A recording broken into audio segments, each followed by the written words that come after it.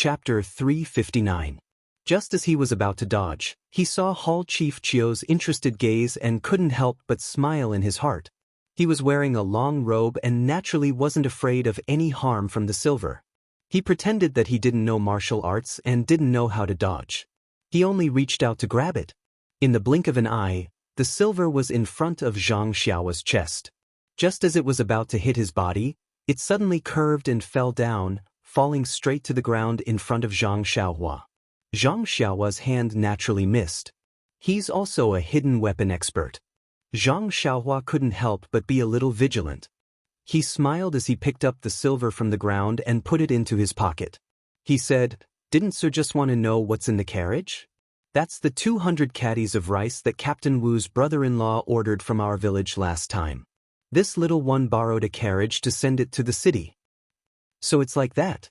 Jianghu was clearly disappointed. Hall Chief Chio asked again, "There's only rice in the carriage and nothing else. For example, is there anyone inside?" Zhang Xiaohua smiled and said, "How could there be anyone? Sir must be joking." Hall Chief Chio's expression changed and said, "But when I passed by your carriage just now, I heard the voices of women inside." Zhang Xiaohua's expression also changed. He thought for a moment and gritted his teeth and said, "Sir, you have to keep this a secret for me. To be honest, there are 2 women in the carriage, but they are the lovers of Captain Wu and his brother-in-law. They met in our village and this time, they took this little one's carriage to Tanha City. This little one knows that Captain Wu and his brother-in-law are men who are afraid of their wives and don't want to get involved in this kind of business. However, they threatened this little one. If this little one didn't take the carriage, they wouldn't let this little one send grain into the city in the future. This little one is really wronged." Hearing the 2 people's heavy breathing in the carriage, Zhang Xiaohua was very happy. Although Zhang Xiaohua's acting was quite convincing, Hall Master Chio didn't seem to have any intention of letting her go. He only smiled and said, "This one has met Tanha City's Captain Wu once and I know his preferences. How about this little brother, let this one take a look at his lover's appearance. In the future, this one will be able to imitate her and suit his tastes. What do you think?" Zhang Xiaohua had a troubled look on her face as she said, "How can this do? That's inappropriate." As he spoke, he unconsciously rubbed his fingers together. Hall Master Chio smiled. She fished out another ingot of silver and tossed it to Zhang Xiaohua. Zhang Xiaohua casually caught it and said with a smile, "Since they're Captain Wu's friends, it's only natural for us to meet them. Hee, wait a moment, this little one will have them come down now." With that he turned around and walked back to the carriage. Standing beside Huan, he pulled open the curtain of the carriage and said with a smile, "Everyone, please take a look." When Hall Master Chio saw Jianghu and Little Orange, who had already changed into village girl's attire, his smile froze on his face as he shouted, It's the 2 of them. Men, capture them." On the other hand, Jianghu and Little Orange were nervous and their faces were red. They didn't expect Zhang Xiaohua to really pull open the curtain of the carriage. When they saw the 5 people holding swords, they became afraid. Before Hall Master Chio's voice fell, Zhang Xiaohua smiled and said, "Hall Master Chio, I've already answered your question. I've also let you see them. The silver is mine now." Then she casually picked up the sword on Huan's back and said sinisterly, "However, you blocked my path and actually saw through my weakness. What face do you have left?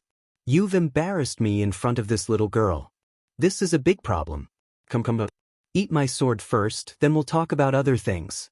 With that, she exerted a little force with her right leg and executed the levitation technique. She leaped high into the air, half a body taller than Hall Master Chio, who was riding on the horse. Then she raised her sword high and slashed at Hall Master Chio. When Hall Master Chio saw Zhang Xiaohua's qinggong, he was shocked. However, when he saw the flaws in Zhang Xiaohua's swordsmanship, disdain appeared in his heart. A treasured sword is for stabbing, not for slashing. Then he casually raised his sword to block. But the moment the 2 swords came into contact, a weight as heavy as Mount Tai came from the sword. Hall Master Chio immediately took a deep breath and forcefully circulated his internal energy, wanting to withstand the weight. Unfortunately, how could he withstand the weight of 10,000 kilograms? With a crack, The treasured sword in his hand broke into two. Zhang Xiaohua's sword did not lose its momentum and smashed directly on Hall Master Qiu's shoulder. Then, with a "pu" sound, his shoulder was smashed into a bloody mess and half of his chest collapsed. At the same time, the horse under him also let out a mournful neigh and collapsed to the ground. Then, Zhang Xiaohua lightly tapped the horse's head with her sword. The horse immediately fell to the ground and stopped breathing. Zhang Xiaohua's sword strike was so powerful that it left everyone present dumbfounded. Yes, Nie Qinyu and Little Orange were first embarrassed and angry, then scared. Then, they saw the ordinary-looking young man who had been with them for a few days fly up high like a god and slap a person who was skilled in martial arts to death on the back of a horse. That strength was so strong that the horse was forced to kneel. Was he still human? In that instant, the two of them had the same thought in their minds: mutant. Then, under the watchful eyes of Nie Qinyu and Little Orange, Zhang Xiaohua did not hold back. The moment she landed, she tapped her foot and flew towards another man. The tip of her sword was pointed at that man's chest. That man did not know what to do and was about to dodge. However, Zhang Xiao's qinggong was so amazing that before that man could think, her sword had already pointed at his chest.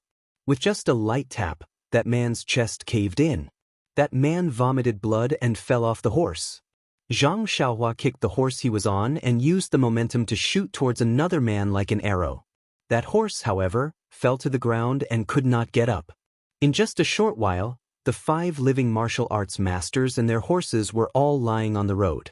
Zhang Xiaohua looked left and right, then put the long sword back on Huan Huan's back. He easily cleaned up the mess on the road and threw them far away into the forest by the side of the road. Only then did he clap his hands and return to the side of the carriage. At this time, Nie Qinyu and Little Orange were completely petrified.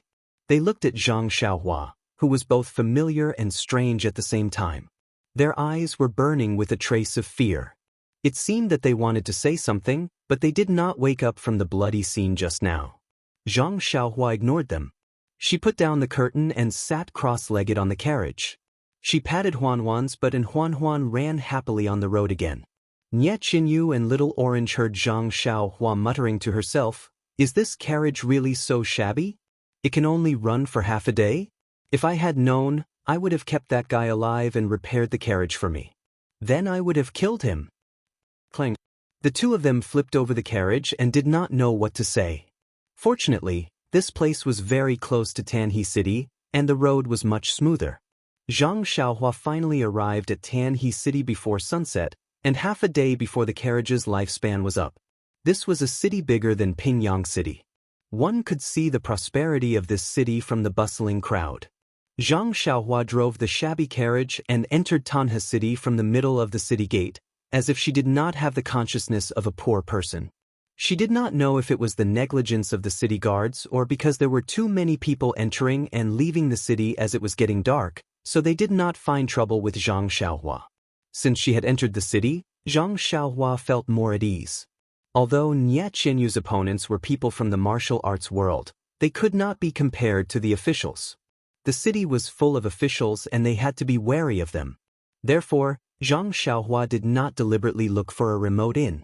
She only looked for a few random ones, but none of them were satisfactory. She had no choice but to continue driving the shabby carriage forward. Nie Qinyu and Little Orange were puzzled. There were obviously a few inns with empty courtyards for them to stay in. Zhang Xiaohua shook her head and walked away. However, Zhang Xiaohua had given them too much of a shock. Not only did they not dare to talk to Zhang Xiaohua along the way, they were still afraid of her even now. However, in the end, Nie Qinyu could not help but ask, "Hero? Ren, the inns just now obviously had courtyards. Why didn't you stay there?" Zhang Xiaohua looked back at her and said faintly, "I still have 3 coins left from the money Little Orange gave me. However, the cheapest inns just now cost at least 5 coins. How can I stay there if I don't have enough money? Why don't we stay in the guest room?" Nie Qinyu frowned and said, "Hero Ren, the hall leader seemed to have given you 2 ingots of silver. It should be dozens of taels. How can you say that it's not enough?" Zhang Xiaohua smiled and said, "Miss Nie, you are wrong. Those 2 ingots of silver were for me, not for you. I helped you find an inn, so you should be the one paying the bill. You. Nie Chinyu did not know how to answer this young man who was ridiculously skilled in martial arts but who was so clear about the difference between money and money. Little Orange, who was behind them, said softly, "Stingy." After that, she rummaged inside and then threw out an emerald green pouch. She said, "This is Miss Nye's pouch. There is some gold in it. You can spend it however you like." If it was a few days ago, she would have said, "Keep the rest for yourself." But today, she did not dare to say this sentence out loud. She could only secretly whisper it in her heart. Zhang Xiaohua took the pouch and opened it. He said with a smile, "Miss Nye, you are so stingy. You should have taken it out earlier. You even made me go to so many places." Then he put it in his arms naturally. With the silver, it was easy to do things. He did not need to search further. He just found a slightly cleaner inn and stayed there. This night was a little lonely. Nie Chinyu and Little Orange did not dare to joke with Zhang Xiaohua like before and ask him to do this and that. Zhang Xiaohua was also dutiful. He still did not let the waiter enter the courtyard. He only brought in the food and other things, which made them feel a little relieved. After settling the 2 girls down, Zhang Xiaohua closed the door and sat in the pitch-black room to meditate and cultivate. In the small room next to him, the 2 little girls could not help but whisper in a low voice. Chapter 360. There was no light in the hut. It was pitch dark, and there was no other sound except for the unnatural breathing of the 2 people. After a long time, Little Orange finally could not help but ask, "Miss, are you asleep?" Nie Chinyu answered firmly, "How can I sleep?" "Me too, Mississippi. I can see Hero Ren killing people as soon as I close my eyes. Sigh, a few days ago, that group of people killed 8 bodyguards in front of our eyes, and those people were killed by an unknown senior. Such a bloody scene was not as shocking as Hero Ren killing people today. Not to mention you, even though I was prepared, was caught off guard. I really did not expect him to be so strong." Nie Chenyu's voice was getting lower and lower. Little Orange sighed and said, "Miss, you have sharp eyes and can see the true face of this guy. I was deceived by him and even ordered him to do some servant's work. I don't know if he remembers it or not." "Bah." Nie Chinyu could not help but spit and said, "You want him to remember, but he also has to be patient. If he is not willing to do it, even if you talk until your mouth is broken, he may not do it." Then, she murmured, "Little Orange, do you think we have some fate with him?" "Fate?" Little Orange was a little panicked and said, "Miss, don't talk nonsense about fate. You see, we just saved a heroine, and after a delay, we met him a few days later. The crazy words you said were all heard by him. Do you still remember? He even waved at us and then asked about us, the David's deer. If he asked about other things, I can't guarantee, but if he asked where the David's deer is, I think in this world, maybe only our Rejuvenation Valley has it. Although the question he asked was very simple, it could be considered as a good karma."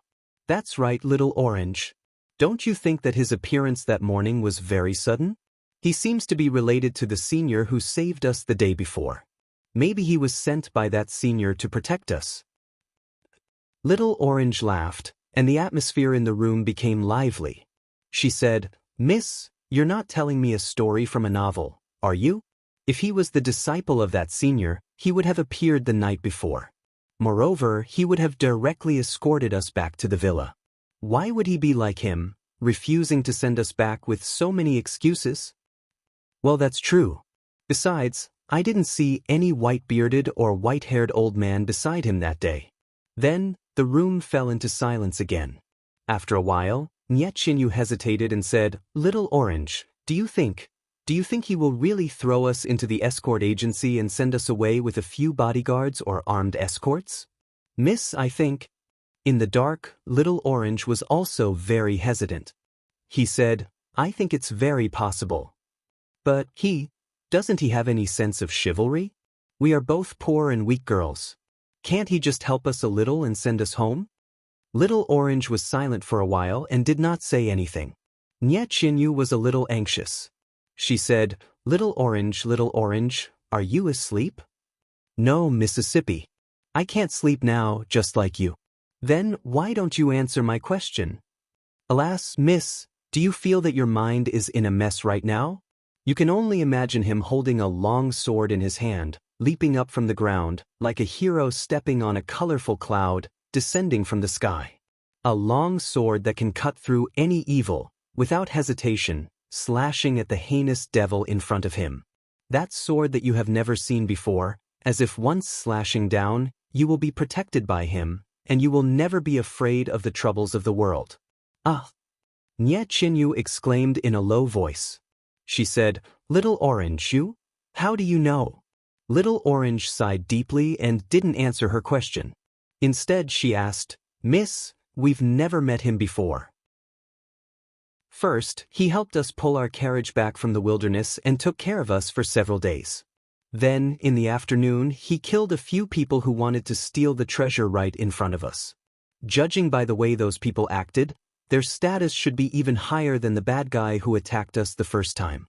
To be honest, we owe him more than the senior who used the flying sword. You're constantly thanking the senior who you've never met, yet you're blaming this person who just saved our lives. Do you think this is still the calm and decisive Miss Nie who's always been so calm and decisive? Well, Nie Qinyu was speechless. After a while, she said, Little Orange, you usually don't know anything. I have to teach you everything. How come you suddenly know so much? Miss, it's nothing. I'm just a few years older than you. What do you mean? Nie Qinyu was very confused. Alas. Little Orange sighed again. It seemed that he had sighed more tonight than he had in the past 14 years. After a while, perhaps young Miss will know for herself? Really? Nie Qinyu was a little confused. However, Nie Qinyu immediately asked, Then, what do you think we should do now? Little Orange's worried face could not be seen in the dark. He only said, Miss, I am just like you. My heart is in a mess. Don't ask me. Then, Nie Qinyu asked tentatively, Little Orange, do you think I should tell him about our situation? Please don't, miss. Xiao Juzi immediately stopped her. As the saying goes, you may know a person for a long time without understanding his true nature. He doesn't know that we have treasures on us now. Once he knows the value of the treasures, he might come up with new ideas. He might even be more vicious than the people who tried to kill us. If he wants to take the treasures, he can kill us both as easily as killing chickens. No way, Little Orange, he doesn't look like that kind of person. I feel safe when I see him. Little Orange said in a trembling voice, It's better not to tell him. The more he said, the weaker his voice became. Nie Qinyu suddenly thought of something and said, Oh right, when you took the box from the bad guy, was he also there? Or did you take it before he came? Hearing Nie Qinyu's question, Little Orange's face suddenly became hot. His heart was beating fast. He said carefully, No, I took it before he came. Oh, that's good, that's good. Nie Qinyu seemed to be patting her chest with her left hand. She smiled and said, Since he didn't see it, I didn't lie to him. He won't ask anyway, right? Yes. Little Orange answered vaguely. It was already late at night. There was no moonlight outside the window. It was dark outside. It was a good time to sleep. However, the sound of tossing and turning could be heard in the dark room. It was the same sleepless night. It was the same aftertaste. The only difference was their mood. That tall and thin figure with superhuman abilities. That long sword in his hand was shining brightly, cleansing the world of filth. He was right in front of me, showing off his power. Although his eyes were a little small, they were bright. His nose was a little flat, but it looked good. His ears were a little small, but they were pleasing to the eye. His face looked young, but he had a mature aura. Every word he said had the charm of a game. Could it be that he flew here on a 7-colored cloud? Is he a hero? In the room next door, Zhang Xiaohua didn't know that his image in the hearts of the two girls was becoming more and more perfect. He just closed his eyes and meditated, slowly understanding the endless way of heaven. Only when it was close to midnight did he take out the primeval stones from his bosom and began to circulate the Carefree Heart Sutra to cultivate the Heart Sutra. The next morning, Zhang Xiaohua had just practiced the Fist of the North Star 9 times. He wanted to understand the 108 moves and see if he could perform them in reverse. However, he heard footsteps behind him. Zhang Xiaohua frowned slightly as he stood in the middle of the courtyard. The door opened with a creaking sound. Nie Qinyu and Little Orange walked out with dark circles under their eyes. Their eyes were bloodshot. They looked dispirited. Zhang Xiaohua saw this and asked with a smile, "Miss Nie, why are you so tired? Did you not sleep well last night? Why is Little Orange like this too?" Looking at the ordinary smiling face that had appeared countless times in her dreams last night, Nie Qinyu suddenly didn't know what to say. On the other hand, Little Orange held her young lady's arm and said, "Sigh, the sudden change of environment is very uncomfortable. At night I have nightmares. Cat is catching a mouse. The mouse keeps swaying in front of me, but I can't get caught by the cat. Don't you think so? Mississippi, oh, that's right. That cat is so stupid." Zhang Xiaohua pinched his nose and said with a smile, "So you two actually had the same dream. What a deep relationship between master and servant." Seeing that the two girls were a little embarrassed, Zhang Xiaohua changed the topic and said, "Please wait a moment. I'll go to the front of the inn to get some food. You two can eat first. I'll go to the city to see if the Fushun escort agency is interested in this escort." "Hero Ren, you really can't escort us?" Nie Qinyu still didn't give up and looked at him expectantly. Zhang Xiaohua smiled and turned to leave the courtyard. Not long after, he brought the food into the room. Zhang Xiaohua asked, "By the way, Miss Nie, where are you going?" Nie Qinyu thought for a while and said, "Rejuvenation Valley." Then, she carefully observed Zhang Xiaohua's reaction. Unfortunately, Zhang Xiaohua's reaction disappointed her. Zhang Xiaohua smiled and said, "Miss Nie, Rejuvenation Valley is the valley where your house is, right? You have to tell me where it is. Otherwise, how am I going to tell the escort agency?" Chapter 361. Carefree City. Nie Qinyu had no choice but to name the place. Then he said, "Hero Ren, I've never told you the name and location of our villa because I have my own difficulties. I hope you can be magnanimous and forgive me." Zhang Xiaohua felt strange and asked, "Miss Nie, why do you think I'm unhappy? I haven't told you where I'm going either. Everyone has their own privacy. I don't have the time to meddle in other people's business. Besides, we're going to part ways soon. What can I do even if I'm angry with you?" Nie Qinyu's face turned pale and tears welled up in her eyes. Zhang Xiaohua felt strange about Nie Qinyu's reaction. However, he had no time to coax her. He turned around and walked out of the house. But when he stepped out of the house, he paused for a moment. He said, "Miss Nie, you called me Hero Ren. Hero Ren, I feel very awkward. If possible, let's call me Hero Ren. What do you think?"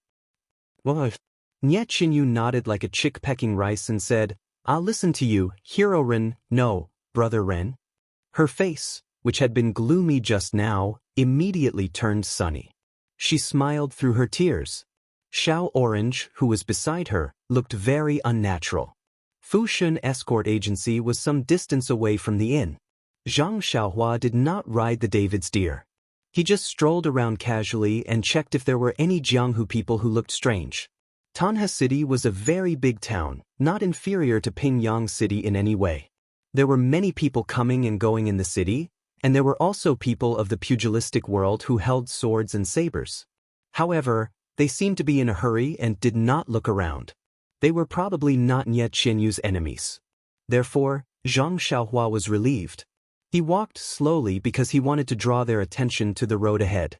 It seemed that this method was working. In fact, he killed those people yesterday to warn them and let them see his strength. If they knew what was good for them, they might give up the search for Nie Qinyu. Of course, this situation was almost negligible. The second purpose was to confuse them and make them think that Nie Qinyu had turned back from the original path to look for help. In this way, Nie Qinyu and Xiao Orange would be escorted to Carefree City by the bodyguards of the escort agency. The risk would be reduced. In fact, man proposes, God disposes. Zhang Xiaohua was just doing his best. If nothing happened to him, it would not be difficult to send the two of them to Rejuvenation Valley. Fushan Escort Agency's entrance was huge, more than twice the size of Lotus Escort Agency in Pingyang City. One look and one could tell that it was the kind that was more powerful. Two stone-carved lions stepped on embroidered balls and glared fiercely. However, the entrance of the escort agency was wide open. There were merchants coming and going from time to time, but there were no guards at the entrance. This made Zhang Xiaohua feel a little strange. Could it be that the rules of Tanha City were different from those of Pingyang City? She remembered that the guards of Lotus Escort Agency were guarding the entrance when the door was opened. Firstly, they could greet the guests, and secondly, they could show the strength of the escort agency. Did Fushan Escort Agency not need this? Following a few people into the escort agency, Zhang Xiaohua took a look. The layout was exactly the same as that of Lotus Escort Agency. In front of her was an incomparably huge public square. In the corner were weapons, stone locks, and other objects. Early in the morning, there were also a few men practicing martial arts diligently. Seeing this familiar scene, Zhang Xiaohua smiled. Although the days of recuperation at Lotus Escort Agency were dull and painful, they were also unusually heartwarming. Then, Zhang Xiaohua familiarly walked towards a large hall on the right side of the entrance. In her impression, that was the place where Lotus Escort Agency received business. In fact, there was no need to ask further. There were already a few people in front of her walking in that direction. Turning around a projector wall, before Zhang Xiaohua could get close, she heard an anxious and loud voice saying, "Chief Escort Lu, you must make a decision for me. You have already agreed to the conditions earlier. Why did you suddenly change it today? If this batch of goods of mine can't be escorted to Swallow Creek Town in time, I will lose a lot of money." Another loud and clear voice sounded, "Shopkeeper Mo, it's not that I don't want to help you. We have been doing business for more than 10 years. If it weren't for the special circumstances, how could I not do business with you?" Our escort agency had already issued a notice 3 days ago. Fushan Escort Agency will temporarily stop doing business in the direction of Vow City. Shopkeeper Mo, did you not notice? Oh, that's right.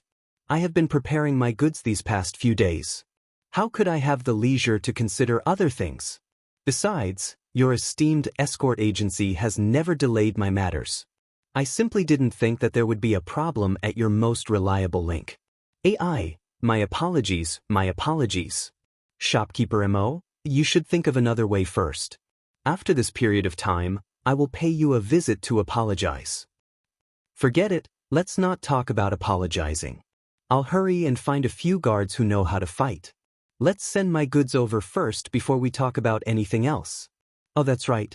Chief Escort Lu, what exactly happened that made your esteemed escort agency make such a decision? Did something happen on the way to Vow City? Shopkeeper Mo, don't ask so much about this matter. These are all matters of the Jianghu. It's not good for you to know too much. In any case, I don't think anything will happen if you ask the guards to deliver your goods. You should hurry up and do what you need to do. When Zhang Xiaohua walked into the hall, a short and fat old man with white hair and beard was panting as he ran out of the hall. As he walked, he said, "All right, Chief Escort Lu. If something like this happens in the future, please inform me as soon as possible." Zhang Xiaohua looked up and saw that there were many people in the hall. Just then, a hale and hearty old man with a red face replied in a loud and clear voice, "All right, Shopkeeper M. This Lu will remember." At this moment, another person beside him asked, "Chief Escort Lu, it's fine if you don't escort Shopkeeper Mo's goods. But my daughter just wants to go to Vow City to spend the new year with her aunt. She's a living person, so I don't feel comfortable asking her to be a guard. Can't you assign 2 bodyguards?" Chief Escort Lu looked at him and said with a wry smile, "Scholarly, you are also a scholar. This humble one has made it very clear in the notice. Not only goods, but even if you want to protect people, our escort agency won't accept them. Especially women. We won't send anyone." How preposterous! Which escort agency in the world has such rules? Scholar Li turned around and left in a huff. Zhang Xiaohua's heart skipped a beat when she heard that. Her brows were already furrowed. How could there be such a coincidence in this world? She wanted Fu Shun Escort Agency to escort Nye Qinyu and Little Orange to Vow City. Oh, Fu Shun Escort Agency issued a notice saying that they wouldn't accept any goods or people in the direction of Vow City. Needless to say, this must be the good deed of those people who were after Nye Qinyu. What kind of treasure was in that brocade box in Nye Qinyu's hand?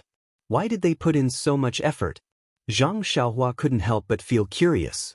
At this moment, another one-eyed man asked in a low voice, Chief Escort Lu, the notice also seems to state that all red goods entrusted to your escort agency must be inspected first. Is this true? Chief Escort Lu nodded solemnly and said, I know this is against the rules of the escort agency, but this humble one really has some difficulties that I can't disclose. Please understand. Also, I'm sure everyone knows that the other two escort agencies have issued similar notices. Therefore, if everyone can't agree with these rules of our escort agency, then please find someone else. If you are willing to be escorted by our escort agency, then please follow the notice. The one-eyed man said, My item isn't going to Vow City, so there's no need to inspect it. Chief Escort Lu replied, I'm sorry, if it's not going to Vow City, Fu Shun Escort Agency can naturally escort it, but it must be inspected. Even if we are escorting people, we still have to see their faces first.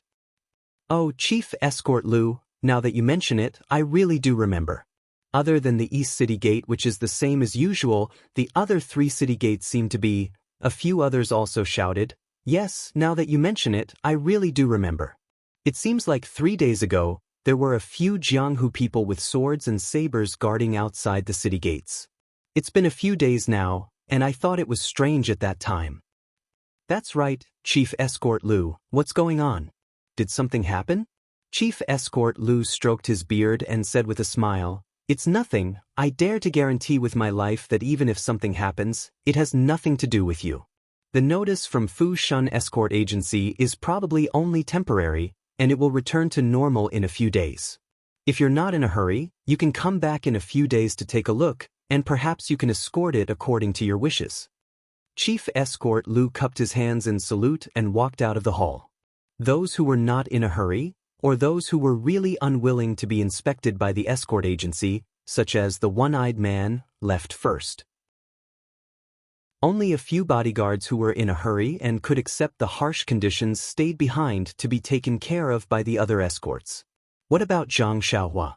The bodyguard he wanted Fu Shun Escort Agency to protect was precisely the one they wanted to inspect, so he naturally followed the others out. However, as he walked, he released his divine sense to follow Chief Escort Lu. Chief Escort Lu exited the main hall and walked towards the backyard. After passing through several courtyards, he arrived at an elegant room. A scholarly middle-aged scholar was tasting food in the room. When he saw Chief Escort Lu return, he stood up with a smile and went up to greet him. Seeing this, Zhang Xiaohua looked around and walked to the side of a screen wall. With a twist of her body, she immediately disappeared. When she reappeared, she was outside the elegant room. Zhang Xiaohua poked her head out to look around. She exerted force with her legs, and her body floated up like cotton wool and landed on the elegant room. She pricked up her ears and began to eavesdrop.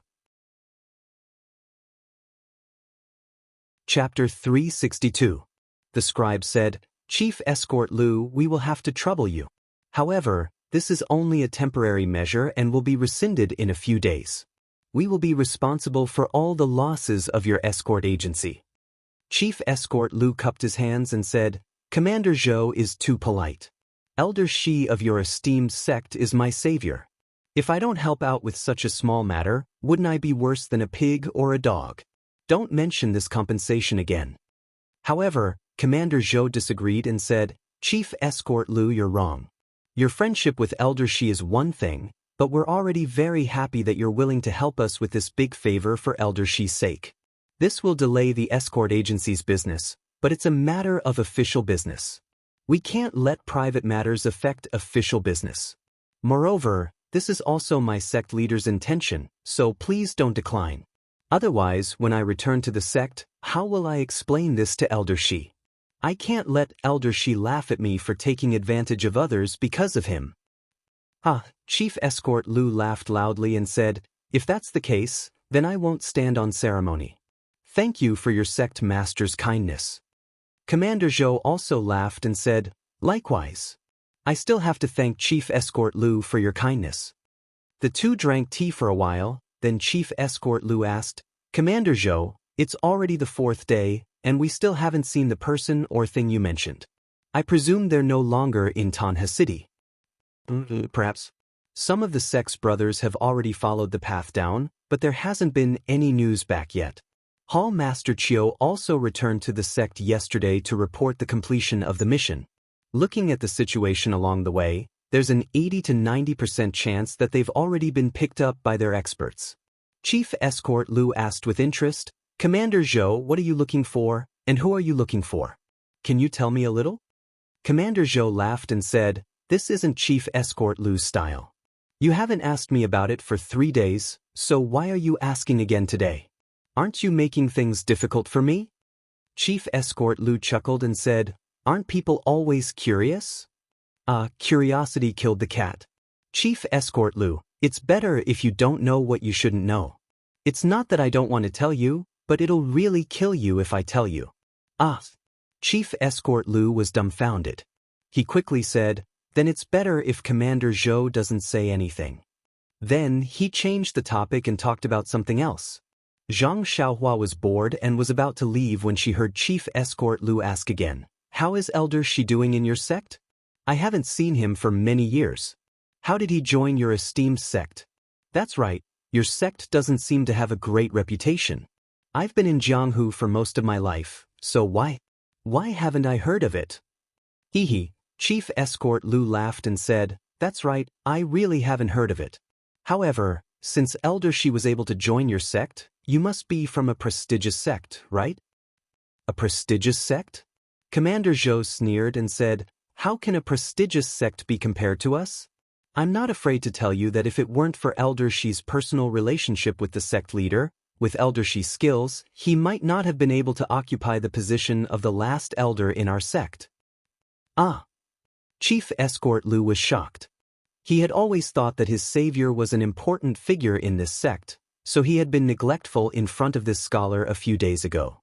Now that he knew that the person he thought was his backer might not even be in his eyes, the expression on his face immediately became more respectful. Then your esteemed sect. Chief Escort Lu seemed to want to ask something more. Zhang Xiaohua also pricked up her ears outside, wanting to know what kind of powerful sect this was. At this moment, the sound of hurried footsteps could be heard from outside. Zhang Xiaohua hurriedly curled up her body and heard a person running in hurriedly. He first cupped his hands in salute to Chief Escort Lu, then moved closer to Commander Zhou's ear and whispered a few words. Commander Zhou's expression changed drastically. He stood up from his chair with a bang and shouted in disbelief, what did you say? Hall Master Chiu and his party of 5 were killed at the outskirts of the East Gate? This Commander Zhou's ability to remain calm was actually worse than the person who reported the news. Chief Escort Lu, who was watching from the side, couldn't help but feel a little disdainful.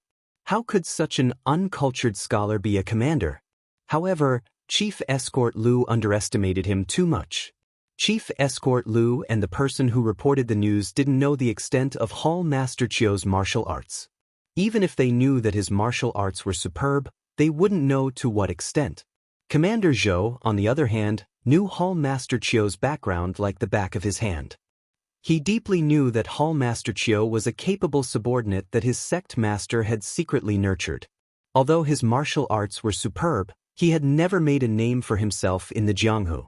If he were in the Jianghu, he would definitely be the kind that could cause huge waves. His reputation might not be any worse than the current Righteous Alliance's Deputy Alliance Masters who were currently flourishing. And yet, such a formidable figure had actually been beaten to a pulp at the outskirts of Tanha City's East Gate. He couldn't be more dead. 5 people had actually died in the same way. Not a single one of them had escaped. Even the 5 horses had been kicked to death. This was simply something that he had never dreamt of. Where did Rejuvenation Valley find such a formidable helper? After hearing such shocking news, how could he still sit there calmly? Naturally, his previous self-restraint had long been tossed beyond the highest heavens. Commander Zhou couldn't be bothered to look at the two people's astonished gazes.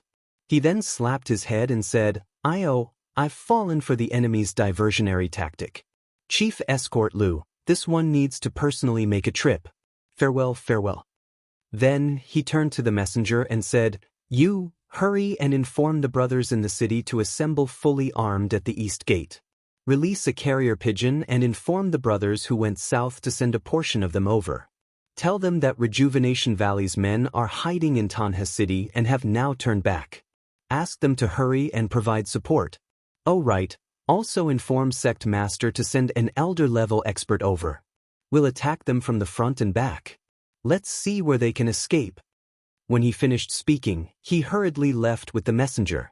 Chief Escort Lu followed him out of the elegant room, muttering as he walked, How did we get into a conflict with Rejuvenation Valley? Really? I was wondering why we didn't send the bodyguard to Macho City. I forgot to ask him if that notice has been withdrawn. Then he shook his head and said, It's better not to withdraw it yet. When immortals fight, don't involve mortals. Someone will compensate me for my losses anyway. What's the hurry? Zhang Xiaohua was lying on the roof of the elegant room. When she heard these words, she was so angry that she almost released a flying sword from the roof to hack this guy to death. Nonsense, you're not in a hurry, but I am. When Chief Escort Lu left, Zhang Xiaohua also floated down from the roof and disappeared with a twist of her body. She only emerged from the ground after she had used Earth Escape to a secluded place. She was filled with regret. What was all this? The escort agency didn't have any bodyguards. How was she going to get rid of this burden? But now wasn't the time to get rid of this burden. Commander Zhou had fallen for her diversion tactic and had mobilized all the men in the city to the main road at the east gate. When she thought of this, Zhang Xiaohua couldn't help but shake her head and wag her tail. Her quick-witted idea at that time had actually been seen as a well-thought-out stratagem. How could she not feel proud? Right now, the most important thing for Nye Qinyu and Little Orange was to leave Tanha City first. Of course, they didn't have to consider the east and south gates. They could only leave through the west and north gates first. Moreover, they'd heard from Commander Zhou just now that the brothers in the city probably included the men guarding the 3 city gates. If they didn't leave now, when Commander Zhou reacted and sent people to guard the gates, they would certainly be able to kill them. However, wouldn't that be beating the grass and alerting the snake? How could she do this kind of work that didn't require any skill? After thinking about it, Zhang Xiaohua hurriedly inquired about the address of the carriage company and found a shop nearby. Without bargaining, she found a medium-sized carriage and a good horse and bought them together. Fortunately, Nye Qinyu had just given her a small purse. Otherwise, our hero Zhang would have to pay for it himself. Zhang Xiaohua drove the carriage back to the small courtyard of the inn. Nye Qinyu and Little Orange looked at each other with bitter faces. When they saw Zhang Xiaohua driving the carriage back, their faces immediately changed. Zhang Xiaohua didn't explain and said, Hurry up and pack your things. Move everything in the small carriage to the new carriage. I'll give you the time to drink a cup of tea. After saying that, she didn't look at the two's faces and hurriedly went to the inn to find the shopkeeper to settle the bill. When she came back after settling the bill, Little Orange had already packed everything and was standing in front of the carriage waiting for her. Zhang Xiaohua was surprised and asked, Where's Miss Nye? Little Orange looked at the carriage and said, There, she's in the carriage. Zhang Xiaohua laughed and said, She ran quite fast. What about you? Why don't you get in the carriage? Looking at the martial arts master in front of her who she used to think was a country bumpkin, Little Orange was speechless and only said, You really don't intend to send us off? Zhang Xiaohua was stunned and said, Yes, I really don't intend to send you off. Hurry up and get in the carriage. Little Orange bit her lips and bowed to him. She said, Then, I'll thank you on behalf of Miss Nye for saving our lives. The world is big and the world is full of vicissitudes. I don't know when we'll meet again. Brother Ren, I hope you, hearing Little Orange's words, Zhang Xiaohua almost laughed out loud. He only kept a straight face and interrupted her and said, "Oh, I know. Hurry up and get in the carriage." Little Orange's unfinished words were choked back by Zhang Xiaohua. She had no choice but to get into the carriage, put down the curtain and stop talking. Zhang Xiaohua led Huan Huan over from the side and patted its head, indicating for it to follow the carriage. She jumped into the carriage and drove towards the west gate without saying anything. She didn't say anything along the way. When they got close to the west gate, Zhang Xiaohua hurriedly released her divine sense. As expected, she didn't see any Jianghu people holding swords outside the city. Only then did she feel relieved and leisurely drove the carriage out of the city. But what about after leaving the city? Zhang Xiaohua muttered in her heart. If she didn't find any bodyguards, who would send these two to Carefree City? Chapter 363. The carriage gradually moved forward. A black horse was pulling the carriage, and the bell on its neck jingled. The sound was exceptionally crisp on the road. Nie Qinyu and Little Orange, who were in the carriage, were in a bad mood. They didn't say anything and were too lazy to pay attention to everything outside the carriage. They knew that after a while, the young man who was holding a long sword and leaping into the air would ride his David's deer and part ways with them. In this vast sea of people, they didn't know when they would meet again. They even faintly felt that this mysterious young man might not say goodbye to them when he left. Yes, goodbye, goodbye. It was a simple sentence, but it was filled with deep expectations. Sure enough, after the time of 2 meals, the curtain of the carriage hadn't been pulled open. The interior of the carriage was dusky. From time to time, light would penetrate through the gaps of the carriage, sweeping across the two's tightly stiff little faces. He really did leave. He left without saying goodbye. The two of them thought at the same time. However, when the crisp sound of the bell rang, it was like a deafening bell. Both of their delicate bodies trembled violently. Their gazes collided in the dusky carriage, and both of them were filled with surprise and disbelief. Almost at the same time, they whispered, "Why didn't I hear him talking to the bodyguard? Why are we outside the city?" Right now, it was quiet outside the carriage. Even the occasional sound was soft. Where was the impetuosity unique to Tanha City? If that bell was in the city, how could it have such a heavenly sound? The two of them seemed to have woken up from a dream and rushed to pull open the curtain in front. Wasn't the shoulder that wasn't very broad, the back view that had been deeply engraved in their hearts, right in front of them? Little Orange rushed to say, "Ren Xiaoyao, why didn't you leave?" Nie Qinyu also asked, "Big brother Ren, why didn't you send us to the escort agency? Why did you send us out of the city? Where is this place?" Zhang Xiaohua turned her head to look at the two girls who were overjoyed. Her heart also felt warm. It felt good to be protected by someone. Not to mention a man who could protect a girl. At this moment, Zhang Xiaohua truly felt like an adult. Zhang Xiaohua smiled and said, "This is the west gate of Tanha City. We are already some distance away from Tanha City. What are you two doing? Are you afraid of running into bad guys? Are you hiding inside and not daring to come out?" The two of them nodded tacitly and said, "That's right. If we're discovered in the city, we won't be able to escape. There's no need for that now. They've all gone to the east gate and are chasing after you on the way we came. No one should be able to discover you for the time being." "Oh." Little Orange didn't quite understand. Nie Qinyu instantly smiled and said, "So it was planned by Big Brother Ren. I really admire you." Zhang Xiaohua shook her head. "Miss Nie thinks too highly of me. I just casually killed a few bad guys. How could I think so far ahead?" "Huh, Big Brother Ren is too modest." Nie Qinyu was not stingy with her words. Little Orange was puzzled and said, Young Master Ren, I still don't understand. Why didn't you send us to the escort agency?" Hearing Little Orange calling herself Young Master and calling herself a maid, Zhang Xiaohua frowned slightly and explained, "Little Orange, do you think I didn't want to send you to the escort agency? But even if I wanted to, they wouldn't dare to accept this mission." Little Orange was curious and asked, "Why is that, Young Master Ren?" Nie Qinyu smiled and said, "I see." This smile was very sweet.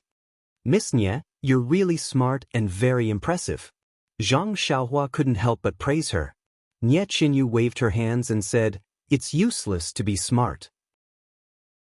In front of Big Brother Ren's powerful martial arts, any little trick is just a small trick. At this moment, Little Orange also understood. Looking at her Mrs. excited face, her expression changed slightly.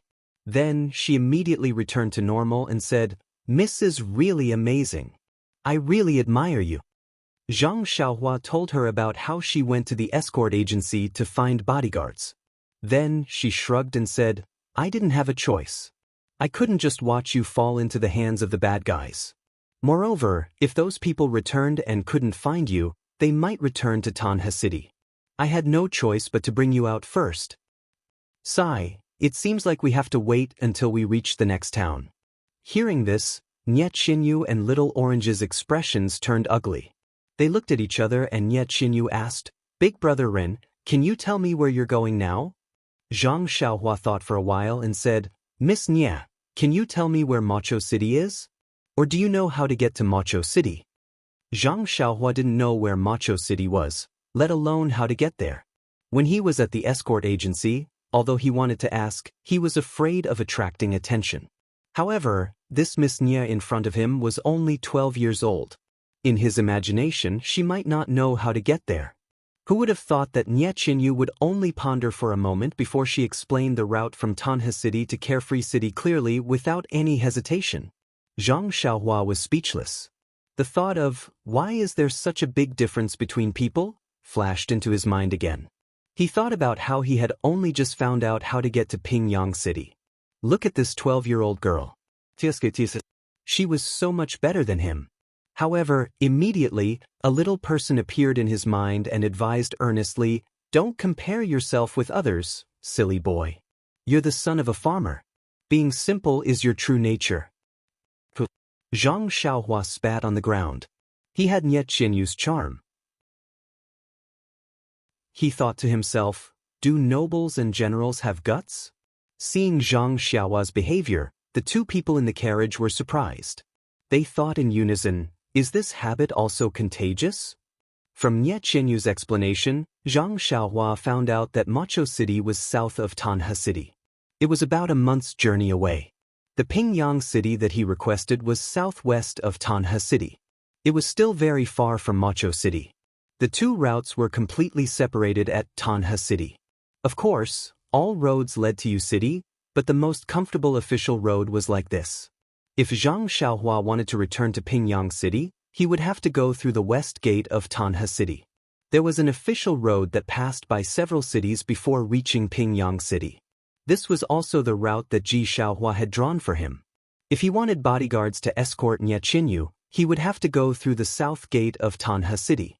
There was also an official road that led to Macho City. That was also the direction that the unknown gang was pursuing Nye Qinyu. Of course, Zhang Xiaohua still had a choice. In the first 10 days, there would be a famous escort company in a big city. It was not a bad idea to let them escort Nye Qinyu.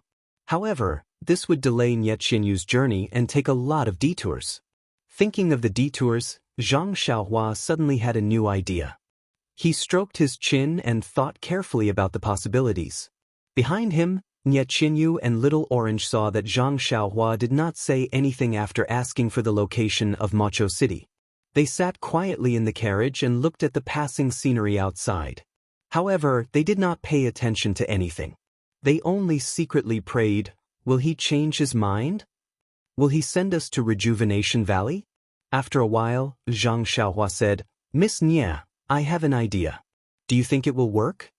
Nye Qinyu asked curiously, "Please speak, Brother Ren." "Actually, I originally planned to hire bodyguards to escort you two back to Macho City in Tanha City. However, I did not expect that Fu Shun Escort Company would not accept the escort to the south. Therefore, I have no choice but to place my hopes on the next city.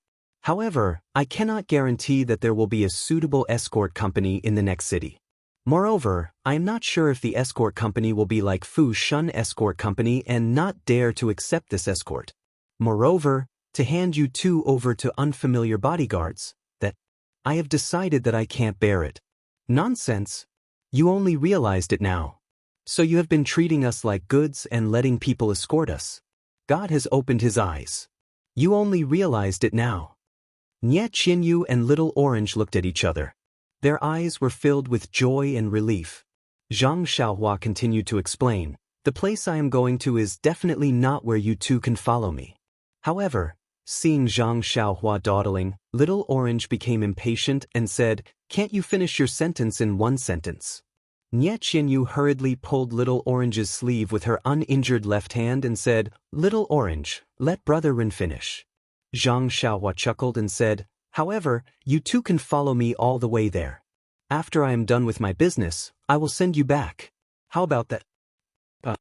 Nie Qianyu and Little Orange could not believe their ears. Nie Qianyu hurriedly asked, Brother Ren, I have thought of this idea. However, the matter you are going to do must be extremely confidential and important. It will probably cause a sensation in the martial arts world. If we follow you, won't we affect you? That's why I don't dare to say it. Zhang Xiaohua scratched the few strands of mustache on his chin with his fingers and said with a smile, it's fine. As long as you don't have to follow me when you reach a place. When I'm done, I'll meet you at that place and send you off. Oh yes, Miss Nie, are you in a hurry to go back to Macho City? Nie Qianyu smiled and said, even if we are in a hurry, we need to be alive to go back. The place Brother Ren is going to is definitely not in the same direction as Macho City. It might even be very far away. The further we go, the harder it will be for those bad guys to find us. Brother Ren, you are so smart. What a brilliant plan. You can achieve 2 goals with 1 stroke. I admire you. After hearing this, Zhang Xiaohua raised his invisible tail high. He was just short of a feather fan to show the elegance of a wise man. Actually, as long as people get along with each other, it is inevitable that they will want to protect each other, let alone 2 budding girls. Since Zhang Xiaohua had the ability to send the 2 girls home after visiting the Guizhuang house, as a man, how could he refuse such a cushy task? Everything was caused by male chauvinism. Chapter 364. Faint snowflakes drifted down like salt grains, covering the mountains and rivers, and even dyeing the boundless fields white. A thin layer of snow had already accumulated on the straight and wide road. The road was slippery in the snow, and there were very few people on the road. At this time, there was a clear, ding-ling sound, and a carriage came from afar. Pulling the carriage was an ordinary black horse, and there was nothing special about it. But what was strange was that the carriage didn't travel in the middle of the official road. In the middle of the road, parallel to the black horse pulling the carriage, there was a glossy and spirited mule. On the carriage pulled by the black horse sat a skinny young man. His eyes were closed as he rested. His hands were in an extremely mysterious position. It seemed that he had already fallen asleep. Everything seemed so normal. However, if one were to pay close attention, one would be able to clearly see that although the snowflakes that filled the sky and became bigger and bigger stained everything, they did not seem to disturb the young man's beautiful dream at all. This was because there seemed to be a transparent cover around the young man's body. When the snowflakes landed on his body, it was as if they had landed on an abnormally smooth surface. They could not stay there and would slide to the side. Therefore, the snowflakes that filled the sky could not leave a single mark on the young man's body. Right at this moment, a soft and clear voice sounded out. Big Brother Ren, the snow is getting heavier and heavier. Aren't you going to take shelter in the carriage? Wasn't it Nie Qianyu's voice? The 3 people in the carriage were none other than Zhang Xiaohua, Nie Qianyu, and Little Orange who had come out of Tanha City. Upon hearing the voice, Zhang Xiaohua opened his eyes, loosened his hands, and released his divine sense. Immediately, a faint smile appeared on his face. At this time, Zhang Xiaohua was different from before. Although he had not seen him for more than a month, his youthful face seemed to have matured a lot. His smile also had a mature charm. Zhang Xiaohua said with a smile, Little fishy, it's okay. I like to see the scene of snow staining the earth. This snow can make me think of vitality and hibernation. Why don't you come out and have a look? Big Brother Ren, I've said it hundreds of times. Don't call me little fishy. My name is Little You. Really? Nie Qianyu's reproachful words came from the carriage. Zhang Xiaohua raised his eyebrows and said, You too, one is Little Orange, and the other is Little Fishy. Aren't you a good match? Luckily, I'm smart enough to think of such a good name. Little Fishy, aren't you going to give me more money for the name? Bah! Nie Qianyu spat and said, Shameless. Another voice sounded, Miss, I think you'd better take out those few golden leaves, lest young Master Rin keeps thinking about them. What? The food and drink expenses along the way, the hotel expenses, and Huanhuan's expenses, which one of them didn't use my money? How can he have the nerve to say that? Zhang Xiaohua felt very refreshed when he heard this. Of course, he didn't spend a single cent of his own money and rushed over from Tanha City. How could he not be happy? Upon hearing Zhang Xiaohua's laughter, the people in the carriage also laughed. Nie Qianyu smiled and said, Big brother Ren, the sky is going to be dark soon and the snow is getting heavier. I'm afraid we won't be able to make it to the town. Nie Qianyu felt very strange. They had been traveling for more than a month.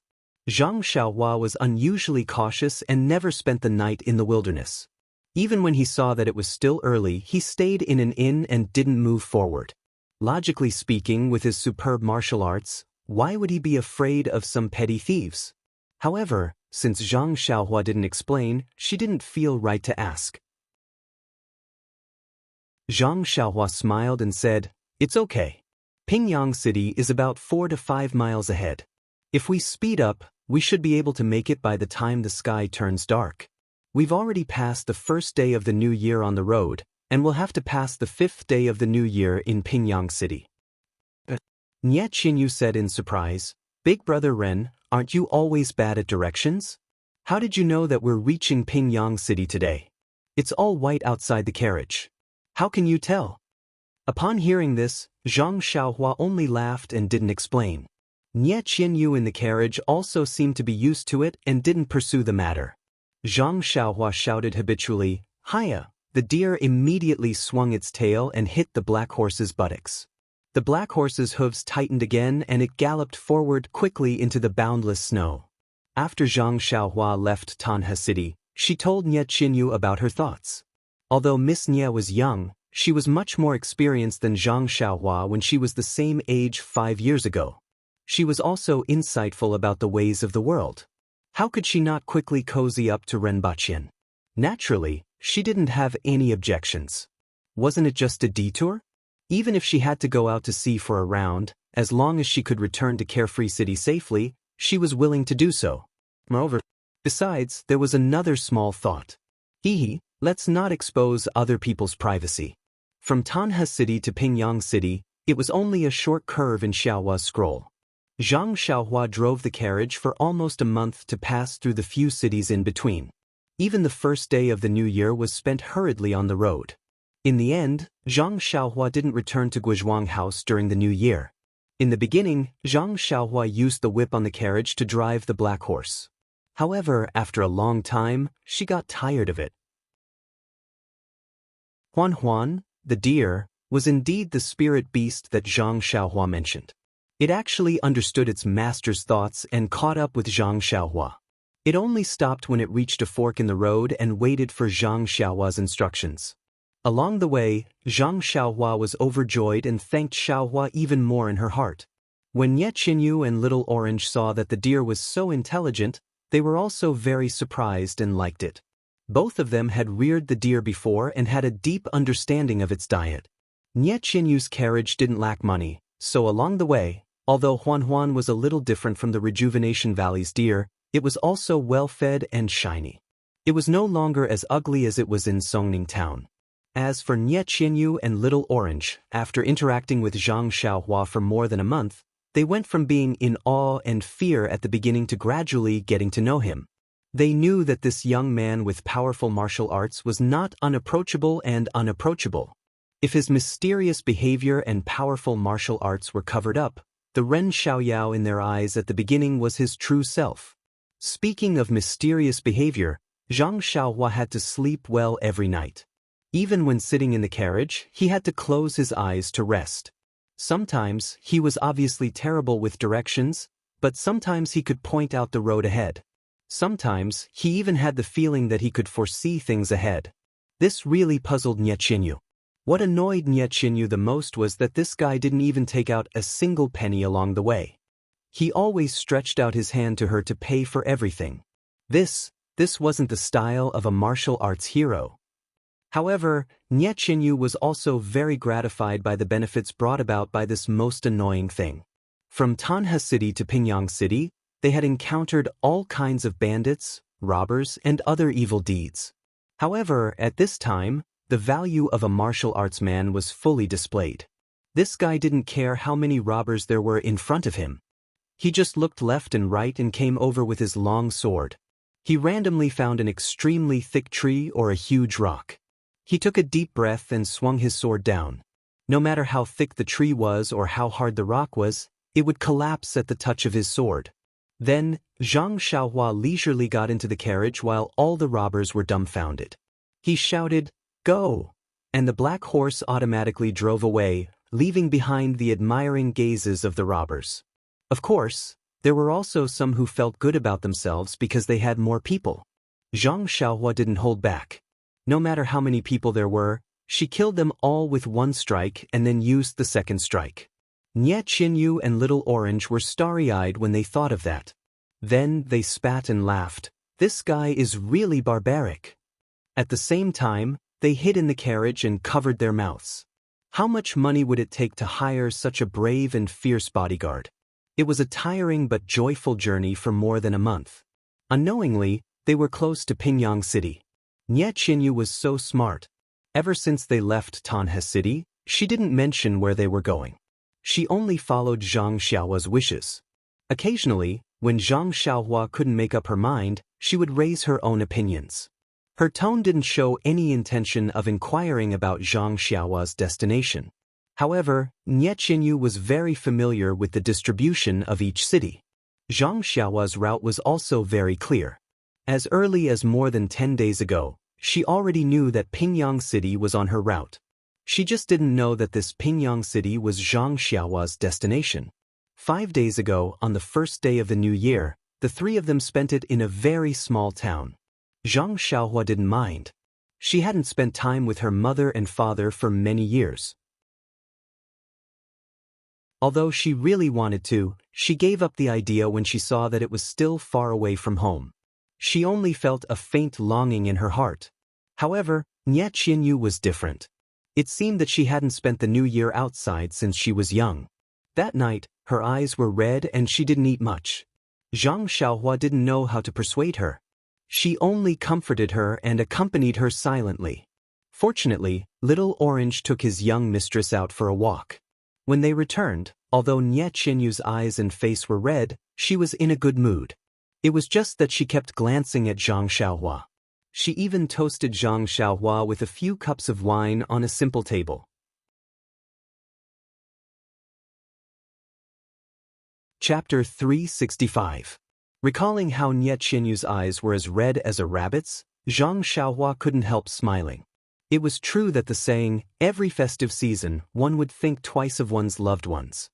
Even though Nie Qinyu usually behaved like an adult, it was only at this moment that Zhang Xiaohua realized that she was just a little girl who had just turned 12. Zhang Xiaohua had given Nie Qinyu the name Little Fish that day. He had wanted to call her Little Rabbit, but there were no similar words in her name. Therefore, he could only take a step back and call her Little Yu as Little Fish. Anyway, it was Nie Qinyu who asked him to call her Little Fish. What did it have to do with Zhang Xiaohua?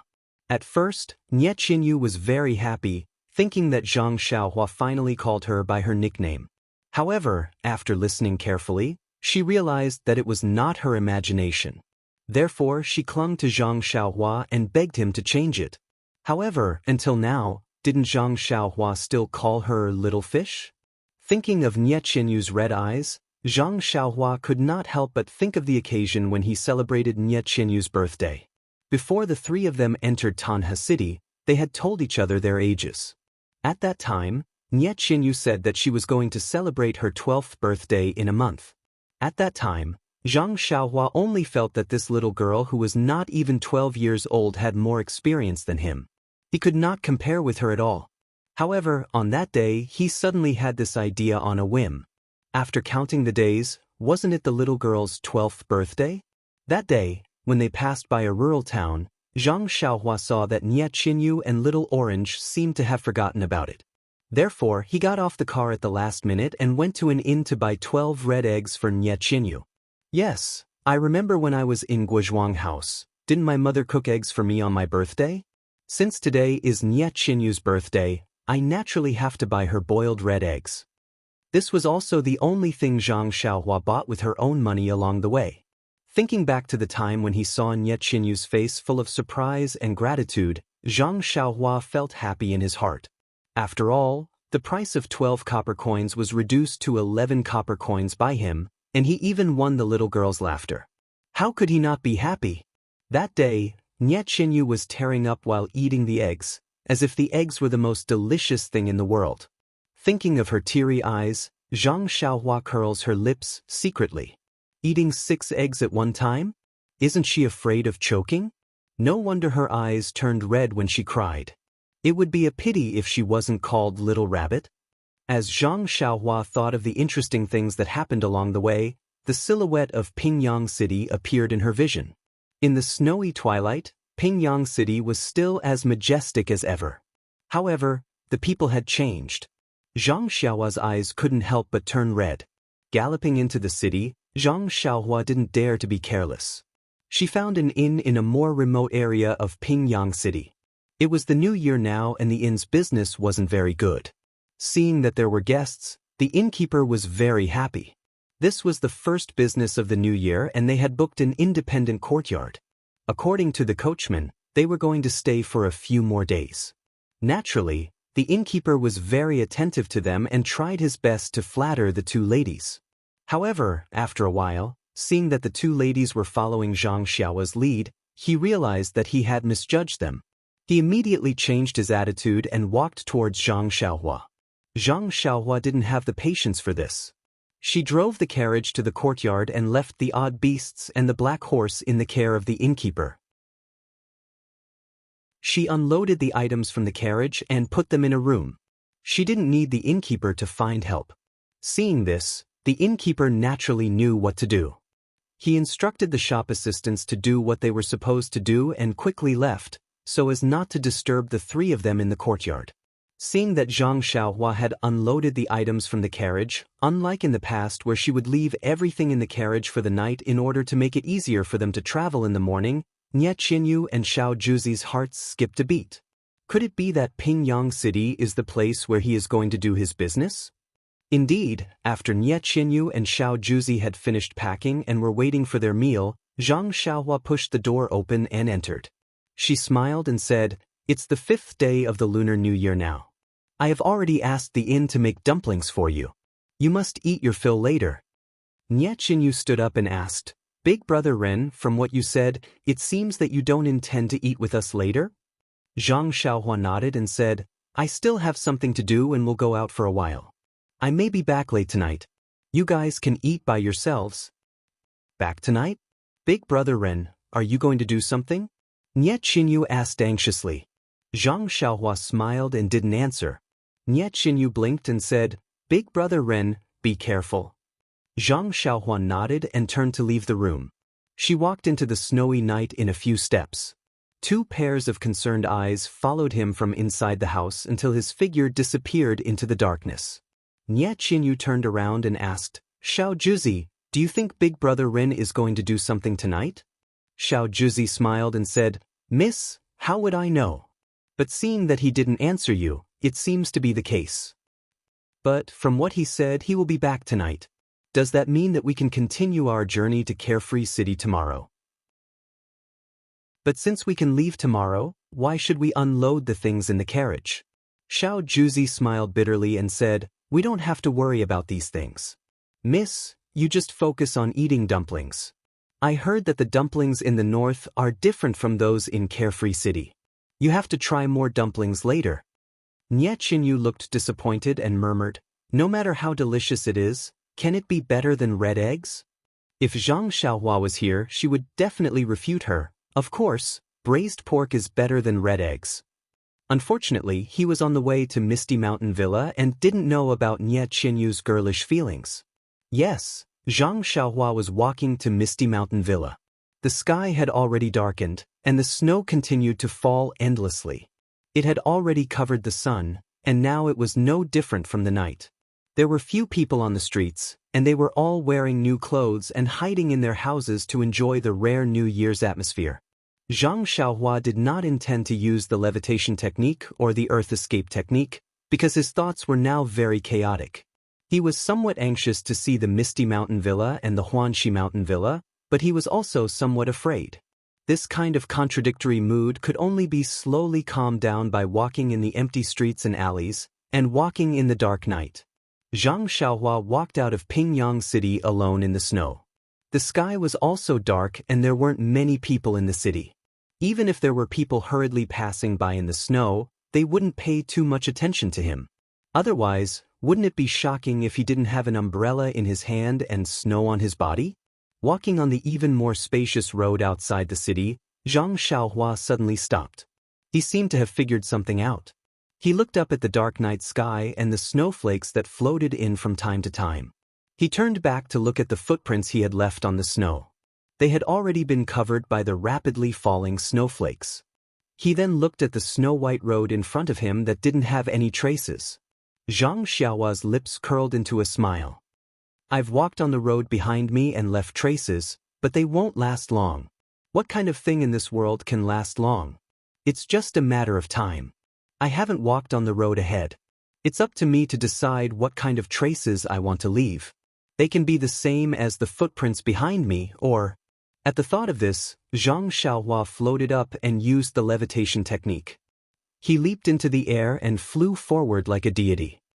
I can also be different from before and not leave any traces on the road. Without destruction, there can be no construction. This must be the case. The Misty School has long been on the decline in the pugilistic world. It's a miracle that it has survived for so many years. In the pugilistic world, survival of the fittest is the most realistic thing. It's normal that the three sects would join forces to destroy it. Moreover, the Dalan Temple and the incense cult actually allowed Hu Yuni to escape from Ethereal Peak with the descendants of the Misty School. This is an anomaly. Could it be that they let them go because they are all descendants of the Immortal Tao? Or, is there something else going on? The Misty School is now as broken as it can be. However, the foundation of Misty Heights is still there. It's just that it's been occupied by the Righteous Alliance. The two leaders of the Righteous Alliance have been crippled. I don't know what's going on now. They probably won't have any extra thoughts on Misty Heights. It's not impossible for the Misty School to rise again. If there is such a day, I believe the ethereal sect will prosper once again. However, sect leader O has committed suicide. The Misty School has lost its backbone. Only 3 of the 6 Misty Tigers are left. 2 of them have been crippled. Hu Yuni is also seriously injured and his martial arts have been greatly reduced. The eldest disciple of the sect leader, Zhang Chengyue, has also committed suicide. Sigh, it's like a plate of loose sand now. Forget it. After I send little fishy home, I'll go to the incense cult and find second brother first. I'm also not a disciple of the Misty School.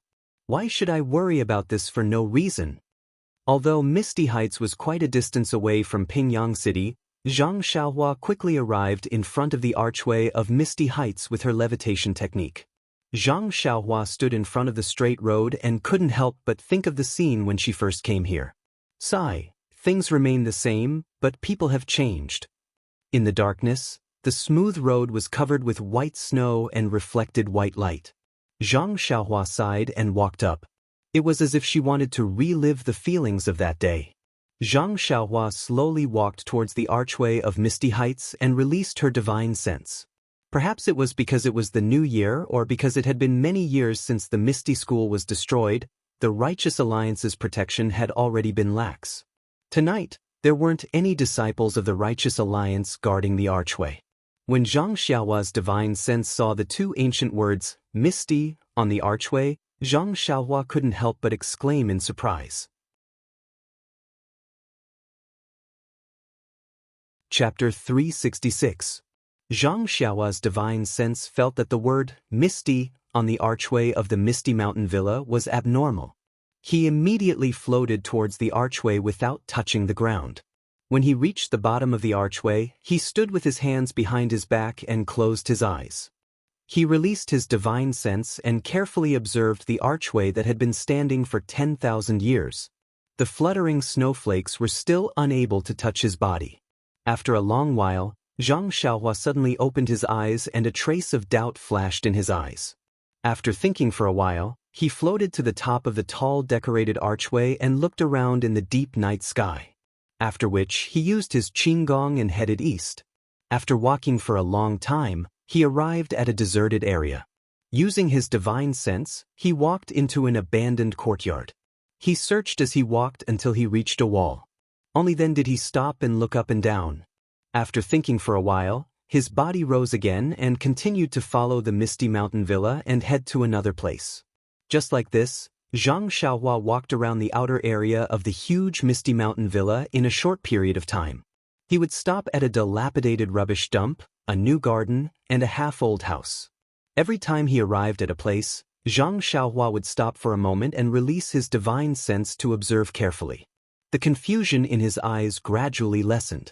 When he returned to the front of the decorated archway, the corners of his mouth had already revealed a trace of a slight smile. The Misty School is indeed a big sect that has been passed down for 10,000 years. This archway is actually the eye of the 6 directions annihilation formation.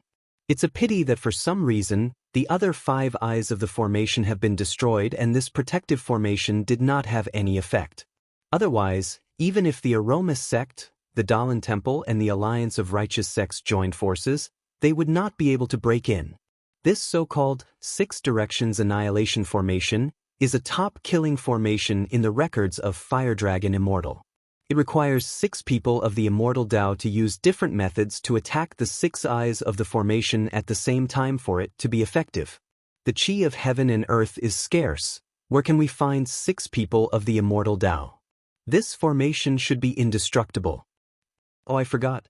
Since the Qi of heaven and earth is scarce, where does the Qi of heaven and earth come from? If you have some primeval stones, that's fine, but does this Misty School not have enough primeval stones? However, look at the 5 abandoned array cores just now.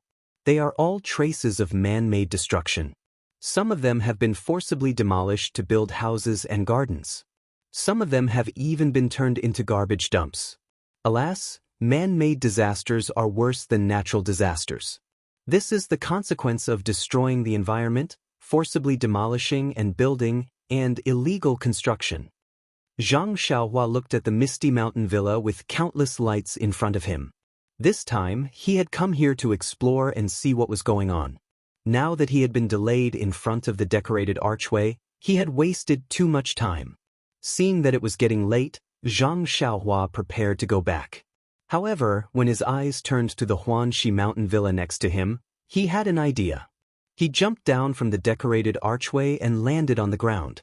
After he made a gesture with his hands, his figure suddenly disappeared. When he appeared again, he was already in front of the herb field of the Huanxi Mountain Villa. Zhang Xiaohua jumped out of the ground and looked around. He could not help but smile bitterly. He wanted to go to the small courtyard where he lived, but he ran to the herb field. At this time, the herb field had long been deserted, and the flat land was covered with thick snow. Thinking of this place where he had struggled in the past, Zhang Xiaohua had an idea. He did not know whether O Yen had found the reason why the herbs did not germinate. Thinking of the problem of the herbs not germinating, Zhang Xiaohua now had an incomplete idea. The growth of the herbs needed to absorb a certain amount of qi of heaven and earth. Those herbs that did not germinate must need more qi of heaven and earth. The lack of qi of heaven and earth in the herb field naturally could not provide enough qi of heaven and earth for the herbs to germinate. Of course, the herbs would not germinate. However, the spring water of the Guizhuang house was rich in qi of heaven and earth. If he could use the spring water of the Guizhuang house to water these herbs, there might be some effect. Of course, the qi of heaven and earth in the spring water from the Guizhuang house had long disappeared between heaven and earth. But where did the chi of heaven and earth in the spring water come from? Wasn't it provided by the small pieces of primordial stones at the bottom of the well? Speaking of primordial stones, how much chi of heaven and earth did the primordial stone in Zhang Xiaohua's purse provide? Therefore, in Zhang Xiaohua's mind, if he could put a piece of primordial stone in the water and use the water to water the herbs that did not germinate, it should be possible. However, this idea was just an idea now, and there would be no day for it to be put into practice. Didn't the Decent Alliance say that they would not interfere with everything in the Huanxi villa? Why is the herb field deserted? Zhang Xiaohua was a little depressed. Immediately, he spread out his divine awareness and carefully observed. Of course, he did not want to look at the misty villa. The Huanxi villa was his old place and his first step in Jianghu. How could he not have deep feelings for it? Suddenly, Zhang Xiaohua's mouth showed a smile again. His body did not move, but suddenly, like a gust of wind, he flew to his own small courtyard. In Zhang Xiaohua's earliest hut, the barefoot brother Ma was still sitting on his messy kong, scratching his feet and drinking a little wine. From time to time, he would pick up a few peanuts from the plate on the kong and put them into his mouth. On the kong opposite him, the honest Lu Erhuan was sitting in a corner of the kong. Beside him were several young men in green clothes and hats. They were all staring at Ma Jing without blinking, as if they were listening to something. When Zhang Xiaohua passed by the hut in the small courtyard, she heard a few words floating from inside. You don't know. That year, Brother Shi and I were working in the field, helping our manor lord O to plant rare medicinal herbs. Then we saw several big monks and several men from Jianghu descending from the sky. I was very shocked, but I couldn't ruin the prestige of our Huanxi mountain village. So I stepped out from the crowd and asked, "Who are you?" Zhang Xiaohua looked at the hut in the small courtyard and said, "You don't know. That year, Brother Shi and I were working in the field, helping our manor lord O plant rare medicinal herbs. Do you know how the monk answered?" The several people opposite him shook their heads and said in unison, "We don't know." Ma Jing let go of his feet, put the peanuts into his mouth and said, "The monk said, 'Brother, we are from the Huanxi villa. We are monks from the Dalan temple. We were ordered to come to Huanxi villa to check. Brother, please do us a favor.'" At this time a boy asked, "Brother Ma, that's not right. The monk called us benefactors. Why did he call us brother? You are not a monk." Ma Jing was a little disapproving and said, "Maybe I remembered wrongly. You think that since they were so polite, I naturally couldn't be rude, so I said, 'Brother Ma, that's not right.' I heard from Brother Shi that those people were very fierce at that time. When they came to our Huanxi villa, they searched everywhere and broke a lot of things. They also beat a lot of people. It is said that they were looking for some martial arts secret book." Another person also said, "Yes, it's the house I live in. It's said that it's been ransacked. I just don't know whether they found the martial arts secret book or not." Ma Jing impatiently put his hand in front of his nose and said, "Do you still want to hear it? If you don't want to hear it, I will go to sleep." Yes, of course we want to hear it.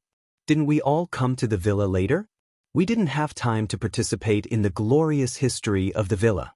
We still have to rely on Brother Ma to tell us more about your glorious deeds. Now you know how to respect the old and love the young? Let me tell you, that martial arts secret book definitely wasn't found. Brother Ma, we know. Brother Shi said that he didn't know. Won't it be clear if you use your brain to think? If they found the martial arts secret book at that time, would they still take our villa master O to preach the incense cult? The servants said at once, "Yes, Brother Ma is right. We have been in the villa for more than 2 years, but we have never seen the villa master. I heard that our villa master is a great beauty?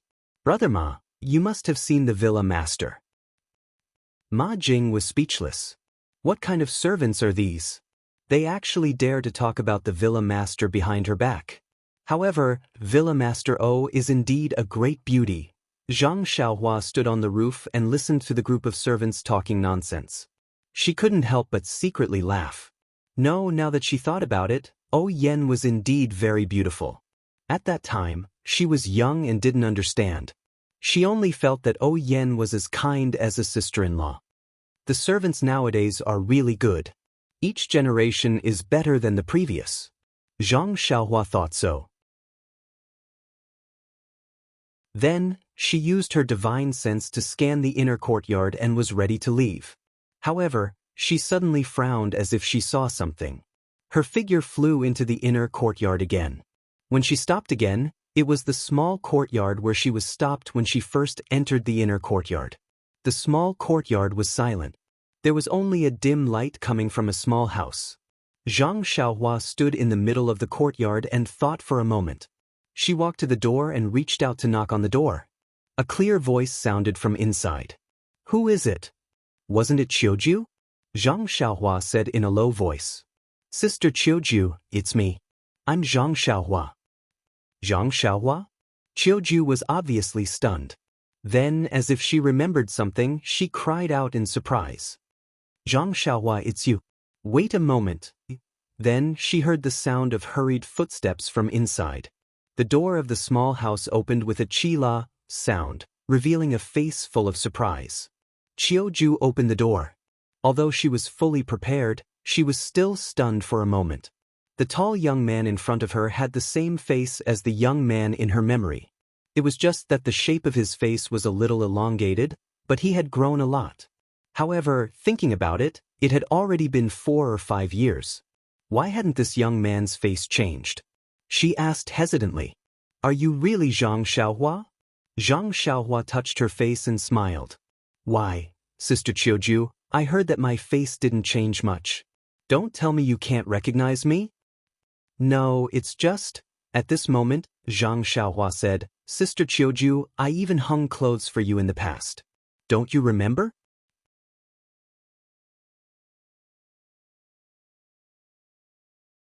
Chapter 367.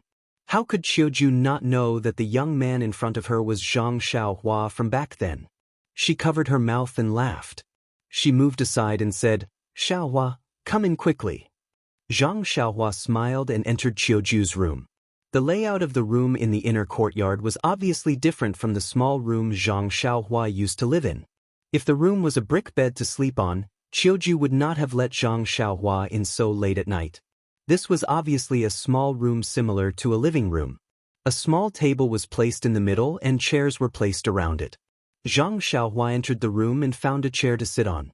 Qiuju picked up the teapot from the side and poured a cup of hot tea. She smiled and said, "Xiaohua, drink a cup of hot tea to warm your body." Zhang Xiaohua reached out to take the cup. He took a sip and was about to put it down when Qiuju said, "Don't put it down. Just hold it like this. It can warm your hands." Zhang Xiaohua was stunned. He smiled and said, "Sister Qiuju is indeed attentive." Although he was not afraid of cold or heat, he still held the cup with both hands. He was about to speak when Qiuju said, "Xiaohua, where have you been these years? I remember 5 years ago, I heard from Sister Qiu Tong that you went missing and were killed by a group of bandits." "Hee, I'm not talking about you.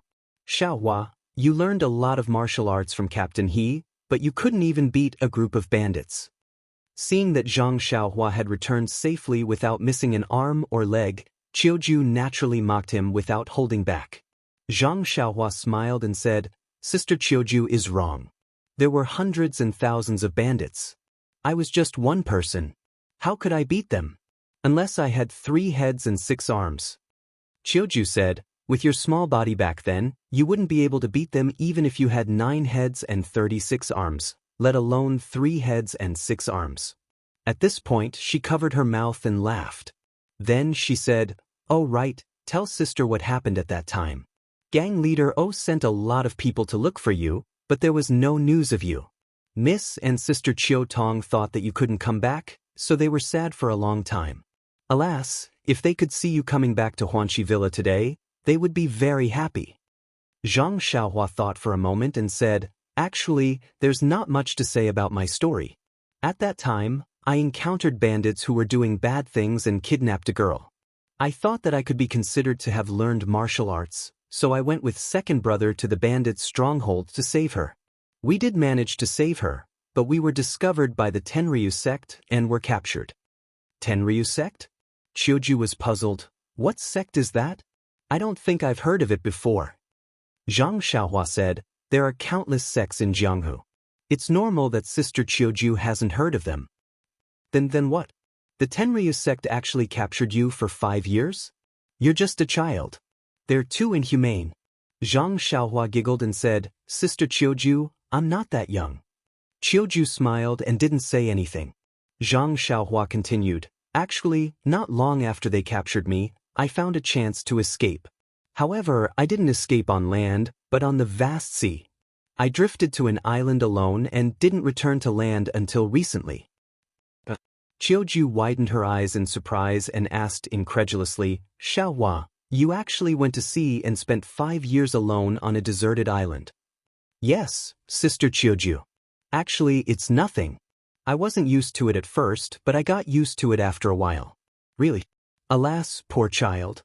Qiuju's motherly love burst forth in an instant. She felt that Zhang Xiaohua's experience was unfair. She said, fortunately, you're finally back. Well, that's good. Stay in Huanxi Villa from now on and don't go anywhere else. By the way, when did you return to the villa? Why didn't I hear Qiuxiang mention it? I met Tian Zhongxi in the afternoon, but he didn't mention it. You didn't just come back, did you? Several questions in a row fully showed Qiuju's concern. Qiuxiang? Zhang Xiaohua was also surprised and couldn't help asking, who is Qiuxiang? Seeing this, Qiuju said with a smile, you really just came back to the villa. You haven't seen Sister Qiuxiang, right? Well, I guess Tian Zhongxi wants to take you to see her tomorrow morning. Speaking of this, there was a trace of sadness on her face. She said, Tian Zhongxi must have told you about the Misty School. Since Miss and Sister Qiu Tong went to preach the incense cult with Madame Gang, our Huanxi Villa has been temporarily taken over by Qiuxiang. Alas, she has been in charge for 3 years. However, Xiaohua, don't worry. Although you haven't seen Qiuxiang, you're still a senior in Huanxi Villa. I have a good relationship with Qiuxiang. Tomorrow morning, I'll tell her in advance in case she refuses when Tian Zhongxi goes to report to her, or it will be too late for me to go there. Hearing Qiuju's words, Zhang Xiaohua felt warm in her heart. She had only met Qiuju a few times, but she took good care of her because she used to be a manservant in Huanxi Villa. Her true feelings were rare. Zhang Xiaohua said with a smile, let's talk about these things later. I want to ask, Sister Qiuju, do you know the whereabouts of my second brother, Zhang Xiaohu? Is he dead or alive? Qiuju thought for a moment and sighed, I'll tell you the truth about your second brother's whereabouts. Xiaohua, I really don't know. When the Misty School was besieged by the 3 factions, I only heard the faint sound of fighting in the villa. I don't know the specific situation of the enemy. Moreover, in the end, the disciples of our Misty School were taken back by Madame Gang and brought back to preach the incense cult. I didn't see them, so naturally, I don't have any news about Zhang Xiaohu. Hearing this, Zhang Xiaohua sighed and said, then what about the situation of Miss O and Sister Qiu Tong, and the current situation of our Huanxi Villa? Qiuju's face showed a worried expression again and said, our Huanxi Villa and Piaomiao Villa have always been one, and we are related to each other. The Misty School was destroyed by the incense cult, the Dalan Temple, and the Righteous Alliance. Half of the disciples died on the spot. Although elder who escaped, the rest of the disciples were mediocre in martial arts, and some of them were destroyed. They were all taken back by the incense cult. Although our Huanxi Villa was protected by Nun Jingyi of the incense cult, and the other 2 factions had no choice but to yield, Miss was taken away by them. Sister Qiu Tong couldn't bear to part with Miss, so she went with them. The other sisters and I also wanted to go, but Miss didn't allow it, so we stayed. Hearing this, Zhang Xiaohua asked, Sister Qiuju, do you know where the incense cult is? This? Qiuju shook her head and said, I don't know about this. That day, there were many of them and they set off together. When I bid farewell to Miss, I didn't hear her mention it. I reckon that Miss herself might not know about it. However, their carriage was heading towards the south. How is the villa now? Is it the same as before? Zhang Xiaohua asked.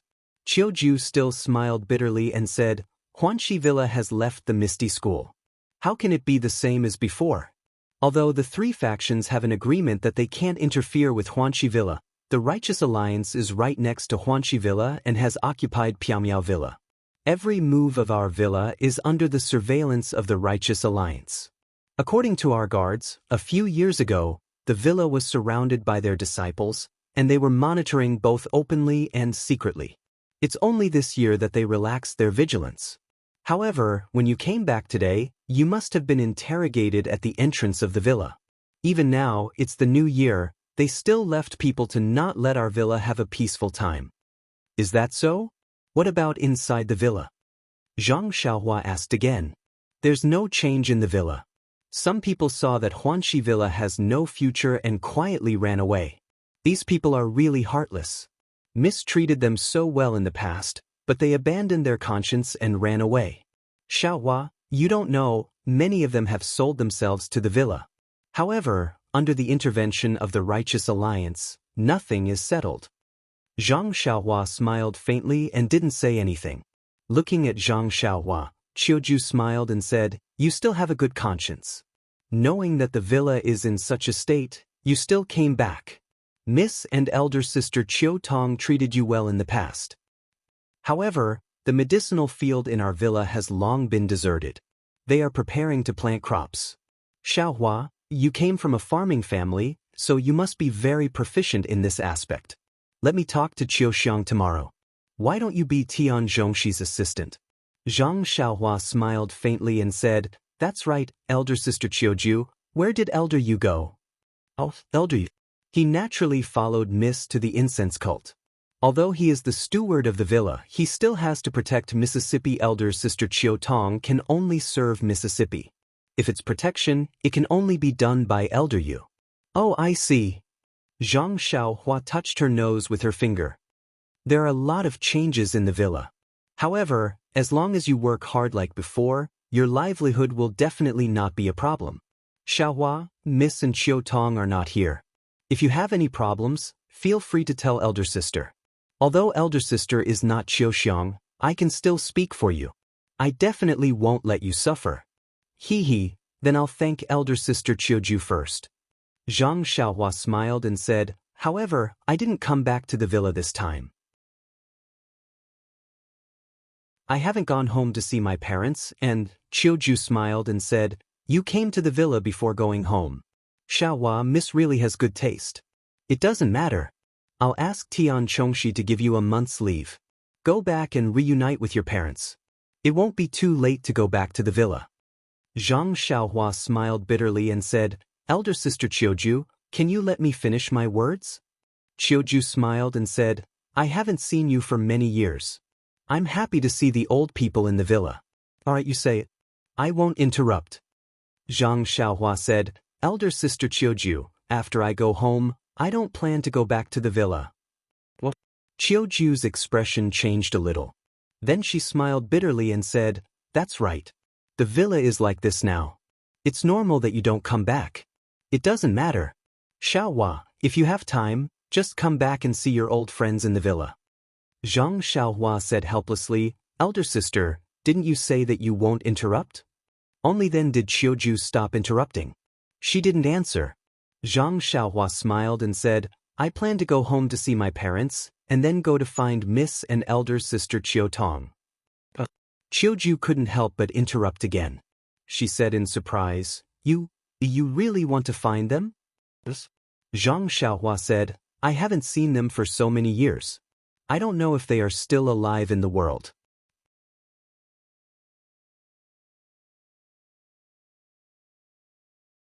Chapter 368.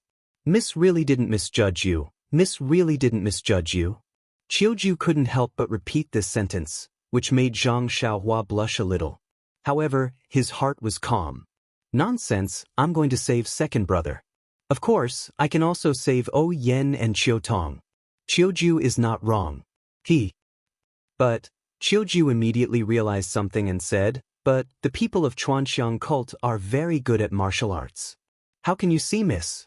"Well, if you say that you are a servant of Huanxi Manor, maybe they will let you in. But how can you go to Chuanxiang cult? Do you know where Chuanxiang cult is? Didn't you just ask me this question?" Qiuju said a few, but, and asked a few more questions, which hit the nail on the head.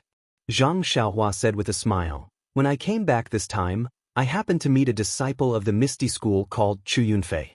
He said that when he went back, he would ask Elder Hu. If he knew the address of Chuanxiang cult, he would find a way to tell me. Then I would know how to get there." "Was that so?" Qiuju nodded and said, I really envy you, Xiaohua. If I were a man, I would also be like you and go see Mississippi, Zhang Xiaohua said. If Qiuju's sister was a man, Miss wouldn't dare to let you see her. Ha, Qiuju suddenly realized and covered her mouth to laugh. She had never been so happy in the past few years.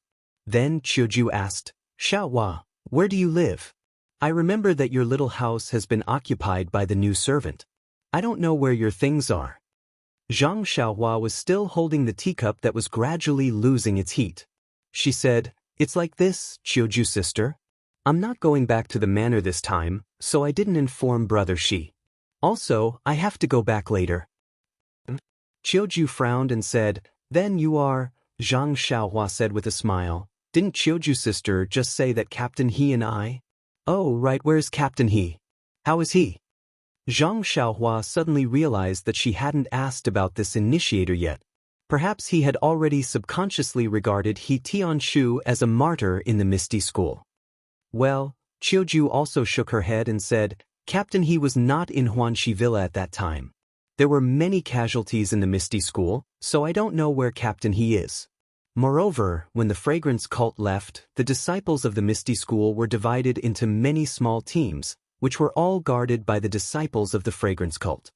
Zhang Xiaohua sighed and said, "I hope Captain He is fine."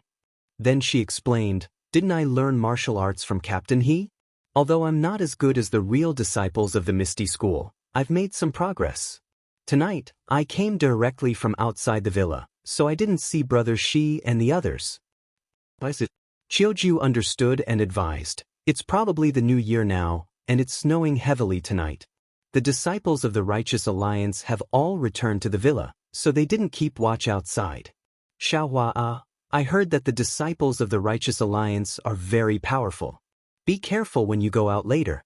Also, next time when you enter the villa, don't walk around arrogantly. Just come directly from the main door and say that you're looking for me. You're not a disciple of the Misty School, so they probably won't make things difficult for you. Remember?" Zhang Xiaohua nodded and said, "I know, Sister Qiuju. The next time I come in, I'll use your name." "Oh right, Sister Qiuju, don't tell anyone about me entering the villa this time. If the people of the Righteous Alliance find out, they might." Qiuju smiled and said, "I know that. Actually, there might be people from the Righteous Alliance in the villa. Sister, you're not that stupid." Zhang Xiaohua put the teacup on the table and stood up. "Since that's the case, I'll go back first. After I see Miss O and Sister Qiu Tong, I'll go back to the villa and tell you about their situation." Qiuju also stood up and said, "Okay, Xiaohua, if you see them, say hello to them. Tell them that I miss them a lot in the villa." "I'll definitely say hello. Sister Qiuju, I'll go now." "Okay, Xiaohua. Why didn't you bring an umbrella or something like that? It's snowing so heavily, don't freeze your body. Wait, I'll find you an umbrella." Seeing that Qiuju was still treating him as the youth from 5 years ago, Zhang Xiaohua felt warm inside. He said, "There's no need, Sister Qiuju. When have you ever seen a person walking around with an umbrella in his hand?" Qiuju patted her forehead and smiled. "I didn't know about that." Zhang Xiaohua walked to the door and turned back. "Sister Qiuju, you don't have to come over. It's windy outside. Don't catch a cold." Qiuju said, "Xiaohua hasn't been here for 5 years. I have to send you to the door." As she spoke, she was about to walk over. However, as soon as she took a step, she suddenly shouted, "Oh, Xiaohua, wait a moment.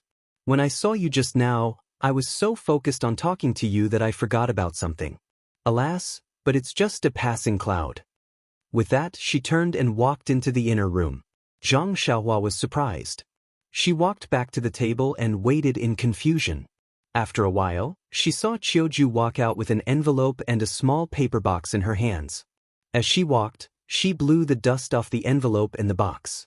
Chiuju came to the table and put the envelope and the box on the table. She smiled and said, "These two things belong to Chiu Tong. Take them and give them to her when you see her." Zhang Xiaohua was stunned. She said, "Sister Chiuju, since they belong to Sister Chiu Tong, why didn't Sister Chiu Tong take them away that day? Didn't you say something passing cloud just now?" Chiuju heard and smiled. These things were originally given to Chiu Tong by someone else. However, she left in a hurry that day and I forgot about it. If you didn't mention that you were going to see Chiu Tong today, I wouldn't have remembered. Alright, I'll tell you in detail. Actually, the matter was very simple.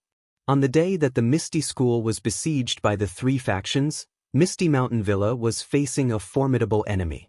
However, Huanxi Mountain Villa was no different from usual. Everyone in the villa was busy with their own matters. Chiuju was in the kitchen preparing something for her young mistress when she saw a rather handsome male disciple of the Misty School come to her with these two things. He wanted her to help him pass these two things to Chiu Tong. At that time, Chiuju was very puzzled. Chiu Tong was just at the main hall of the inner manor. Couldn't he just go there himself? Why did he have to do it? However, when she saw the male disciple's face that was so red that it was about to drip blood, Chiuju somewhat understood. Moreover, the male disciple also said that this was a birthday present that he had prepared for Chiu Tong. Chiu Tong's birthday was 2 weeks later and the male disciple was about to leave for some matters. He probably wouldn't be back for a while. Hence, he asked Chiuju to pass it to him. He especially said that he wanted Chiuju to pass it to Chiu Tong on her birthday. This way, he could show his sincerity and perhaps give Chiu Tong a surprise. Naturally, Chiuju agreed to this kind of thing immediately. Moreover, she even teased the male disciple at that time. At that time, the male disciple was even more embarrassed. However, Chiuju was so busy that she didn't have time to spare. Hence, she asked the male disciple to put the letter and the box on the shelf in the kitchen first. When she was done, she would take it back to her room. The male disciple thanked her happily and left the box behind. He even specially told her that he would personally pass it to Chiu Tong on her birthday. How could Chiuju forget such a thing? Of course, she waved her hand and told him not to worry. However, things were far beyond her expectations. Before she finished her work in the kitchen and was still wondering when Chiu Tong found a lover from the Misty School, the news that the Misty Mountain Villa was attacked by the three factions came. This kind of news was like a thunderbolt. Of course, Chiuju forgot some small things. She hurriedly put down her work and ran to find O Yen. At that time, O Yen had already been taken to the Misty Peak by O Peng. Naturally, Chiuju couldn't see O Yen. At this time, the Huanxi Mountain Villa, which was part of the Misty School, was also attacked by the three factions. Chiuju and the others were forced to return to their rooms and couldn't go anywhere. After a long time, a group of female disciples from the Fragrant Religion, a few monks, and a few disciples from the Righteous Alliance came like wolves and tigers. They searched everyone's rooms and turned everything upside down. No one knew what they were looking for. Chiuju didn't dare to ask and just let them do what they wanted. Later, she found out that they were looking for a martial arts secret manual. Chiuju found it funny. There were many such things in the Misty Mountain Villa. She had never heard of it in the Huanxi Mountain Villa, let alone in the servants' rooms. What followed was a dark life. The Misty School was destroyed and O Yen was brought back to the Fragrant Religion. Chiu Tong and Elder Yu also went with her. Chiuju only saw Chiu Tong once when she was sending them off. How could she remember that a male disciple from the Misty School had secretly sent Chiu Tong a message? 2 weeks after O Yen left, on Chiu Tong's birthday, Chiuju suddenly remembered this matter. She quickly ran to the kitchen, which she hadn't seen for a long time, and found the letter and small paper box thrown crookedly in the middle of a pile of seasonings. Looking at the letter and small paper box, Chiuju couldn't help but feel sad. Thinking back to that day, that male disciple must have known that he didn't have much of a chance of survival, so he mustered up the courage to confess to Chiu Tong. Chiu Tong, on the other hand, didn't know that there was a male disciple from the Misty School who secretly admired her. No matter whether that male disciple was dead or alive, Qiu Tong had to know of his feelings. Hence, Qiu Ju still took these two things back. She wanted to personally hand them to Qiu Tong when she saw her in the future. However, she waited for 3 years and Qiu Tong never came back. Qiu Ju also forgot about the letter and paper box, and only covered with dust every day. After hearing Qiu Ju's story, Zhang Xiaohua looked at the letter that didn't seem old and smiled. This is an interesting story. Don't worry, big sister Qiu Ju. I will definitely personally hand these two things to big sister Qiu Tong. I just don't know the name of that misty school disciple.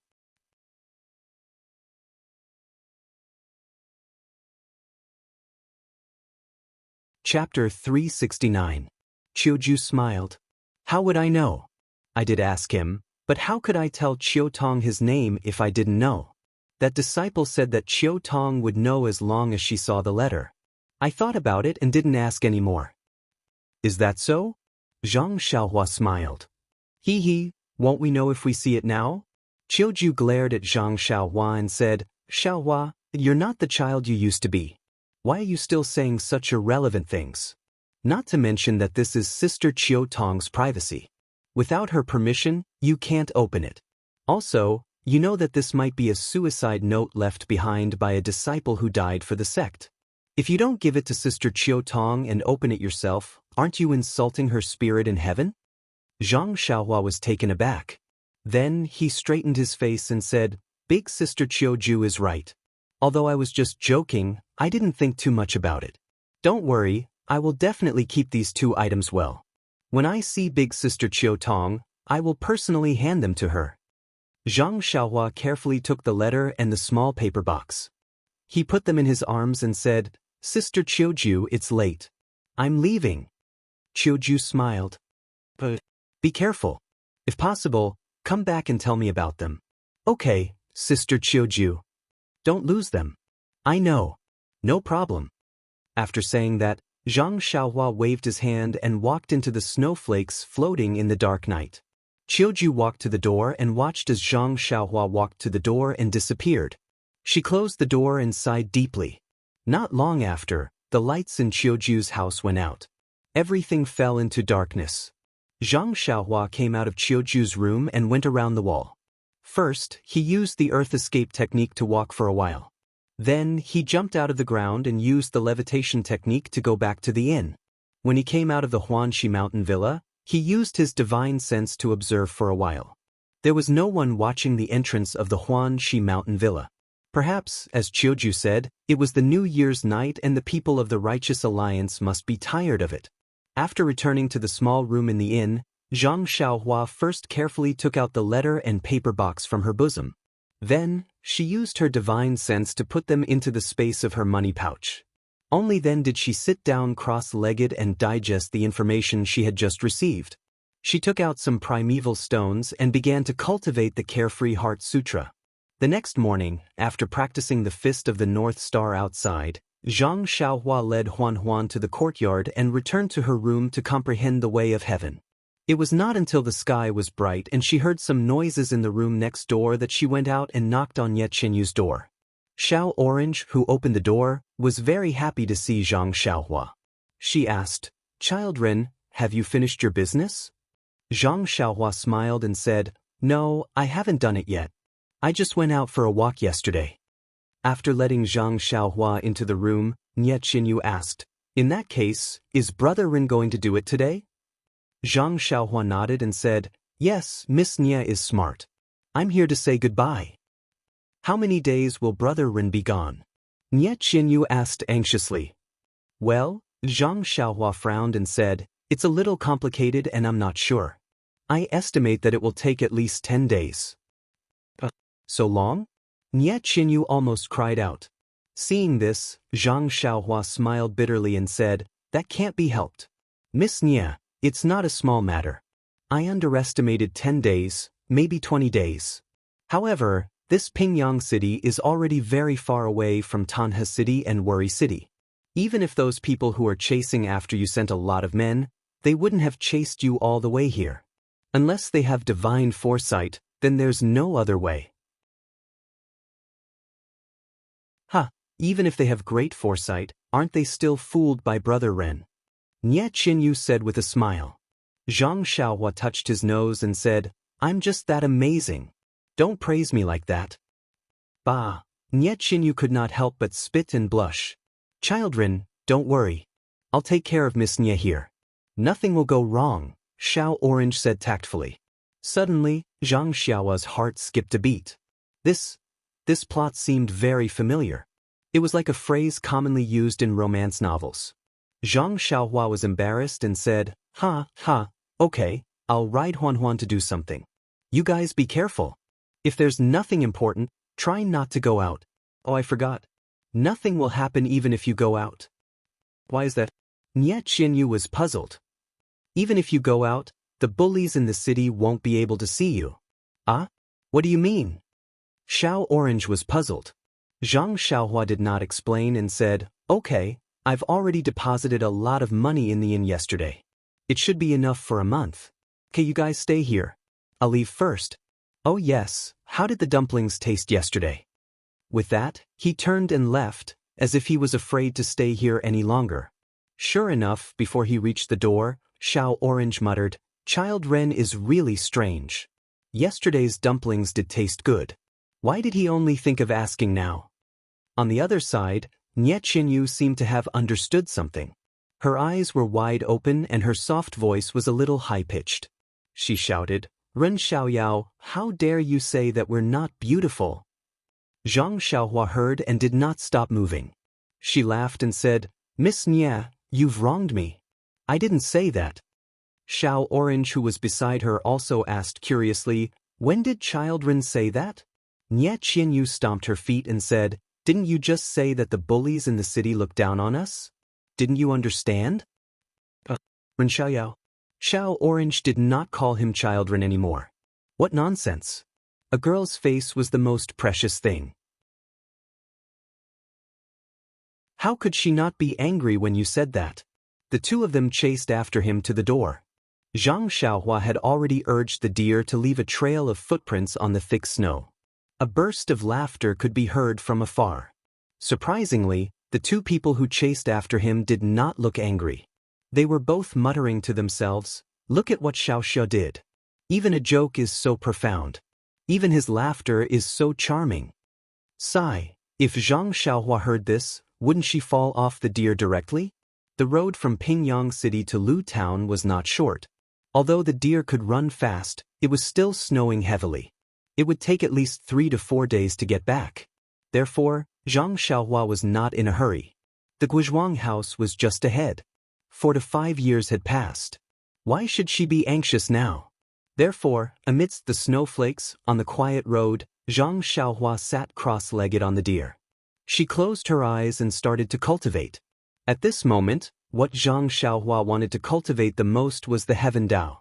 The feeling of understanding the Heaven Dao was so good that it was hard for Zhang Xiaohua to give up. However, ever since he had reached the 9th level of the Big Dipper Magical Fist, there would be a bone-honing flow every time he practiced it. He did not have a target for his future cultivation. At that time, he had a sudden inspiration and thought of practicing it from the end to the end again. However, there was no need to recite the reversal of the fist technique. He only needed to read it word by word. Therefore, he did not have the time to think about it carefully. This journey from Pingyang City to Lu Town could be made use of. The 108 forms of the Big Dipper Magical Fist had left a deep impression in Zhang Xiaohua's mind. The little man who knew how to perform the fist technique had not appeared for a long time. However, it was not difficult to recall it again. Therefore, Zhang Xiaohua disassembled all the 108 forms in her mind. She wanted to recombine these forms.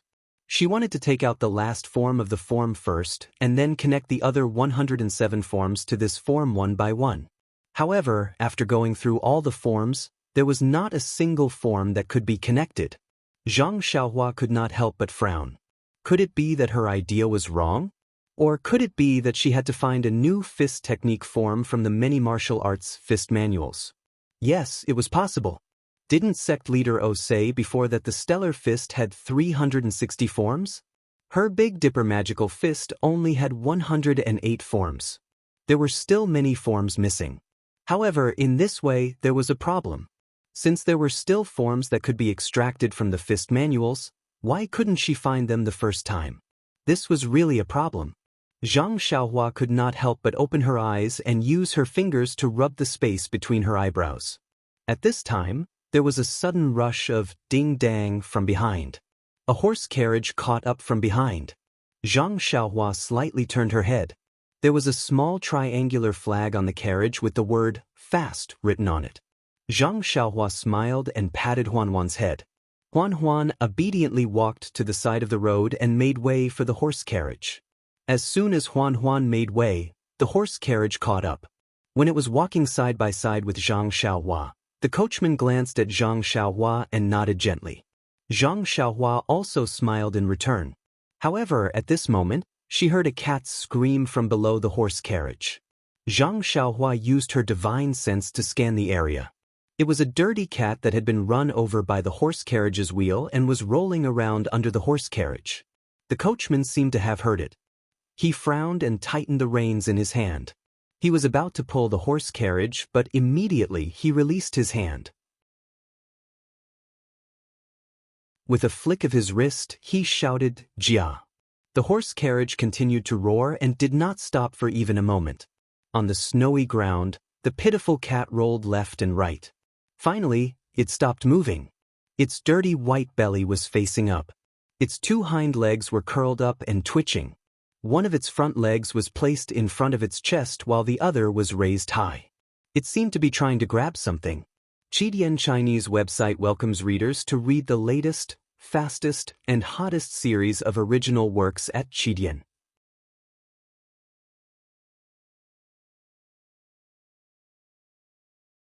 Chapter 370. Seeing the hatred in the cat's eyes, Zhang Xiaohua's heart felt as if it had been struck by a heavy hammer. Looking at the dark red blood flowing from the corner of the cat's mouth and its four legs gradually stopping moving, Zhang Xiaohua suddenly felt a wave of sadness in his heart. When the cat had completely stopped moving, Zhang Xiaohua looked around and carefully picked up the pitiful and light little thing from the ground.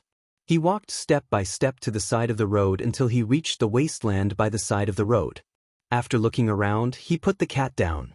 Huan also obediently followed him. Zhang Xiaohua took the long sword from Huan's back and quickly dug an extremely deep hole in the wasteland. Zhang Xiaohua picked up the cat and carefully placed it into the deep hole, as if he was afraid of disturbing the cat's beautiful dream. Then, his heart filled with sadness, he sprinkled the soil on the cat bit by bit and murmured something. Only when all the soil was filled into the hole did Zhang Xiaohua stop. He clapped his hands and looked at the dark clouds in the sky. He sighed, "Life is so fragile." To be honest, ever since Zhang Xiaohua started practicing qi, he had been decisive in killing. Countless lives had been taken by his hands. Perhaps his killing methods were too nimble and he had never seen more blood. Moreover, the people he killed were all detestable people, so he didn't feel too burdened in his heart. But today, he suddenly saw an innocent cat being run over by a carriage. This ordinary incident that couldn't be more ordinary on a normal day actually aroused his compassion. If it was said to be the backlash of his killing intent from before, it was reasonable. Life, death. Zhang Xiaohua stood with his hands in his sleeves. He looked up at the sky and murmured these two words over and over again. In an instant, the entire world seemed to be stagnant and the snowflakes also stopped in the air. Zhang Xiaohua's mind once again felt the call of the heavens.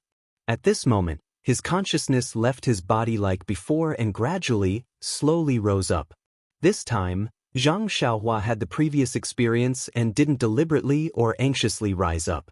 Instead, he slowly controlled the speed of his consciousness and spread it out to understand the feeling of the entire world. But soon after, Zhang Xiaohua discovered that his comprehension this time was different from the last time. This time, what he saw through his consciousness was not the various states of the world, but the life and death of the world. As Zhang Xiaohua's consciousness rose and strengthened, from the death of the cat at the beginning, to the birth and death of the surrounding villages, normal deaths, abnormal deaths, countless positive, negative, and positive emotions filled his consciousness. Time and space also seemed to have lost their effect at this time. Zhang Xiaohua also saw the battle between the disciples of the Misty School and the disciples of the three sects in the Misty Mountain Villa. Countless disciples howled in pain. He also saw Peng commit suicide on the Misty Peak and Yang Rupiying face death calmly. Soon after, his consciousness saw even further. He saw himself brandishing his flying sword and wantonly killing more than 10 gang members of an unknown sect. He also saw himself wielding a small sword and killing 3 disciples of the Righteous Alliance. He also saw himself leaping high like a god and killing 5 unknown disciples with a long sword. He even saw himself following Yaningsing and killing the masked old man in black. Zhang Xiaohua's consciousness soared even higher, and even more battles in the Jianghu were reflected in his mind. Even more new lives were reflected in his mind. All sorts of emotions revolved around him, tempering him. It was as if the cycle of reincarnation was tempering his consciousness. At the same time, the marks left behind by the heavenly Tao became even clearer and deeper.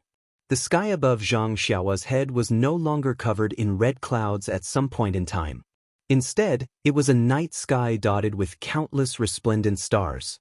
In the distance, the sun that emitted endless light and heat was like a special star. It hung there, no different from the other celestial bodies. The starry sky became clearer, more complete, more vivid, and more lively. Zhang Xiaohua's consciousness was still rising. Although he was deliberately controlling it, it was still rising. The land that he looked down on was still endless.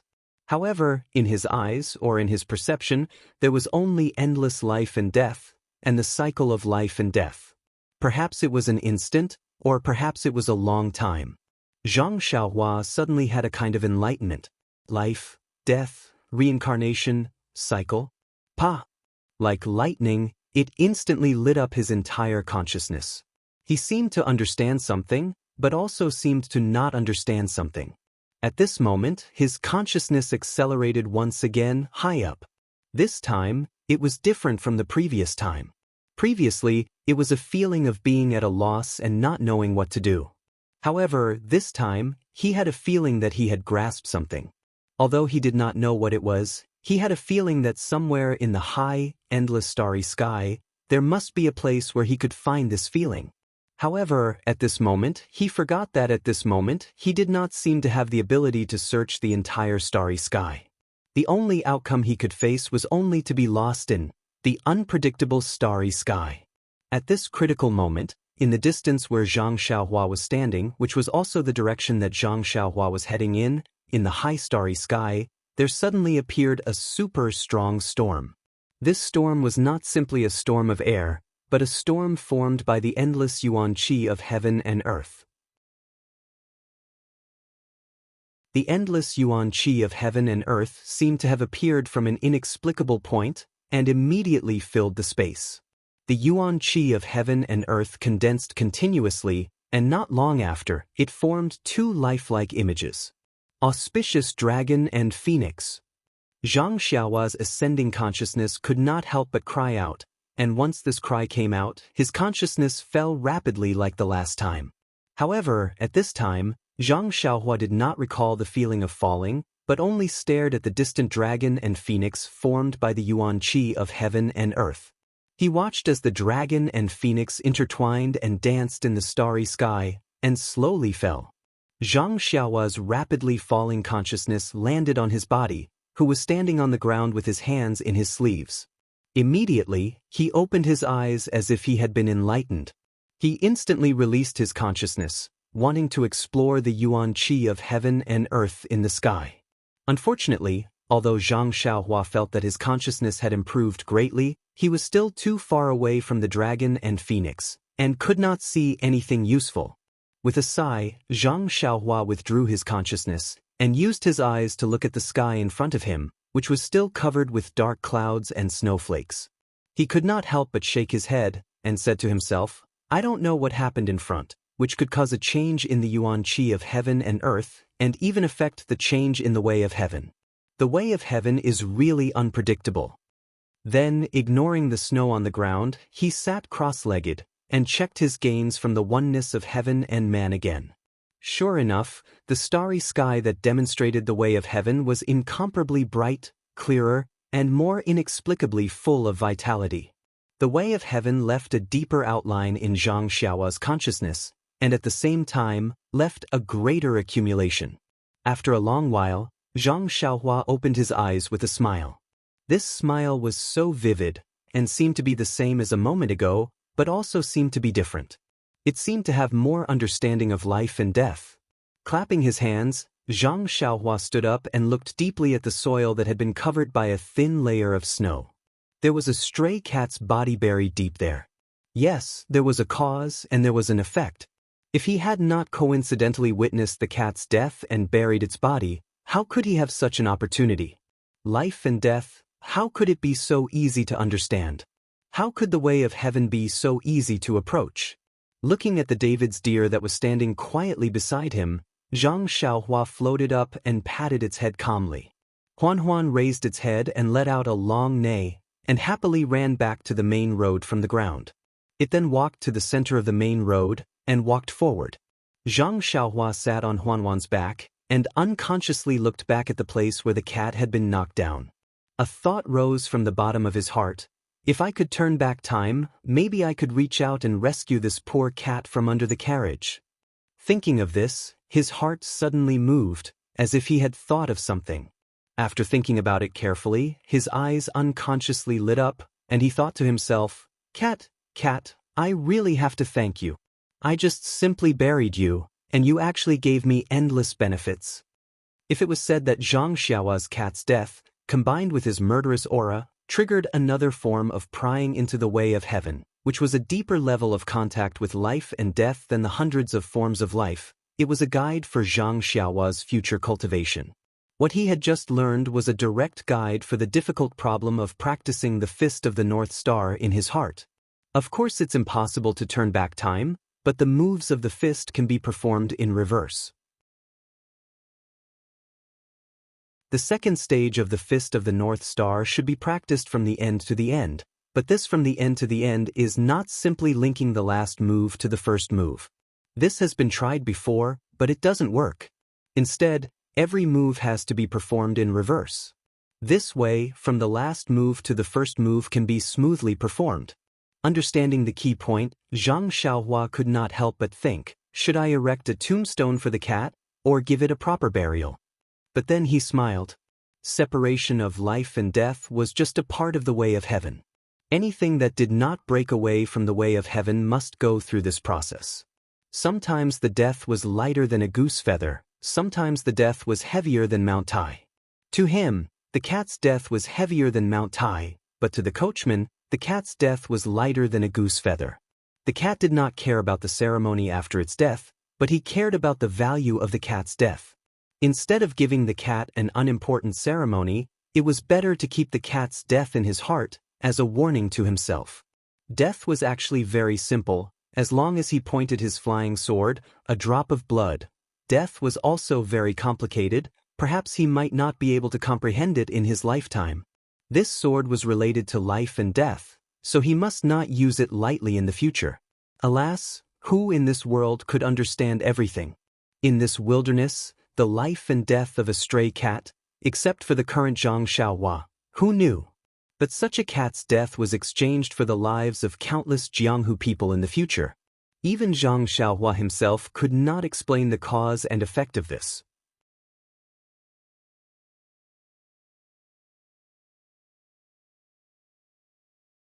Chapter 371. On the morning of the 9th day of the first lunar month, in a forest about 10 miles away from the east gate of Lu Town, a thin and tall young man stood on the crown of a big pine tree covered in white snow, facing the rising sun. He narrowed his eyes and stared at the distant morning sun with a faint smile on his lips. After a few breaths, he jumped down from the tree and started practicing his punching skills on the flat, snowy ground. After he finished practicing a set of boxing, he did not stop. He continued with a set of boxing that was similar to the previous one. If a martial arts master could identify it carefully, he would be able to see that the last set of boxing was simply the reverse of the previous set of boxing. This young man was naturally Zhang Xiaohua, who was walking towards the Guozhuang house. Since he entered the realm of oneness of heaven and men a few days ago, he had glimpsed a corner of the rules of life and death in the way of heaven. Zhang Xiaohua's cultivation seemed to have entered another realm. However, when he carefully checked his mental cultivation, he only took a big step forward. It was not the qualitative leap that he had imagined.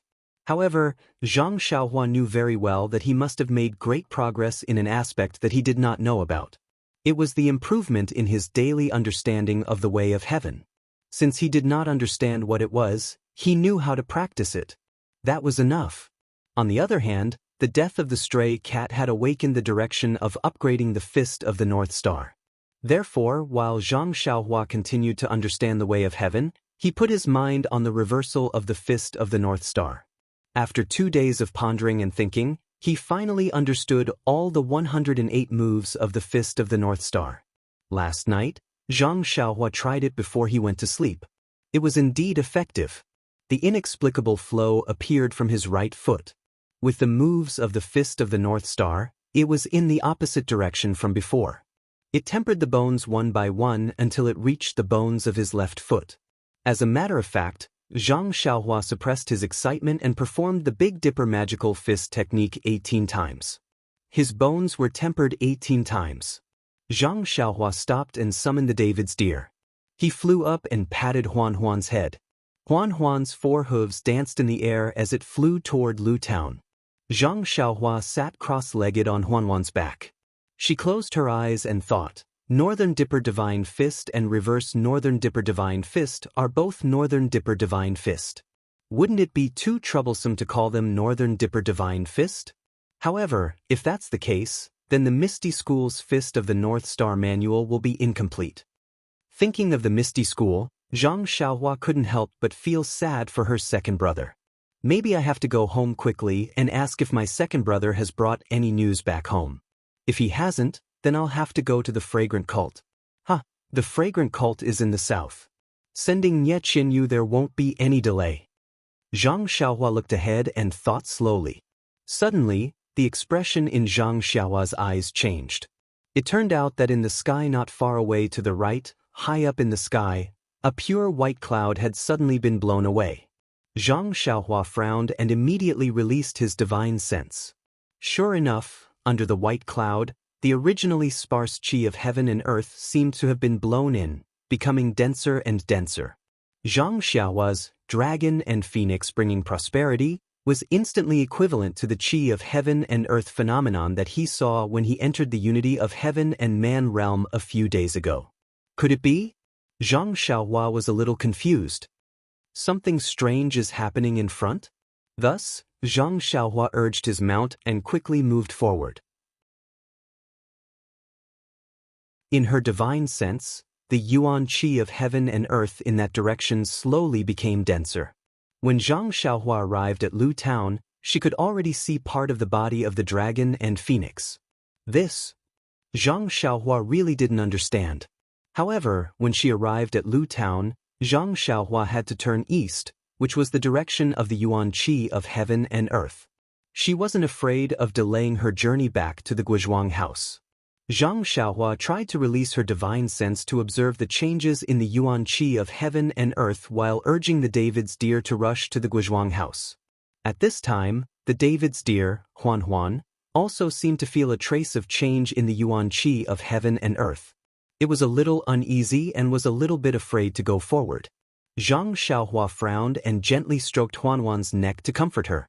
But the more she went forward, the more anxious Huan Huan became, as if she was extremely afraid of the things in front of her. At this time, Zhang Xiaohua's divine sense had already observed that the yuan qi of heaven and earth had revealed more than half of its body. Isn't the Guizhuang house directly below the yuan qi of heaven and earth? Thinking of the yuan qi of heaven and earth, she naturally thought of the spring water that was rich in the yuan qi of heaven and earth at home. She didn't think too much. The change in the yuan qi must be related to her home. Zhang Xiaohua didn't dare to be negligent. She patted the head of the David's deer and floated up. She went straight to the dead trees in the snow by the roadside and flew straight to the Guizhuang house. The David's deer, Huan Huan, slowed down and strolled forward slowly. The David's deer could smell the yuan qi on Zhang Xiaohua's body, so Zhang Xiaohua was not afraid that Huan Huan couldn't find her. Zhang Xiaohua's levitation technique was fast, and she moved forward in a straight line. Not long after, she could clearly see everything in the Guizhuang house with her divine sense. At this time, Zhang Xiaohua couldn't care less about observing the changes in the yuan qi of heaven and earth. Instead, she looked greedily at her own small courtyard. In the past 5 years, the small courtyard of the Zhang family had changed a lot. The original mud hut had been overturned and changed into a big bluestone house. The low mud wall had disappeared and was replaced by a very high bluestone wall. The low fence gate had also been replaced by the gate of a decent big family. At this time, there seemed to be no one in the small courtyard. There were several bluestone houses of the same size with the same gate. Zhang Kai, Mr. Lu Kai, and an old man who looked familiar to Zhang Xiaohua were anxiously talking about something. What surprised Zhang Xiaohua the most was that the east house of the courtyard was emitting a red light. Zhang Xiaohua's divine sense couldn't penetrate it. At this time, a person came out of the house. Wasn't it the girl she saved in Shizue Mountain, Li Yinfeng? She looked panicked and said something to the old man in the courtyard who Zhang Xiaohua was not familiar with. Then she hurried back to the house. The old man turned around and said something to Zhang Kai and others. At this time, Zhang Xiaohua suddenly remembered that this was Li Yinfeng's father, old shopkeeper Li. What? What's going on? What's in the room? What? Li Yinfeng, old shopkeeper Li, why are they in my house? Zhang Xiaohua was completely confused. Looking at the dragon and phoenix yuan qi in the sky that couldn't be seen with the naked eye, Zhang Xiaohua forcefully circulated the qi in her body and sped up the levitation technique. A shadow appeared and Zhang Xiaohua flew towards the Guizhuang house. When Zhang Xiaohua was about to reach the Guizhuang house, she saw that there were too many villagers in the village and it was no longer suitable for levitation. Zhang Xiaohua twisted her body, made a hand seal, and drilled into the ground. She thought she would get lost, but once she went underground, she felt a strong yuan qi fluctuation in front of her. It seemed like she had a direction to guide her. Zhang Xiaohua activated the earth elemental escape and went there. When she got close, Zhang Xiaohua jumped out from the ground. When she looked up, she saw that it was the small courtyard where her father and Mr. Lu were. She was standing behind them. Zhang Xiaohua's eyes were filled with tears.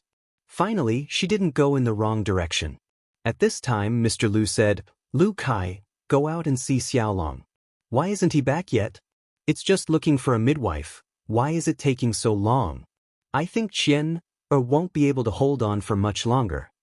When these words entered her ears, Zhang Xiaohua suddenly understood. So her little nephew was about to come into the world.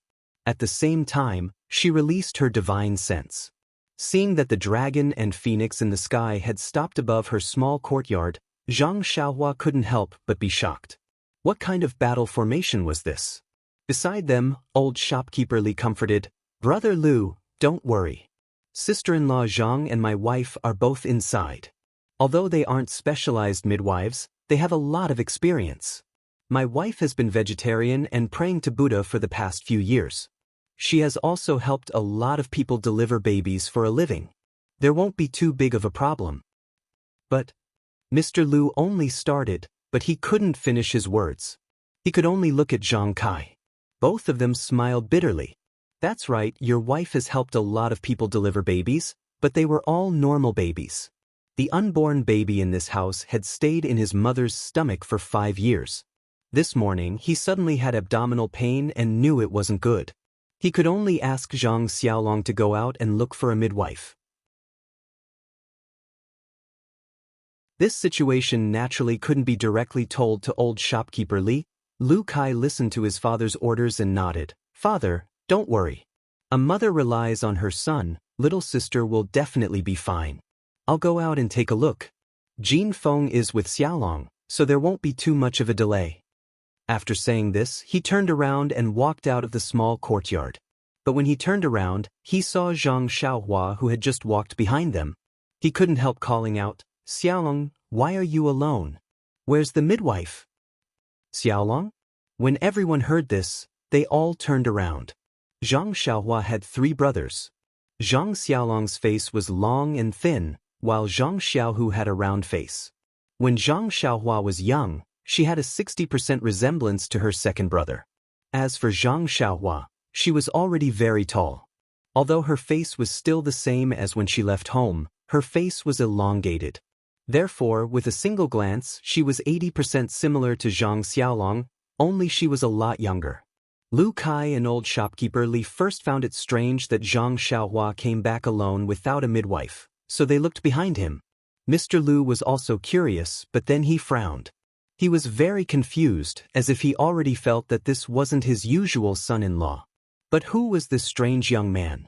For a moment, he was stunned. Only Zhang Kai turned around and knew that it wasn't Zhang Xiaolong. But he was also confused for a moment, then he was pleasantly surprised. His eyes couldn't hide the excitement as he anxiously took a step forward. Reaching out his hand, he trembled as he probed, "Xiaohua? Are you Xiaohua?"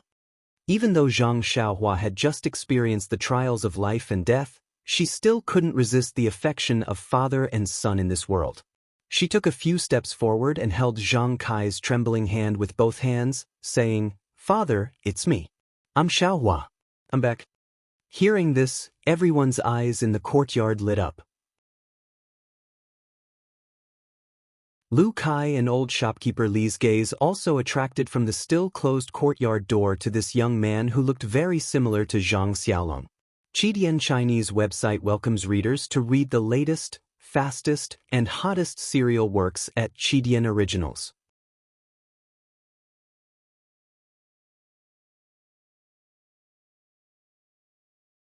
Chapter 372.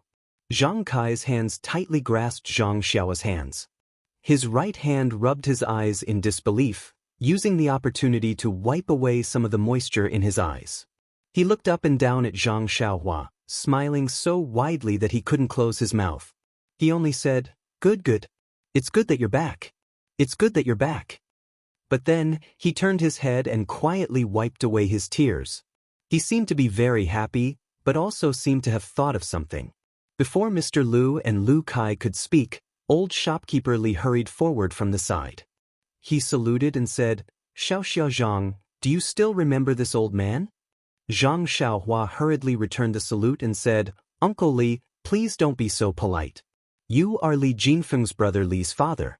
You are my elder. I really can't accept your courtesy." Seeing Zhang Xiaohua respond so politely, Zhang Kai also pulled old shopkeeper Li's hand and said, "Old brother, Xiaohua is only a child. You don't have to be so polite with him." Old shopkeeper Li repeatedly waved his hand and said, "Old brother Zhang, I will never forget the favor of saving my life. Moreover, Xiaoxia Zhang saved the lives of our family of 3 in one go. He even almost lost his life because of it." Zhang Xiaohua was greatly embarrassed and said, "Uncle Li, just call me Xiaohua. I really can't stand being called Xiaoxia Zhang." Mr. Lu also smiled at the side and said, Zhang Xiaohua, it's better to call you Xiaohua. Let the people of the Jianghu call you Xiaoxia Zhang." Hearing this, Zhang Xiaohua also hurried forward and saluted. Mr. Lu chuckled and helped him up. Then, Zhang Xiaohua and Lu Kai both saluted each other. Only then did they stand still.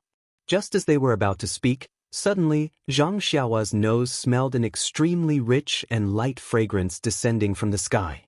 At this moment, all the pores on his body didn't wait for him to circulate his energy. They all opened up and absorbed this extremely strange fragrance as if they were absorbing starlight at night. At this moment, the people in the courtyard seemed to have noticed something different. They looked at each other and twitched their noses, searching for the source of the fragrance. Only Zhang Xiaohua released his divine sense.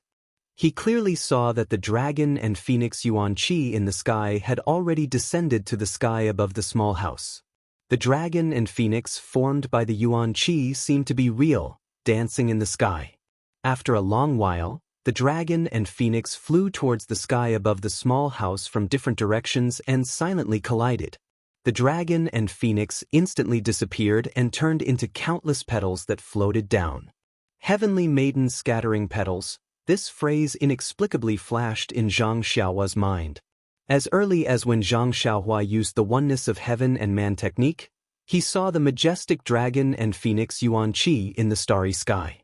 At this moment, it turned into a rain of petals and fell down, covering the entire sky above the Guizhuang house. Only a small part of the rain of petals seeped into the small house in the courtyard. Seeing this, Zhang Xiaohua released his divine sense with all his strength. Other than the Yuan-Chi that directly fell into the small house, he didn't disturb it. Most of the scattered Yuan-Chi were drawn into his small courtyard by him and absorbed with all his strength. At this moment, Zhang Xiaohua was already in the 6th layer of the Qi refining realm. He could already control the Yuan-Chi to the smallest detail. In addition to his powerful divine sense and the help of his Dantian's core, he absorbed all the scattered Yuan-Chi outside the small house into his own meridians like a whale swallowing seawater. As for the Yuan-Chi above the small house, Zhang Xiaohua didn't dare to act rashly. Of course, he wouldn't compete with his little nephew. However, the small house was still covered by the red light that couldn't be seen by the naked eye. His divine sense couldn't know the use of the Yuan-Chi. After a while, the scattered Yuan-Chi of heaven and earth had become sparse. Suddenly, an inexplicable sound of music entered his mind, as if it was ringing in his heart. Zhang Xiaohua was about to use his divine sense to look when he heard a burst of exclamations in the small house. The red light that covered the small house immediately changed to a brilliant golden brilliance. Zhang Xiaohua frowned. When he was hesitating whether he should use his divine sense to look or not, he heard the door of the small house open. Li Yinfeng ran out with a pale face and whispered, oh no, Sister Chen, if she gave birth to a monster." Zhang Xiaohua was stunned at first. Sister Chen? But then he was even more stunned. A monster? It wasn't just Zhang Xiaohua. Everyone in the courtyard was shocked. They all asked, what monster? A big lotus. Qian gave birth to a big lotus. It's true, a big lotus. Ah? Everyone was dumbfounded. Lotus? Little Feng, are you seeing things? Lu Kai stepped forward and held Li Yinfeng's hand. He asked anxiously. Seeing this, Zhang Xiaohua was stunned. These two were so intimate. Could it be? Sure enough, Li Yinfeng's hand trembled. She couldn't finish the sentence and said, It's true, husband. I really saw it. Mother and Antigua were so scared that they couldn't move. That lotus, it could open and close as if it was blooming. At this time, Li Yinfeng also saw Zhang Xiaohua. She shouted, Xiaolong, why don't you go in and take a look? Zhang Xiaohua rubbed her nose. She was very embarrassed. Sister-in-law was giving birth. How could she dare to go in? Seeing this, Mr. Lu didn't have time to explain. He said to Li Yinfeng, Little Feng, you're brave. We can't go in. You should go in and take a look. Don't cause any big trouble. Li Yinfeng was a little puzzled. She looked at Zhang Xiaohua and nodded, Okay, father. She was about to go in. At this time, Zhang Xiaohua saw through her divine sense that the door of the small house was shining with a golden light. It was as if something was about to come out. Zhang Xiaohua didn't dare to be careless. She quickly took out the small sword and looked at the door nervously. Sure enough, when the golden light appeared in the small courtyard, Zhang Xiaohua saw her mother holding a big round ball and walking out. The ball was wrapped in a layer of flowing golden light. It was like flowing water that kept flowing. From time to time, it emitted a golden light that couldn't be seen by the naked eye. When Zhang Xiaohua looked with her eyes, she saw that the golden light was imitating the shape of a lotus flower. As the light radiated, it imitated the opening and closing of a lotus flower.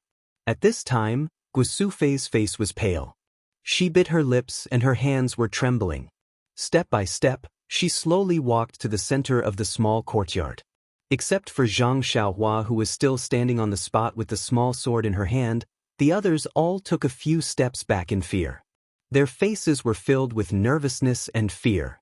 Everyone's retreat naturally made Zhang Xiaohua stand out.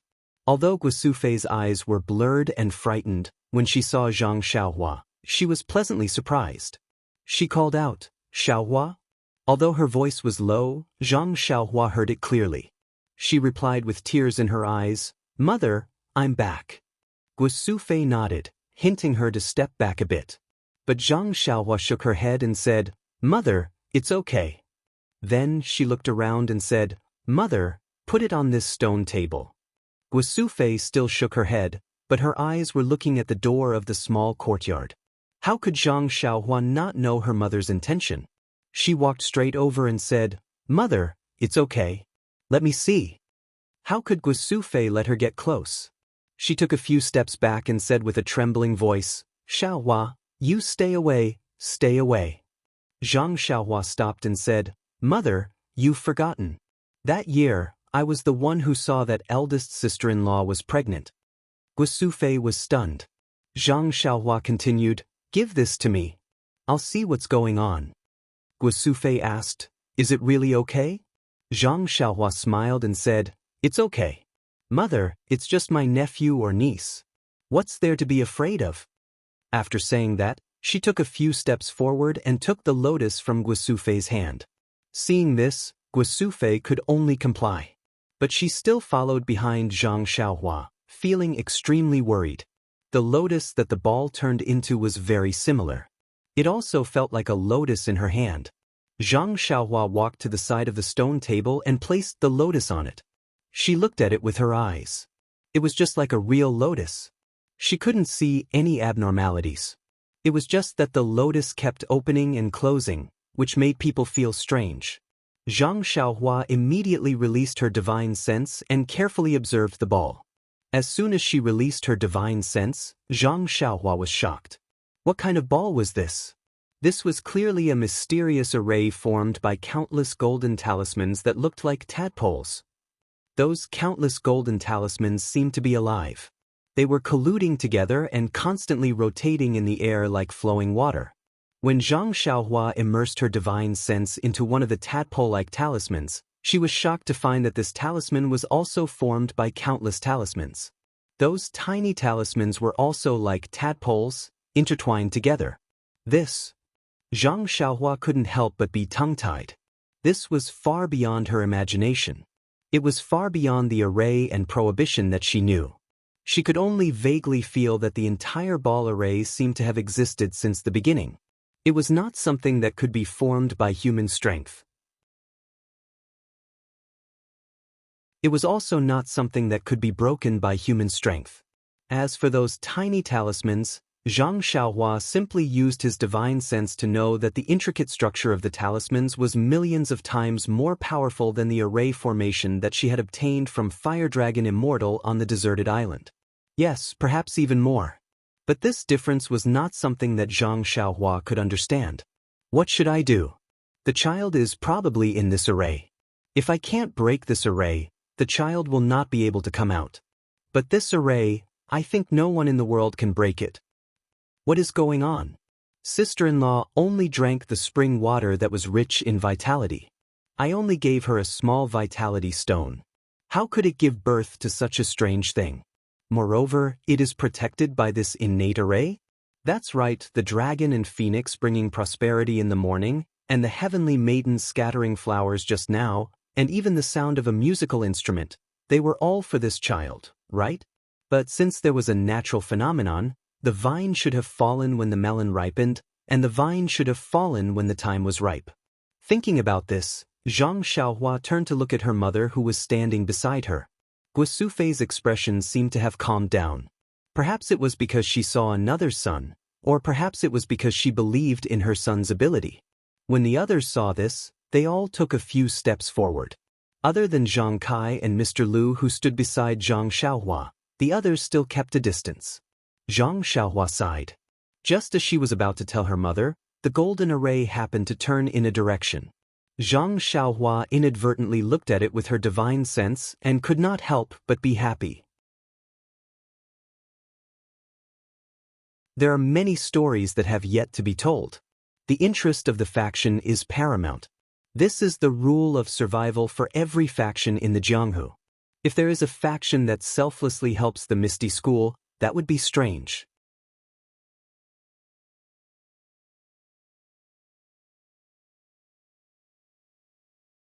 Chapter 373. In her divine sense, there was a narrow slit in the flawless, perfectly round and seamless array formed by golden tadpole-like talismans. A strange fragrance came out from that narrow slit. Zhang Xiaohua was overjoyed. Her divine sense immediately probed into the slit. Only then did she discover that the array was only a thin layer, but inside this thin space, there were hundreds of millions of arrays made up of countless tadpole-like talismans. That array was actually made up of hundreds of millions of layers of arrays. However, Zhang Xiaohua was deeply aware that this array was definitely not as simple as adding one layer after another. Inside the spherical array, there was dense purple qi, and inside the purple qi was a chubby male baby. His eyes and mouth were tightly closed, and he had a solemn look. Zhang Xiaohua didn't have time to think about other things for the time being.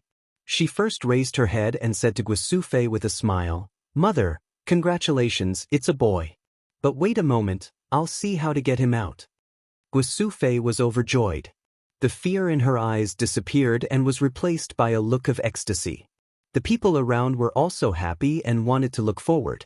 Zhang Xiaohua waved her hand and said, "Mother, you and Father should all step back. I don't want any accidents to happen. I want to take a careful look first and think of a good idea." Guosufei quickly nodded and stepped back with the others, keeping a certain distance. When the others were far away, Zhang Xiaohua carefully looked at the mysterious innate array again. The slit of the sphere seemed to be natural, and the tadpole-like talismans beside the slit seemed to have no connection at all. However, Zhang Xiaohua knew that the slit was definitely not there originally. The original array must be perfectly round without any slit, and the slit must be the inevitable result of the array's operation to a certain stage. Zhang Xiaohua touched her chin with her hand and pondered. She thought that her little nephew was definitely not born at full term. Looking at the size of the slit, it was much earlier. If he was born at full term, he would definitely be in human form, and not a fetus protected by the array. Alas, it had been 5 years, and it was just a small slit. If he was born at full term, who knew how many years it would take? Fortunately, there was a little clue and a direction to break through, so Zhang Xiaohua carefully observed the tadpoles on both sides of the slit. The flowing tadpoles seemed to show signs of separation, but there was a faintly discernible force that firmly bound them together. Seeing this, Zhang Xiaohua's heart skipped a beat. She continued to look in the direction of the slit. As expected, in the array of the sphere, along the slit, the energy of the array was obviously weaker than the surrounding energy. Zhang Xiaohua naturally understood that this was where the array would be divided into 2 halves. Only by starting from here could the array be divided into 2 halves. However, did Zhang Xiaohua have the ability to do so? Thinking of this, Zhang Xiaohua tightened his grip on the small sword. He knew that at this moment, only his small sword could help him. However, it was hard to say if it would be effective. After all, he had only used the small sword to break through ordinary restrictions and arrays, such as the small box that contained the Carefree Heart Sutra, and the cave that was sealed by Fire Dragon Venerable. However, he had no confidence in breaking through this array. Zhang Xiaohua held the small sword with his left hand and wanted to take out the vitality stones from his pocket. However, he laughed bitterly in his heart. Previously, when he used the small sword with his left hand, the energy used by the small sword did not seem to be the vital energy in his meridians. Even if he took out the crouching ox stone from his money bag, it would probably be useless. Therefore, Zhang Xiaohua hesitated. However, just in case, Zhang Xiaohua still took out a piece and placed it in his hand. Then, he used his divine sense to lock onto the slit and raised the small sword in his hand slightly. At this moment he heard Guosufei's surprised voice. "Xiaohua, what are you doing?" Zhang Xiaohua could only turn around and explain, "Mother, the child is in this sphere. I have to cut it open." "Sphere? Isn't this a big lotus flower?" "Oh yes, mother. You have to cut open the lotus seed pod of this lotus flower." "But, Xiaohua, you won't hurt the child inside, right?" Yes, Guosufei had not seen her little grandson yet. How could she let Zhang Xiaohua use this small dagger-like thing to harm her little grandson? Even the lotus flower outside would not be able to do so. Zhang Xiaohua smiled and said, "Don't worry, mother. I definitely won't. I'm confident." "That's for sure." There won't be any problems. I don't know what the dense purple chi in the sphere array is, but it seems to have some incredible vitality. As long as I have the protection of the purple chi, I won't be hurt by the sphere array. How can I hurt the child inside? Zhang Xiaohua thought to himself. However, Xiaohua, you must be careful. You must not hurt the child. Especially the child's penis. What? Zhang Xiaohua almost fell over. However, it was understandable. Things that could carry on the family line were naturally very precious. Zhang Xiaohua took a deep breath and slowly raised her left hand again. At this time, another person spoke. It was Zhang Kai. He said, Xiaohua. What's wrong, father? Zhang Xiaohua was stunned. That you must be careful. Especially the last thing your mother said just now. Zhang Xiaohua was speechless. She smiled and said, I know, father. I know what to do. Then he looked around again. Everyone looked at each other and quietly waited for instructions. When no one spoke, he said, Then I'll start. Zhang Xiaohua turned around again. She stretched out her left hand and raised the small sword. She used her divine sense to firmly lock onto the crack on the round ball. When the crack rotated to the top, Zhang Xiaohua took a deep breath. Her left hand moved like lightning and directly cut towards the bottom of the crack. Sure enough, as Zhang Xiaohua used the sword in her left hand, an inexplicable heat flow appeared somewhere on her left arm. It flowed along the small sword's arm and along the small sword's arm. When the small sword pierced into the crack, the heat flow also reached the small sword in time. There was no strong reaction, nor was there any glaring brilliance. When the small sword and the tadpole talisman came in contact, it immediately produced an incomparably huge suction force. It sucked away all the heat flow on Zhang Xiaohua's left arm. At the same time, the tadpoles that had absorbed the energy seemed to have eaten something full. They swam to the sides, and the crack naturally stretched down a little. Zhang Xiaohua was overjoyed. However, this nameless heat flow was not controlled by him, so he could not activate it. Fortunately, the heat flow in his left arm did not. Instead, it was produced from somewhere and continued to travel up his arm. Therefore, as the heat flow in his left arm continued to enter, the crack also became longer and longer. If there was enough heat flow in Zhang Xiaohua's body, the crack would be completely pulled open sooner or later. Unfortunately, even Zhang Xiaohua himself did not know how much heat flow there was. He could only slowly pray in his heart. Unfortunately, the heavens had always been against people's wishes. Not long after, Zhang Xiaohua felt that the heat flow in his left arm was much smaller. He knew that things were not good. He hurriedly absorbed the vitality from the vitality stone in his right hand. However, when the vitality entered his body, it only filled his meridians and did not change the intensity of the heat flow in the slightest. What should I do now? The crack on the round ball formation is not big enough. I can't reach out and carry the child out. Just as he was thinking, there was no more heat flow in his left arm. The small sword could no longer cut it. However, at this moment, something abnormal happened.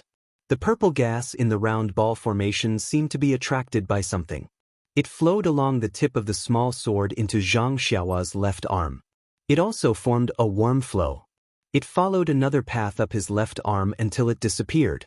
After a moment, another warm flow was produced. It flowed from the original path to the small sword. The tadpole-like talisman was expelled by this warm flow. It was like boiling water pouring on snow, separating into two sides. Zhang Xiaohua was ecstatic. There was a lot of purple gas in the round ball. It had already formed a cycle with the warm flow in his left arm. Presumably, it would not be long before the crack was large enough. While cutting open the formation effortlessly, Zhang Xiaohua pondered. The purple gas must be the key to breaking the formation. However, to directly use the purple gas to break the formation, it would take a long time. This period of time might be the time when the baby was gestating in his sister-in-law's body. Now that the baby was born prematurely, with the purple gas alone, it might be possible to break the formation in a few decades. However, it was not in his sister-in-law's body. It was unknown whether it would harm the baby's growth. Now, The purple gas could be used to break the formation in a short period of time. It must be a special method. Again, she did not know whether it would harm the baby's growth. However, since things had come to this point, this was the only way. It was inconceivable to let the round formation of the lotus stay in the Zhang family's small courtyard in the Guizhuang house for several decades. After the time it took to drink a cup of tea, the crack was large enough. Zhang Xiaohua wanted to withdraw the small sword and carry her little nephew out of the formation. However, the formation seemed to have a strong suction force. No matter how hard Zhang Xiaohua tried, she could not pull it out at all. Left with no choice, Zhang Xiaohua could only continue to absorb the purple gas and use the warm flow to break open the round ball. In the eyes of Zhang Kai, Guisufei, and the rest, Zhang Xiaohua's inconspicuous small sword pierced into the lotus. The lotus stopped opening and closing and bloomed little by little. Everyone held their breaths and watched carefully, afraid that they would disturb Zhang Xiaohua's actions. As Zhang Xiaohua's small sword broke the formation, the lotus bloomed more and more. After the time it took to eat a meal, the entire round ball was split into two. In everyone's eyes, the lotus bloomed completely. In an instant, the entire small courtyard was filled with a strange fragrance. At this moment, the baby in the purple gas suddenly opened his eyes. His eyes were looking straight into Zhang Xiaohua's eyes. When their eyes met, Zhang Xiaohua instantly felt like she was being sucked into darkness.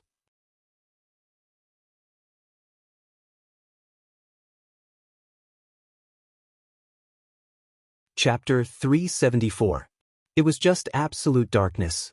Not only was he unable to see, even his heart was a ball of darkness. However, in this place where there was no light, Zhang Xiaohua felt very safe. It was as if the surrounding darkness was filled with an extremely familiar yet absolutely unfamiliar existence. Zhang Xiaohua thought carefully. Wasn't this existence the heavenly Tao that he had sensed when he was in the state of the union of heaven and man in Songning Town and outside Pingyang City? Zhang Xiaohua wanted to move his hand, but he did not have any intuition. Zhang Xiaohua wanted to blink, but he did not have any intuition either. It was as if he was just a consciousness without any form. After an unknown period of time, an instant, perhaps 10,000 years, or even longer, Zhang Xiaohua did not seem to have any sense of time. At a point extremely far away or extremely near, there was a sudden change. First, it vibrated continuously, emitting a mysterious wave that instantly spread throughout the entire space. That point turned from endless darkness to transparency, then red, orange, yellow, green, cyan, blue, all the way to purple. Every color evolved into a wave that spread throughout the entire space. Finally, the purple wave lasted for the longest time, and the wave was also the most intense. The entire space was actually filled with the same dense purple qi as the spherical array formation. Zhang Xiaohua was greatly shocked. What was going on? Why did he see something? Then, an even more puzzling change appeared. After the purple color passed, the entire space stopped vibrating. There was only silence for a moment. All the colors that were mentioned just now appeared at that point, and the entire space was filled with the 7 types of fluctuations. At this moment, that point suddenly lit up, and a ray of white light flashed from there. In an instant, the white light filled the entire space, and the chaotic fluctuations in the space changed into a more mysterious vibration at the same time. The sudden appearance of the light made Zhang Xiaohua a little dizzy. He subconsciously wanted to cover it with his hand, but before his feeling could reach his arm, there was a complete change at that point. That invisible point suddenly collapsed, and then like an explosion, it expanded infinitely in an instant. In the blink of an eye, it exceeded Zhang Xiaohua's perception. The space that was just a single material was immediately filled with light and other inexplicable things. Where did this light come from? Zhang Xiaohua thought to herself. This state of chaos did not last for long. The heavenly Tao that Zhang Xiaohua was familiar with filled the entire space. In the blink of an eye, the space evolved into earth, fire, wind, and thunder. Endless matter and countless miracles were completed in an instant before Zhang Xiaohua's eyes. Following that, countless planets appeared. Each planet emitted boundless starlight. On these planets, life appeared. Some of these life forms lived in a daze, while others had the ability to move mountains and fill seas. Zhang Xiaohua was dumbfounded, completely dumbfounded. Even with his cultivation level of the 6th layer, he couldn't understand what was happening in front of him. What on earth was this? With his limited knowledge, he could only make a hazy guess. Was this life? However, he immediately thought of something. What was death? In the instant that he thought about it, the things in the space seemed to have passed through countless years. The fluctuations of the entire space slowly became chaotic. Countless planets shrank and collapsed, and then the entire space collapsed. After that, this collapse slowly shrank again, as if it was the reverse of the explosion and expansion just now. It shrank again into a small point, and the light also returned to this point. 7 colors flashed, and then it returned to endless darkness. Was this death? Zhang Xiaohua thought. However, before he could think further, his eyes lit up. The scene in front of him changed, and he returned to the small courtyard of the Guizhuang house. In front of him was still that newborn baby, whose bright eyes were staring at Zhang Xiaohua. At this moment, Zhang Xiaohua felt that his spiritual sense could move freely again. He unconsciously released it, and it enveloped the entire stone table. On the stone table, the formation that had already been cut in half was closing up at a speed visible to his spiritual sense. As it closed up, the dense purple chi in the original sphere was also divided into 2 halves, each of which enveloped the baby. The faint purple chi that covered the baby's body also seemed to seep in, shrinking into the baby's skin. Zhang Xiaohua roughly scanned the baby's body with his spiritual sense. He couldn't help but be shocked again. There were actually countless meridians in the baby's body, all of which were absorbing the purple chi outside the body. The meridians that he cultivated from the Carefree Heart Sutra were shockingly among them. At this moment, no matter how stupid Zhang Xiaohua was, he knew that a great opportunity was in front of him. He didn't dare to be careless, and immediately scanned the baby's body with his spiritual sense. At this moment, the baby's body also seemed to be transparent, as if there was no obstruction that blocked his spiritual sense. Zhang Xiaohua frantically memorized. In just a few breaths of time, the thin purple chi on the baby's body was completely absorbed. In an instant, the baby's meridians flickered a few times before disappearing. No matter how Zhang Xiaohua scanned, he found nothing. However, a faint smile appeared on Zhang Xiaohua's lips.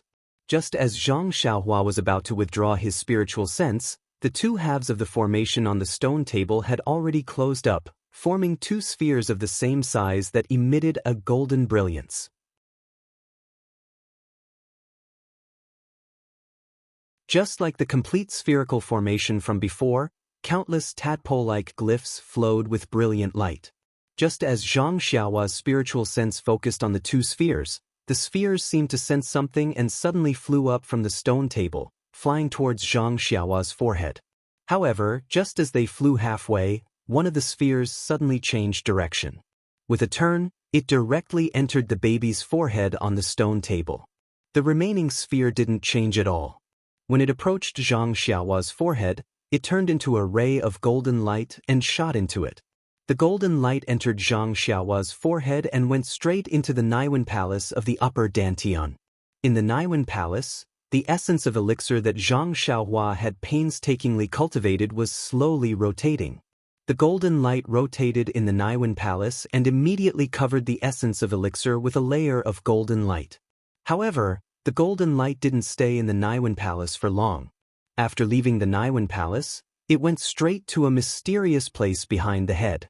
Once it entered, there was no more sound. It wasn't the first time Zhang Xiaohua sensed that mysterious place.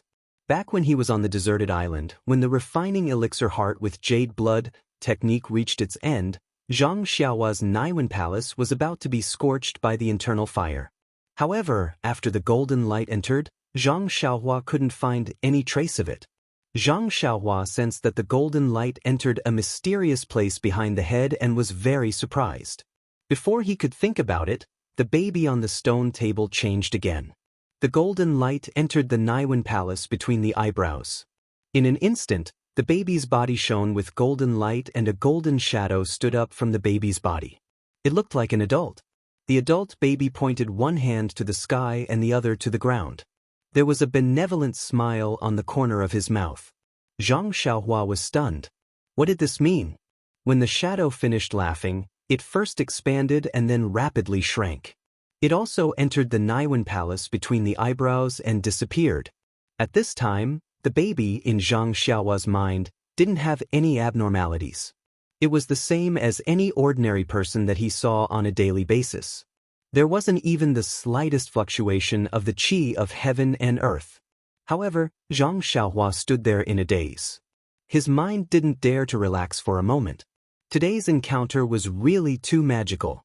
Everything was unimaginable. Perhaps, in the next moment, there would be a miracle that had never been seen before. Even if now this baby who was still sleeping soundly with his eyes closed immediately grew up and called him uncle with a smile, or could immediately fly into the sky, he would believe it without hesitation.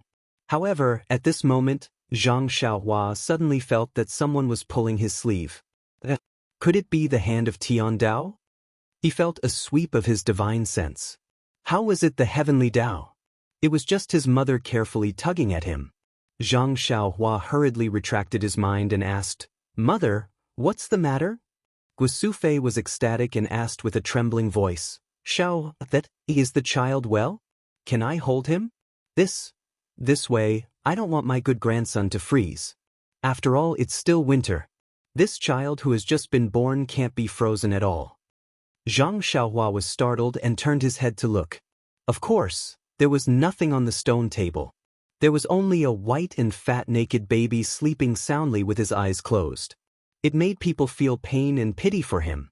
Zhang Xiaohua thought to himself, "Mother, don't worry. Even if I freeze, your good grandson won't have the slightest problem." However, he still didn't feel at ease and asked, "Mother, what did you see just now?" "What did I see?" Guosufei was startled and immediately said proudly, "Xiaohua, you've really grown up. Where did you learn the sword? It's so powerful that you could split the lotus with just one strike. It's really much more powerful than Butcher Lu's butcher's knife. And you just stood there without moving after splitting the lotus. We didn't dare to disturb you, but isn't the child still young? He can't catch a cold. Look, can I carry him back to the house?" From what his mother said, from the time he split the lotus to her pulling his sleeve, it was only a very short period of time. However, in this very short period of time, he encountered something that others would never be able to understand in their entire lives. Zhang Xiaohua looked at the small sword in his left hand and smiled bitterly.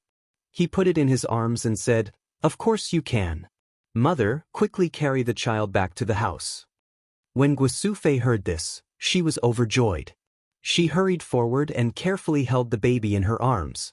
However, the moment the baby touched Guosufei, he immediately opened his mouth and cried loudly. The cry was very loud and clear, echoing throughout the small courtyard. At this moment, a surprised voice sounded, "Ah? Mother, the child has been born? Is Qianqian okay?" Zhang Xiaohua turned around and saw that the door of the small courtyard had just been pushed open. A young man who was as tall as him was running towards the direction of the crying baby with a face full of surprise. That young and thin face looked 80% similar to Zhang Xiao's. Wasn't he Zhang Xiaohua's eldest brother, Zhang Xiaolong? Behind Zhang Xiaolong was an old woman with a depressed face. There was no need to look. Just by looking at her, one could tell that this was a midwife who didn't make it in time.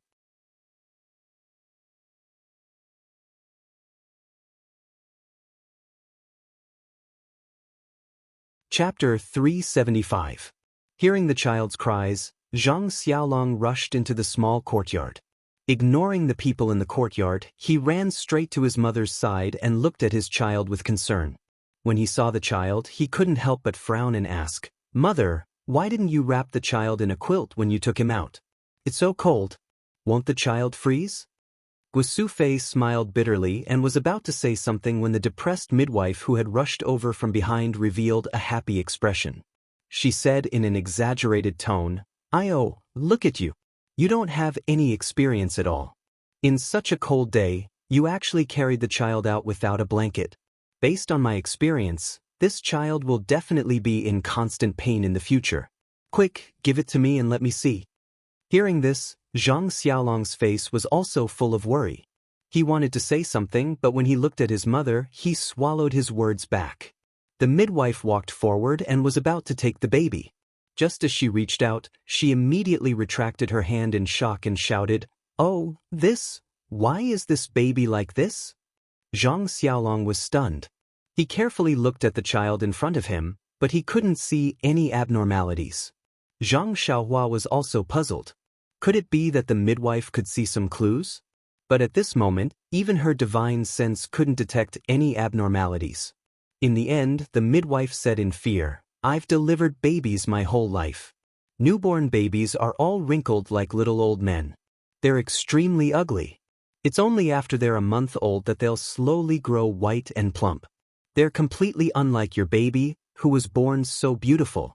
She's an evildoer, an evildoer."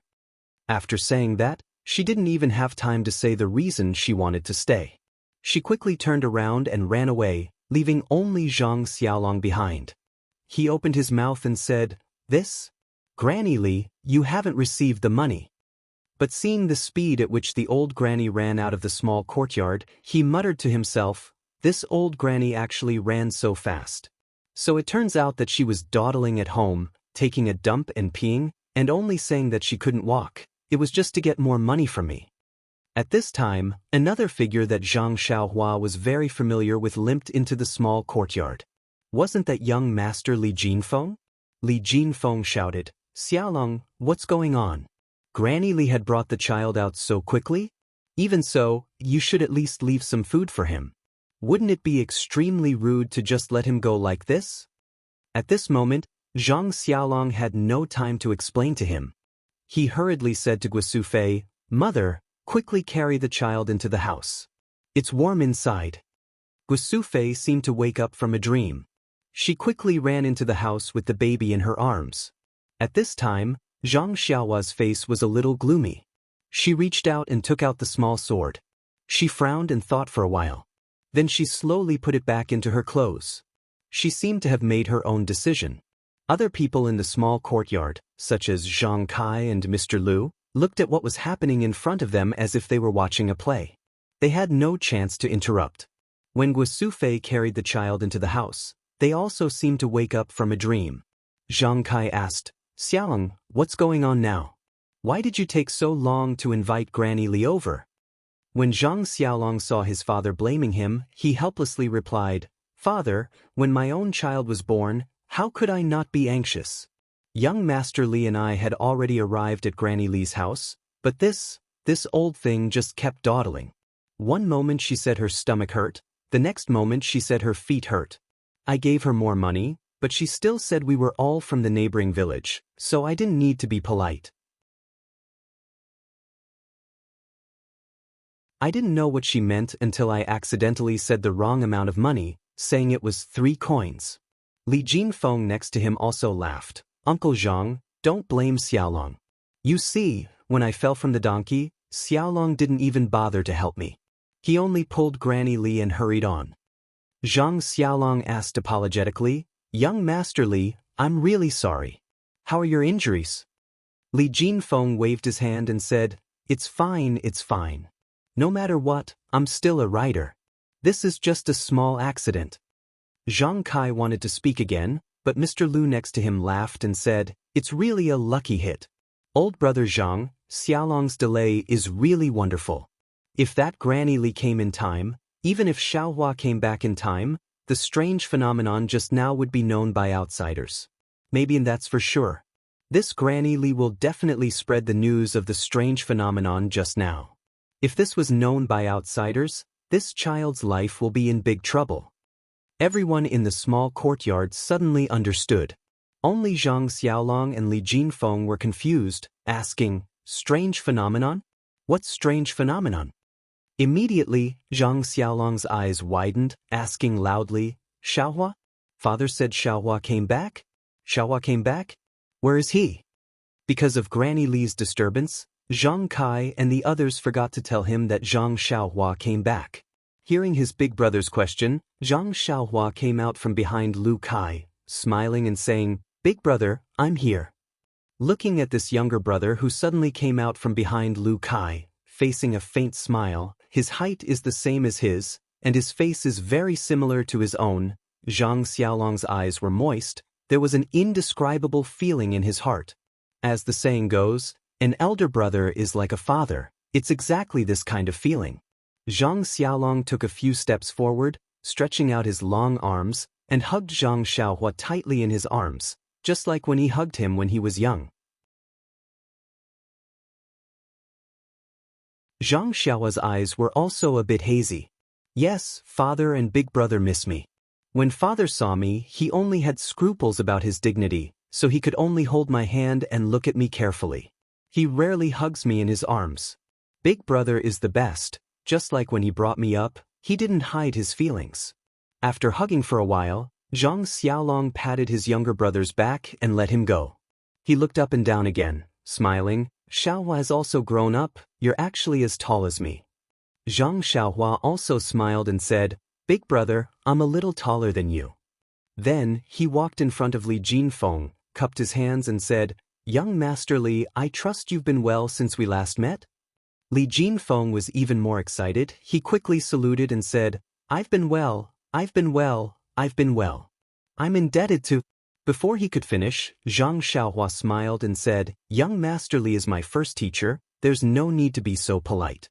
Li Jinfeng was also an open-minded person. He smiled and said, "Great kindness can't be thanked with words. I'll thank you once today, I won't thank you again in the future." Finished speaking, he deeply saluted. Zhang Xiaohua also quickly returned the salute. Li Jinfeng got up and patted Zhang Xiaohua's shoulder. He said with a smile, "In the past, I was able to touch your head. After not seeing you for a few years, I can only pat your shoulder. AI, time is like water, there's no turning back, good." She didn't know what kind of emotions this guy was feeling, sad one moment and admiring the next. Zhang Xiaohua looked at Li Jinfeng, who was already a little shorter than her, and sighed in her heart. Back then, they had met by chance in the carriage. She never thought that the situation would be like this today. Meeting by chance could be very strange. At this moment, Li Yinfeng, who had been staring at Zhang Xiaohua, walked up with Lu Kai. When Zhang Xiaohua saw her coming, she quickly waved her hand and said, "Big sister Li, oh, I should call you sister-in-law, but please don't salute me anymore. Uncle Li and brother Li have already thanked me just now. If you come over and thank me again later, I'll really blush." When Li Yinfeng heard this, her face turned a little red. Just as she was about to speak, Zhang Xiaohua interrupted and said, "Moreover, sister-in-law, who asked my character to be so good? The heavens have seen that I've worked hard to save people and have repaid me handsomely. You don't have to be so courteous anymore." Hearing Zhang Xiaohua calling her sister-in-law, Li Yinfeng's face had already turned red. Until Zhang Xiaohua nagged for a long time and stopped when her mouth was dry. She then said, "Zhang Xiaohua, I'm not thanking you this time." Zhang Xiaohua was stunned. "You should have said so earlier. Sai, you've been too evasive for so long, you've hurt my reputation." Zhang Xiaohua's face was a little hot. Li Yinfeng looked at Lu Kai's expression and asked, "Seeing that you're back, I'm finally relieved, but do you know where Xiaohu is? I heard from Big Brother that the Misty School had been destroyed and the Misty School outside Pingyang City had been taken over by another sect. But why hasn't there been any news from Xiaohu? Is he alive or—" She couldn't finish the last word. Xiaohu. Zhang Xiaohua was stunned, but she immediately understood a little. Looking at Lu Kai's awkward expression, she understood everything. She secretly laughed in her heart and also felt a little sad. She could only sigh and said, "Sister-in-law, I've also just returned and haven't returned to Ethereal Heights for 4 to 5 years. I really don't know the details of the Misty School. Although I went to Huanxi Heights a few days ago, I didn't get any useful news." Hearing this, everyone was stunned. Zhang Kai asked nervously, "Xiaohua, why did you go to Huanxi Heights for no reason? Are you looking for trouble? If that sect saw you, do you still want your life?" Zhang Xiaohua was also stunned. The Righteous Alliance didn't know that she had killed their disciple. Why would they find trouble with her? But immediately she understood that her father had misunderstood. She smiled and said, "Father, don't worry, I'm also not a disciple of the Misty School. Even if I went to Ethereal Heights openly, no one would recognize me. Moreover, I'm only going to Huanxi Heights and it has nothing to do with the Misty School." "I see." Zhang Kai seemed to understand and said, "Then you have to be careful and don't run around for no reason." At this moment, a trembling and shy voice sounded, "That, Xiaohua, did you see Qiu Tong?" Zhang Xiaohua looked over in surprise. Of course, Li Jinfeng's pale face was slightly red and he was looking at her with his dry lips.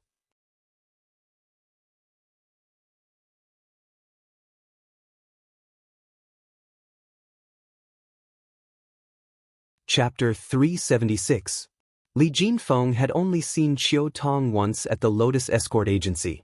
It had been more than 5 years. Could it be that he still could not forget her?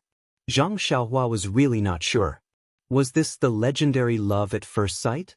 Suddenly, Zhang Xiaohua's heart skipped a beat. Could it be that young Master Li is still unmarried? However, he wasn't foolish enough to ask in front of his face right now. He only smiled and said, "Big brother is really an infatuated person.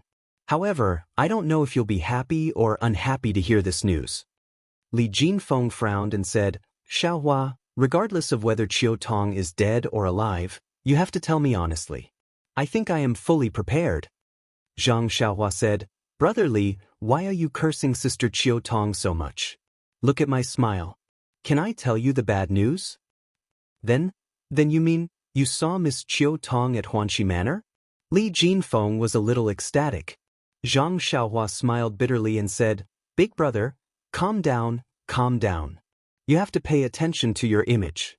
I only received news of Sister Qiu Tong at Huanxi Manor. I did not see her." "Is that so?" Li Jinfeng was obviously a little disappointed. However, his eyes lit up again. He said, "It's good that you have news, it's good that you have news. How is she now? Where is she now?" He seemed to have some questions that he was too embarrassed to ask. Zhang Xiaohua said, "Sister Qiu Tong is said to be fine. Her life is not in danger. However, she is not in Pingyang City. I don't know where she is and I don't know the details." "I knew it." Li Jinfeng's face lit up. He said, "She is only the manager of Huanxi Manor. She has nothing to do with the Misty School. How could she be in trouble for no reason?" Looking at Li Jinfeng's reaction, old shopkeeper Li, who was standing a little far away, secretly sighed. His eyes turned away, as if he expected better from Li Jinfeng. "That's right. Brother Zhang already has a grandson. What about me?" He didn't even know where his daughter-in-law was. "If I had known earlier, I wouldn't have let this brat go to Pingyang City back then. I should have found him a child bride earlier." That was what old Li thought. Li Yinfeng didn't get any definite news about Zhang Xiaohu, so she still looked a little sad. Lu Kai walked up to her and reached out to hold her hand.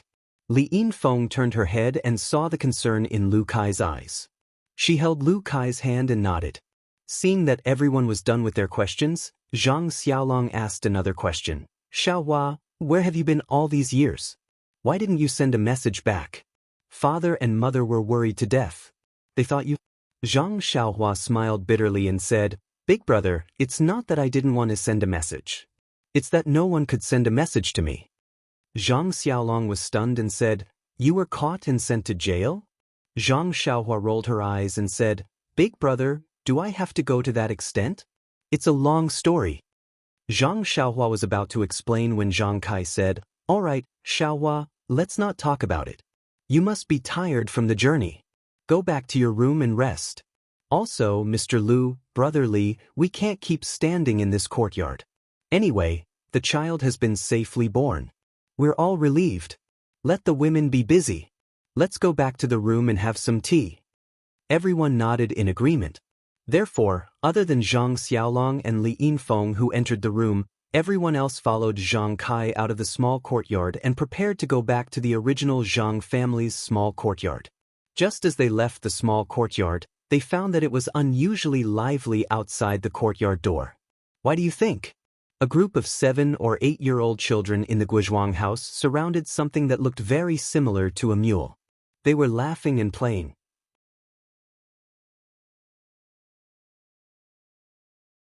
A few bold ones held a piece of grass in their hands and waved it in front of the mule, trying to lure it.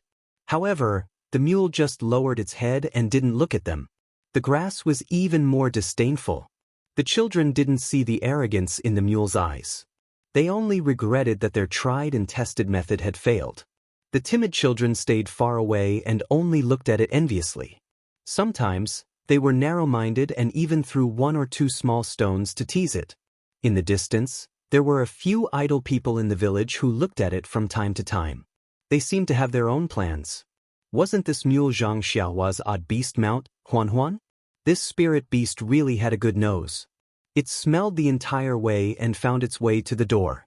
When he saw the strange thing in front of his door, Zhang Kai was also stunned. He looked at it in a fluster. Mr. Lu was first stunned, then confused. After that, he separated the group of urchins and looked at it from head to toe. He repeatedly exclaimed in surprise, "Could this be the David's David that was written in the book?" He smacked his lips a few times and raised his head to ask, "Whose family's mule is this?" Zhang Xiaohua smiled from behind and said, "Mr. Lu, this is my mount." Seeing this, Mr. Lu slapped his forehead and said with a smile, "I'm going to faint. When I saw this strange thing, I forgot about you. Our Guizhuang house has always had very few people coming. Today, other than you, there shouldn't be any outsiders. Naturally, I thought of you first. That's right, is this animal an odd beast?" Just as he finished speaking, Huan didn't agree. It hissed and bit Mr. Lu's clothes with its mouth. Mr. Lu was startled. Zhang Xiaohua patted Huan's head and said with a smile, "Mr. Lu, it's an odd beast. I call it Huan. Don't be fooled by its appearance. It's clear in its heart that if you call it Huan, it'll definitely be happy." Mr. Lu was even more surprised.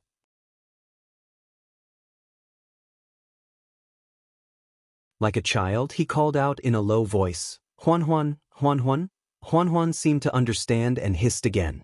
However, its head was raised high. Mr. Lu clapped his hands in wonder. Zhang Xiaohua led Huan and followed the crowd back to the Zhang family's small courtyard. She took the long sword from Huan's back and gently placed it by the wall of the small courtyard. Then, she also led Huan to the corner of the courtyard and let it do as it pleased. Zhang Xiaohua originally wanted to accompany her father. However, she was chased to the side room by Zhang Kai. She said that she was travel-worn and should rest more. However, Zhang Xiaohua had just broken the innate formation of the round ball and obtained too many things. It was also too inconceivable. He indeed needed to further organize and digest them. Therefore, Zhang Xiaohua didn't insist. However, before she rested, she still went to the back of the room and stood in front of her grandmother's grave for a long time. She kowtowed a few times before returning to the courtyard. She walked to the room on the left and pushed the door open to enter. At this time, the original location of her grandmother's small room had been demolished and rebuilt. The area was much larger, but the furnishings and layout inside were also the same as before. Seeing this, Zhang Xiaohua felt extremely peaceful. She floated onto the Kong bed and sat cross-legged, closing her eyes to meditate. In the small room, Zhang Xiaohua sat there quietly. He was as solemn as a mountain, but his heart wasn't as peaceful as it usually was when he cultivated. To be honest, the birth of his little nephew had shocked him far too much.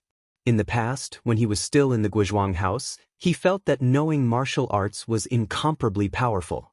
When he learned martial arts and discovered that he cultivated the path of immortality, he felt that the path of immortality was even more admirable. Then, when he reached the 6th layer, he felt that the legendary Foundation establishment was incomparably mysterious.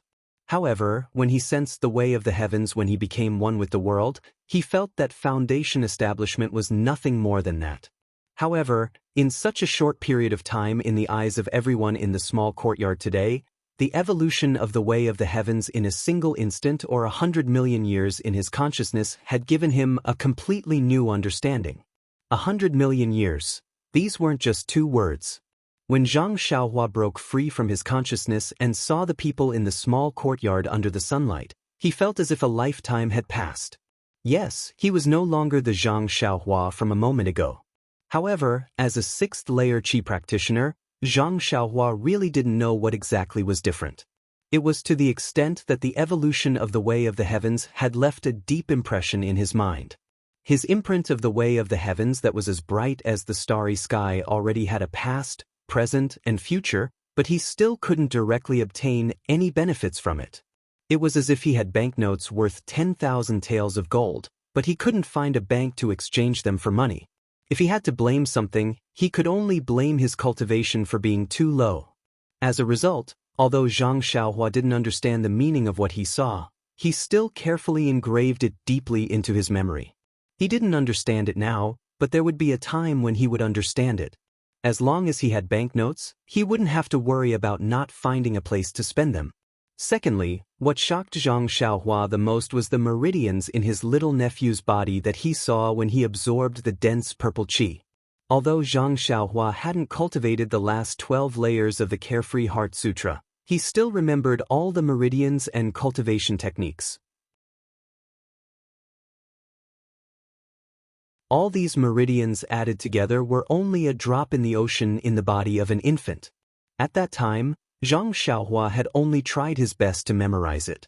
Now that he thought about it, a question surfaced in his mind. Is it because the meridians in little nephew's body are different from normal people's? Or is it because all normal people have this many meridians? It's just that no one has discovered it yet? But based on the fact that every layer of the Carefree Heart Sutra could open up new meridians, everyone should have this many meridians. As long as there was a suitable cultivation technique, all the meridians would be opened up. What kind of cultivation level would that be? Furthermore, from Zhang Xiaohua's memory, those complicated meridians were actually like the circular orbits of the heavenly Tao. No wonder some ancient people said, "One person, one world."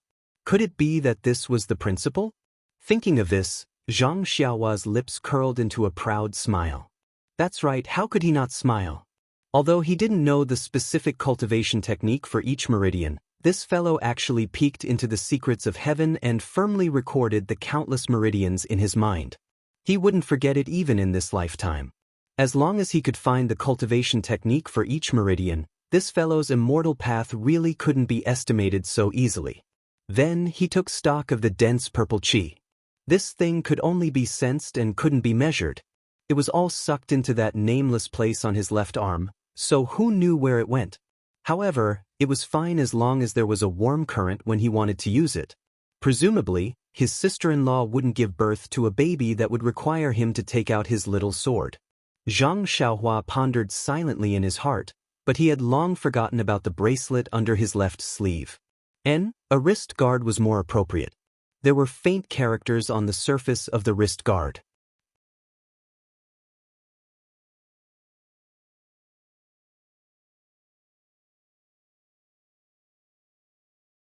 Chapter 377. Although Zhang Xiaohua had gained a lot, he realized that he did not understand the most time-consuming and energy-consuming part of the evolution of the heavenly Tao. His meridians that were as bright as stars did not respond to the cultivation method. He did not know the specific effects of the dense purple qi and did not know where it was hidden in his body. All that was left was the golden light formed by the innate formation. Thinking about the formation, Zhang Xiaohua was excited. Yes, ever since he obtained the immortal fire dragon's jade slip on restriction and formation on the deserted island, he had always been interested in it. During his daily practice, he would always find time to study it.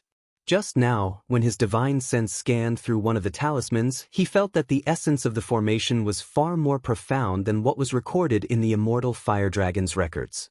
With his current cultivation, it was almost impossible for him to understand it. Therefore, when the golden light with half of the dense purple qi shot into the back of his head, he did not panic. This was the same as the meridians and the dense purple qi. As long as it was in his body, there would be a day when he would be able to get it out. And what he wanted to check the most, which was also the most likely to be useful, was the thin layer of golden formation on the essence of herbalism in his Naiwan palace.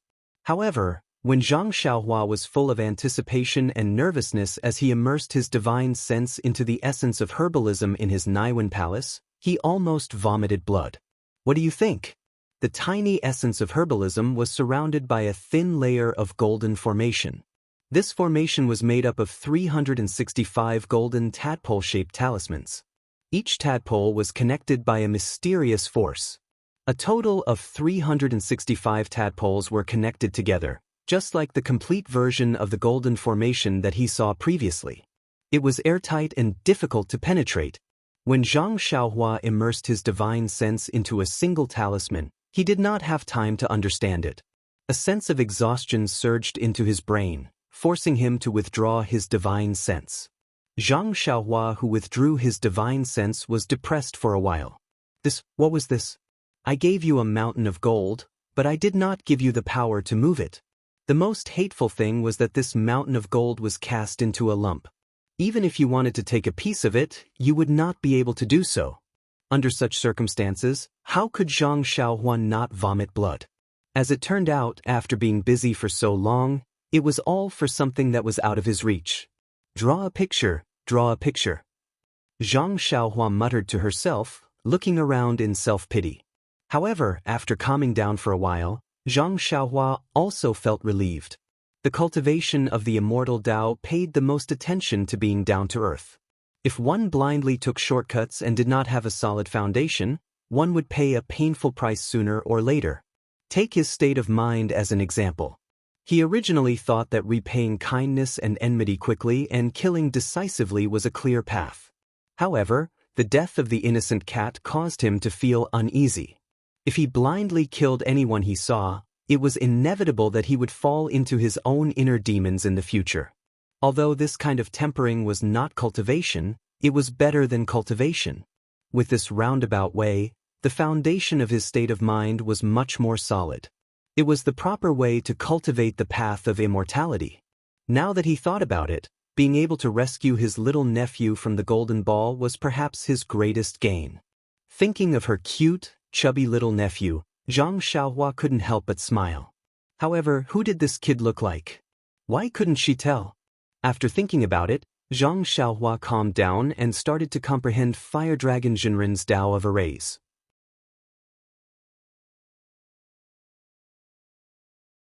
Of course, with a mountain of gold in front of her, she had to train her qi first. In fact, Zhang Xiaohua had been calculating for a long time. Just when she thought that she had gained nothing, she had neglected the part that she had gained the most from. Of course, Zhang Xiaohua did not understand all of this. It was basically playing the lute to a cow. However, as a bystander, watching coldly for hundreds of millions of years was not something that anyone could experience. It was very important for the cultivation of one's Tao heart. From then on, Zhang Xiaohua's Immortal Tao heart was incomparably firm. To a cultivator of the Immortal Tao, this was the greatest gain. Furthermore, these hundreds of millions of years seemed to have passed in an instant. It did not leave any marks in her heart. If Zhang Xiaohua knew about this, he would be laughing in his dreams for the rest of his life. It was a pity that Zhang Xiaohua was destined to have no dreams. There was only a mysterious twinkle in her eyes. He had no chance to laugh even if he wanted to. Today, Zhang Xiaohua was no longer a beginner in cultivation. For example, the first time he cultivated beside the farm in the Guizhuang house, he cultivated for 9 days and 9 nights. After he had comprehended the prohibition spell for a while, he opened his eyes and looked out of the window. As expected, the sun was setting. Immortal cultivation had no time. Zhang Xiaohua was very emotional. This little bit of comprehension would make a day pass. Zhang Xiaohua walked out of the house and saw a strange scene. The snow in the clean courtyard had been cleared. Everyone was surrounding the corner and no one noticed her appearance.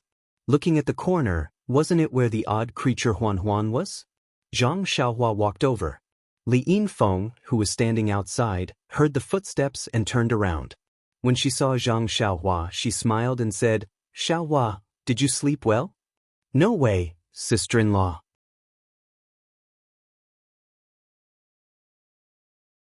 In the morning, you were still calling Zhang Xiaohua. In the afternoon, you're acting like a sister-in-law and only call me Xiaohua? Zhang Xiaohua's face was filled with righteous indignation. Li Yinfeng blushed and said, "This? Brother Kai said that I don't have to be polite with you. How about I call you benefactor?" At the end of her words, a trace of cunning flashed through Li Yinfeng's eyes. Zhang Xiaohua waved her hand and said, "Don't, sister-in-law. I'm just joking with you. If you call me Xiaohua, I'll be very happy to hear it. Don't go back to that. By the way, how are my sister-in-law and the child?"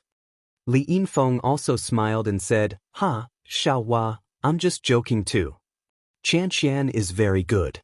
She seems to have recovered very well. I think she can walk tomorrow. The child is also very good. Yes, very good. When he entered the room in the morning, he cried and drank milk. After eating, he fell asleep. He might not even wake up now. Antigua and my mother are over there. You don't have to worry. Oh, I see. Giving birth to a child is really tiring work. She can't walk for a day. Yes, from what you said, this is still good. Could it be that her body is so weak that she can't walk for 3 or 4 days? Being a mother is really hard. Poor thing. Li Yinfeng's face turned red again. Zhang Xiaohua looked and felt very strange. This Miss Li, oh no, this sister-in-law, why is she so shy? When the people at the side saw Zhang Xiaohua coming over, they all smiled and turned around. When they heard what she said, they all laughed. Only Mr. Lu said, "Xiaohua, where did you get this Davids from?" According to the ancient books, some of the most famous immortals in the ancient times rode on the David's deer. Zhang Xiaohua shrugged and said, "Mr. Lu, I've only heard about it. My David's deer was given to me by a kid named Xiaohua." She's also called Xiaohua? Everyone in the courtyard was interested. Seeing that they were eager to hear the story, Zhang Xiaohua said, "Father, Mr. Lu, Uncle Li, let's wait for Mother and the others to come and I'll tell them together. This story is quite long. I can't tell it twice, right?" Zhang Kai laughed and said, "You little brat, you're actually keeping your father in suspense. Well, after dinner we'll light up the lamp and tell you." At this time, Zhang Xiaohua saw that everyone was looking at Huan Huan. In front of the David's deer, there was a huge bathtub full of water. Huan Huan was stretching her neck and drinking. Zhang Xiaohua frowned slightly. This David's deer had been in his hands for a long time, but he had never seen it drink like this. When he swept it with his divine sense, he immediately understood. Wasn't this the spring water that his family drank? Could it be that this David's deer actually liked things that were rich in vitality? Oh, no wonder in Songning town, this thing came to me as soon as it saw me. So it was because it smelled vitality. I thought I had a good character. A shake of my tiger body attracted spiritual beasts to me. Zhang Xiaohua laughed and said, "It can only drink water there? If it doesn't eat grass, it will starve to death." After saying this, he suddenly remembered that Nia Qianyu had said that the David's deer liked to eat grass with dew. Thus, he patted Huan Huan's head and poured out the basket of grass.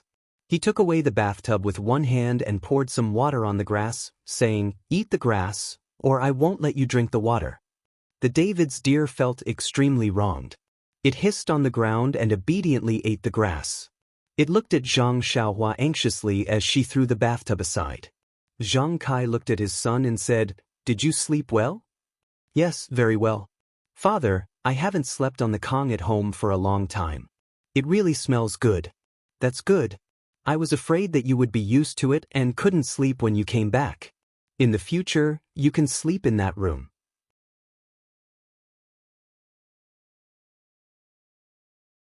Zhang Xiaohua frowned. What did father mean? Could it be? Zhang Kai said, "Let's go, Xiaohua. Let's invite Mr. Lu and your Uncle Li into the room and look at the mule. Oh, the David's deer has been drinking water for a long time. I'm also thirsty. Let's go in and have tea. You must have walked all the way and are already hungry and thirsty. Drink some water first. Your mother has been serving her grandson all day and left her son aside. Let's go and have a meal." Zhang Xiaohua laughed and said, "It's okay, father. When I came back, I had already eaten and drunk in Lu Town. I don't feel hungry now. Let's go in and have tea first. We can cook after mother and the others are done. There's no hurry."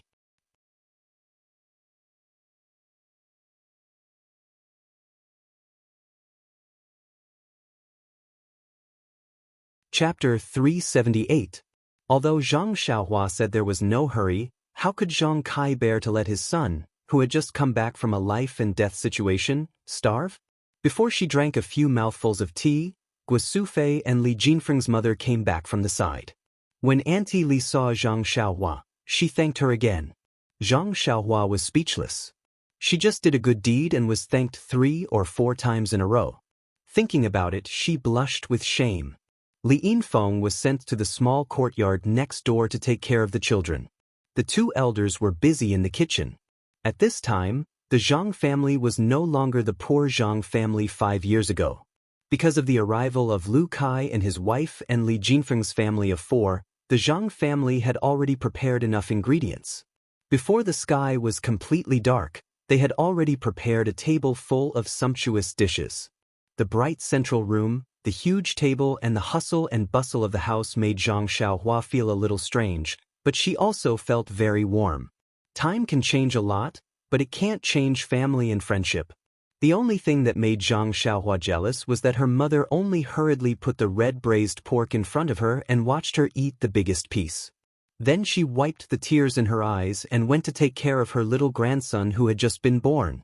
Alas, it seems that the focus of this family has shifted from me to that little guy. Zhang Xiaohua thought in loneliness.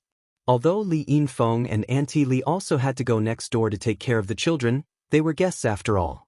Zhang Kai insisted that they eat here first.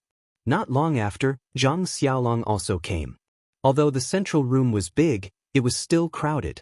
Lu Kai said with a smile, "Xiaohua, we originally planned to go to my father's backyard to eat, but in order to welcome you, we have to suffer. Later, you have to drink 2 more cups." Zhang Xiaohua didn't speak. Zhang Kai next to her said, "Xiaohua is still a child. Why drink wine? Lu Kai, you can drink more." Zhang Xiaolong said with a smile, "Dad, our Xiaohua is no longer a child. Don't you see that she is taller than me? Counting her age, she is already 18 years old. She is still in the prime of her youth." Zhang Kai was speechless for a while. Mr. Lu advised, "Old brother Zhang, it's your family's fortune for the child to come back safely after growing up. Don't think too much about it. Tonight you must have a good time, a good time. Let's have a good time. Let's drink. Anyway, they will leave our protection. Even if you worry, they may not be grateful." Zhang Kai also wiped the corners of his eyes and revealed a smile. The wine was brewed by the Zhang family using spring water and their own crops. There was a slight vitality in drinking it. However, the spiciness was not something that Zhang Xiaohua could handle. After drinking 1 cup, he didn't want to drink anymore. He only took tea to deal with it. Everyone knew that it was his first time drinking wine, so they didn't try to persuade him.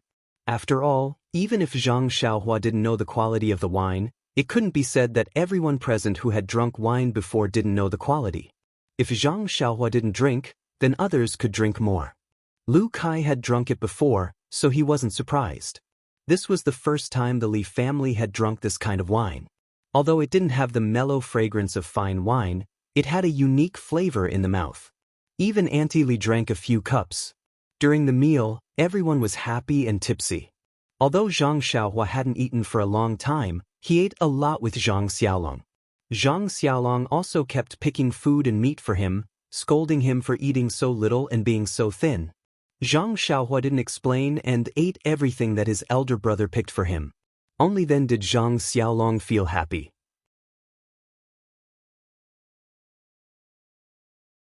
When Auntie Li was almost done eating, she went to replace Guo Sufei and Li Yinfeng. Zhang Xiaohua also quickly got up. The smell of wine was really unpleasant. Seeing this, Zhang Xiaolong also followed. It was said that in many places, pregnant women wouldn't see outsiders for a few days after giving birth. However, Zhang Xiaohua was her husband's brother, whom she hadn't seen for many years. Guozhuang House didn't have too many rules. Moreover, if it wasn't for this little brat, her son might not have been born smoothly. Lu Qian, who was still lying in bed, naturally didn't care about anything. Under the dim light, Lu Qian was stunned when she saw Zhang Xiaohua at first glance. Although Zhang Xiaolong had told her about the changes of Zhang Xiaohua earlier, Lu Qian couldn't help but be surprised when she saw him. Was this still the child who cried in her arms that year? After Zhang Xiaohua bowed deeply, he carefully observed his sister-in-law whom he hadn't seen for many years. Lu Qian didn't change much from 5 years ago. She was slightly plump, and her eyebrows were full of the demeanor of a mature woman. Zhang Xiaohua was a little puzzled. She didn't look weak at all. Seeing Zhang Xiaolong go to the side to take care of the child, Lu Qian smiled and said to Zhang Xiaohua, "Xiaohua, I haven't seen you for a few years. You have grown up. Your elder brother has already told me about what happened today. I didn't expect that after not seeing you for a few years, your skills have improved a lot. I still have to thank you." Zhang Xiaohua hurriedly said, "Sister-in-law, the word thank you is very distant. The child is my little nephew. If I don't do something, who will? Besides, when I went home earlier, I saw that he was just pregnant. Now that I've just returned home, I saw that he was born. This shows that this child and I are destined to be together." Yes. Lu Qian was quite emotional.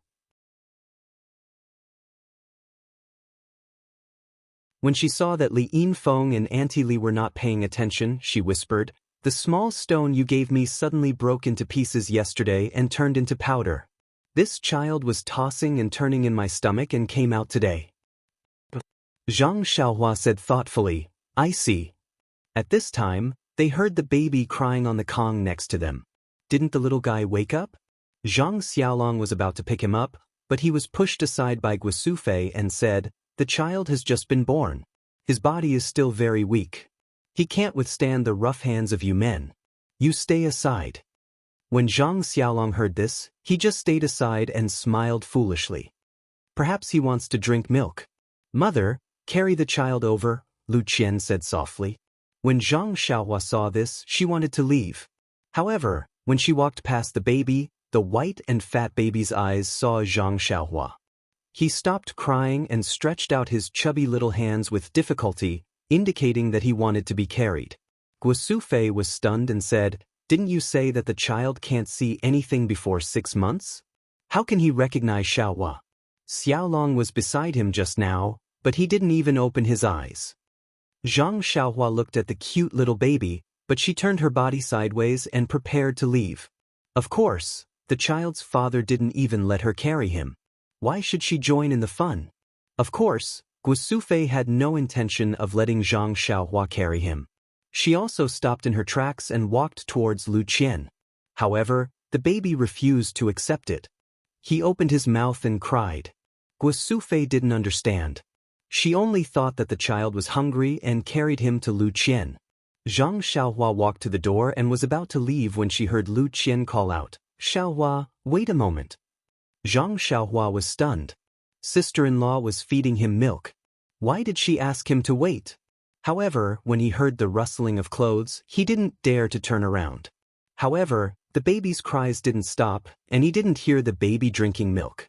After a while, he heard Lu Qian say, "Xiaohua, it seems that this child is really fated to be with you. Carry him." What?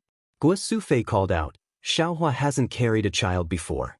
If he falls or gets hurt, it won't be good. Mother, look at the child. He doesn't drink milk at all. His 2 hands and feet are messing around. That's his obedient appearance from before.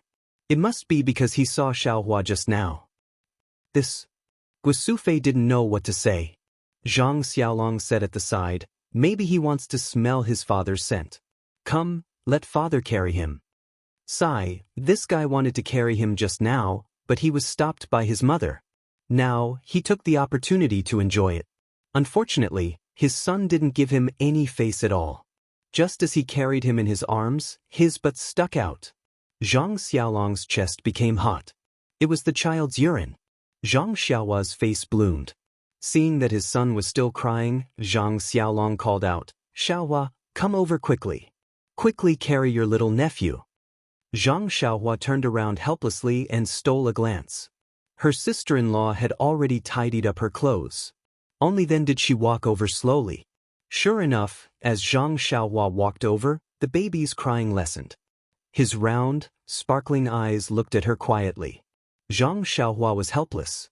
She stretched out her hands as if she wanted to hold something. Zhang Xiaolong didn't care so much. He reached out and put the child in her hands. Then he turned around and looked for clothes to change. Zhang Xiaohua's 2 hands, and her whole body, were extremely stiff. She held the baby and didn't dare to move. Yes, her hands were tens of thousands of pounds of strength. If she accidentally touched some parts of the child's body, it would be terrible. The baby was very relaxed in Zhang Xiaohua's arms. His small mouth was open and he laughed, revealing his toothless gums. It was quite cute. Zhang Xiaohua complained in her heart. She usually looked at the baby with a cute smile. Why did it feel so uncomfortable to carry him? She didn't dare to move. It was 100 times worse than fighting with others. Zhang Xiaohua hurriedly shouted, "Mother, come and save me. Take him away." But Guosufei just smiled and tidied up the diapers on the Kong bed. Lu Qian said, "Since the child likes you so much, you should carry him more. In the future, he will learn martial arts from you. Now, you should cultivate your feelings." Zhang Xiaohua wanted to cry but had no tears. But the baby was very happy. His 2 hands made threatening gestures. One of his chubby little hands reached into Zhang Xiaohua's arms as if he had caught something. His laughter became louder. When he took his hand out of her arms, it was the small vitality stone that Zhang Xiaohua used for cultivation. The baby seemed to have gotten the best toy. One of his little hands kept moving, while the thumb of his other little hand reached into his little mouth and sucked on it with relish. At this time, Guosufei also finished tidying up the things. Seeing that the baby was no longer crying, she smiled and said, "It seems that he is really fated to be with his uncle. In the future, we don't need to find someone to take care of the baby. Just leave it to Xiaohua." After saying that, she took the baby and handed it to Lu Qian. She said, "Qian, take care of him for a while." Then she said to Aunt Li, "I'll have to trouble sister to take care of him for a while." Seeing that Zhang Xiaohua was about to leave again, the baby was unwilling. He took out another hand that was full of saliva from his mouth and reached out to Zhang Xiaohua. Zhang Xiaohua's heart moved. She took out another small vitality stone from her arms and stuffed it into the baby's hand. Sure enough, the baby stopped crying and quietly closed his eyes. He seemed to be asleep.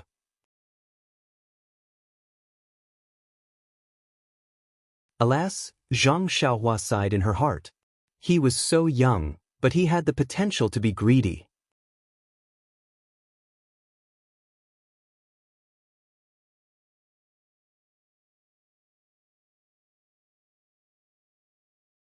Chapter 379. After the meal, Guosufei was not in a hurry to go to Lu Qian. She had not seen her son since he came back in the morning. Of course, she wanted to take this opportunity to see more and ask more questions. The others were also sitting in the chairs, drinking tea leisurely and waiting for the story to start. Yes, the Guozhuang house was not well informed. Even Lu Zhen was not that good. Zhang Xiaohua disappeared for 4 to 5 years. What happened must be unusual. Now that he came back safe and sound, everyone's worries were gone. Naturally, they wanted to know the details. Well, let's just treat it as a story. Guosufei was still sitting next to her son. Although Zhang Xiaohua was taller than her, in her eyes, there was not much difference between him and the little grandson in her arms. Seeing that everyone in the living room was serious, Zhang Xiaohua smiled bitterly. He thought for a while and told them everything that happened after he broke up with his second brother, Zhang Xiaohu. Of course, he still talked about the spring and autumn annals. He ignored the way of the Immortals and only talked about the secret books of the Wulin seniors. However, when he talked about the way back, Zhang Xiaohua hesitated and deliberately skipped the matter of Nie Qinyu. He was afraid that his family would be worried if they heard that there were people from Jianghu chasing after him. In the past 5 years, Zhang Xiaohua had indeed experienced many twists and turns. He had been on the brink of death several times. When she heard that her son had been captured and wanted to be killed, that he had fallen into the sea and was almost eaten by the fishes, and that he had been living alone on a deserted island for 4 years, Guosufei's tears had long since fallen. She held her youngest son's hand tightly and refused to let go. She murmured, "Son, poor son. He can only eat sweet potatoes all day. He can't even eat braised pork. Just you wait, son. Mother will make more for you. Don't worry, son." You still have a lot of money from last time. From now on, Mother will make braised pork for you every day and raise you to be as tall and mighty as your brother. Son, from today onwards, you are not allowed to take even half a step out of the Guizhuang house. Mother will watch over you every day." The others had thought that Zhang Xiaohua had only gone missing and that she might not encounter anything life-threatening now that she had returned. Therefore, they listened to the story with an appreciative heart. However, the story was so difficult and far exceeded their expectations. Their expressions became more and more serious until they heard that Zhang Xiaohua had met a child called Xiaohuaji in Songning town and obtained the David's deer from him. Only then did they relax. They even laughed when they heard that Zhang Xiaohua had exchanged a large sack of copper coins for the David's deer. Guo Sufei blamed her son and said, "Xiaohua, that Xiaohua's family is so poor. Why didn't you leave more money for them?" When Zhang Kai heard this, he scolded, "Woman, your hair is long but your knowledge is short. Didn't you see that Xiaohua didn't even dare to give them money and wanted to exchange it for copper coins for them to spend slowly? You gave them 5 taels of silver and they dared to spend it? Wouldn't they have been remembered by others?" Guo Sufei glared at him and said, "I'm short of knowledge. Humph, my sons are each stronger than the other." Zhang Kai also glared at her and said, "Aren't they my sons?" When Zhang Xiaohua saw this, she hurriedly told them about her trip to Huanxi Mountain Villa. The 2 elders immediately became spirited. However, Zhang Xiaohua only said, "We don't know whether second brother is dead or alive. Perhaps he is at the headquarters of the fragrance cult." Alas! The 2 elders sighed at the same time.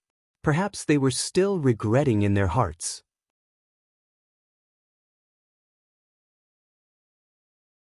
Why did they let their 2 sons walk out of the Guizhuang house that year? As if she knew what her father and mother were thinking, Zhang Xiaohua smiled and said, "Everyone has their own path. This is something that others can't interfere with. Since second brother and I have chosen this path, we will walk to the end without any regrets. Doesn't eldest brother also have his own path? Now that he has a child, the child also has his own path. Perhaps his path is different from ours. There are many paths in this world. It only depends on which path you want to take. Perhaps it is your own choice. Perhaps it is God's arrangement. Don't mother and father also have their own paths?" Zhang Xiaohua's words were very profound, but they were easy to understand. Mr. Lu, Lu Kai, and Li Jinfeng all showed a surprised expression. However, Zhang Kai, Guo Sufei, and Zhang Xiaolong were thoughtful. Zhang Xiaohua's experience in the past 5 years was very long, and the story was also very long. Looking at the sky, Zhang Xiaohua smiled and said, "Mother, let's stop here for tonight. It's already late and I think I'll fall asleep soon." "Xiaohua, are you still sleeping well? Is it the same even on a deserted island?" Guo Sufei asked with concern. "Yes, mother. I always go to bed on time."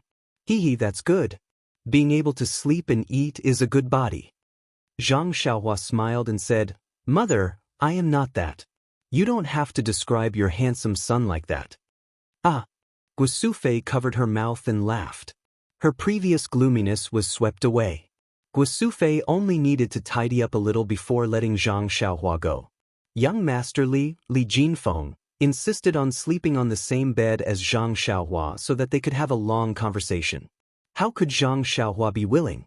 She pushed him out and closed the door with a bang. She thought to herself, "Isn't he just trying to find out more about Qiu Tong? I don't have her here either. He'll definitely bother me tonight." The night passed silently.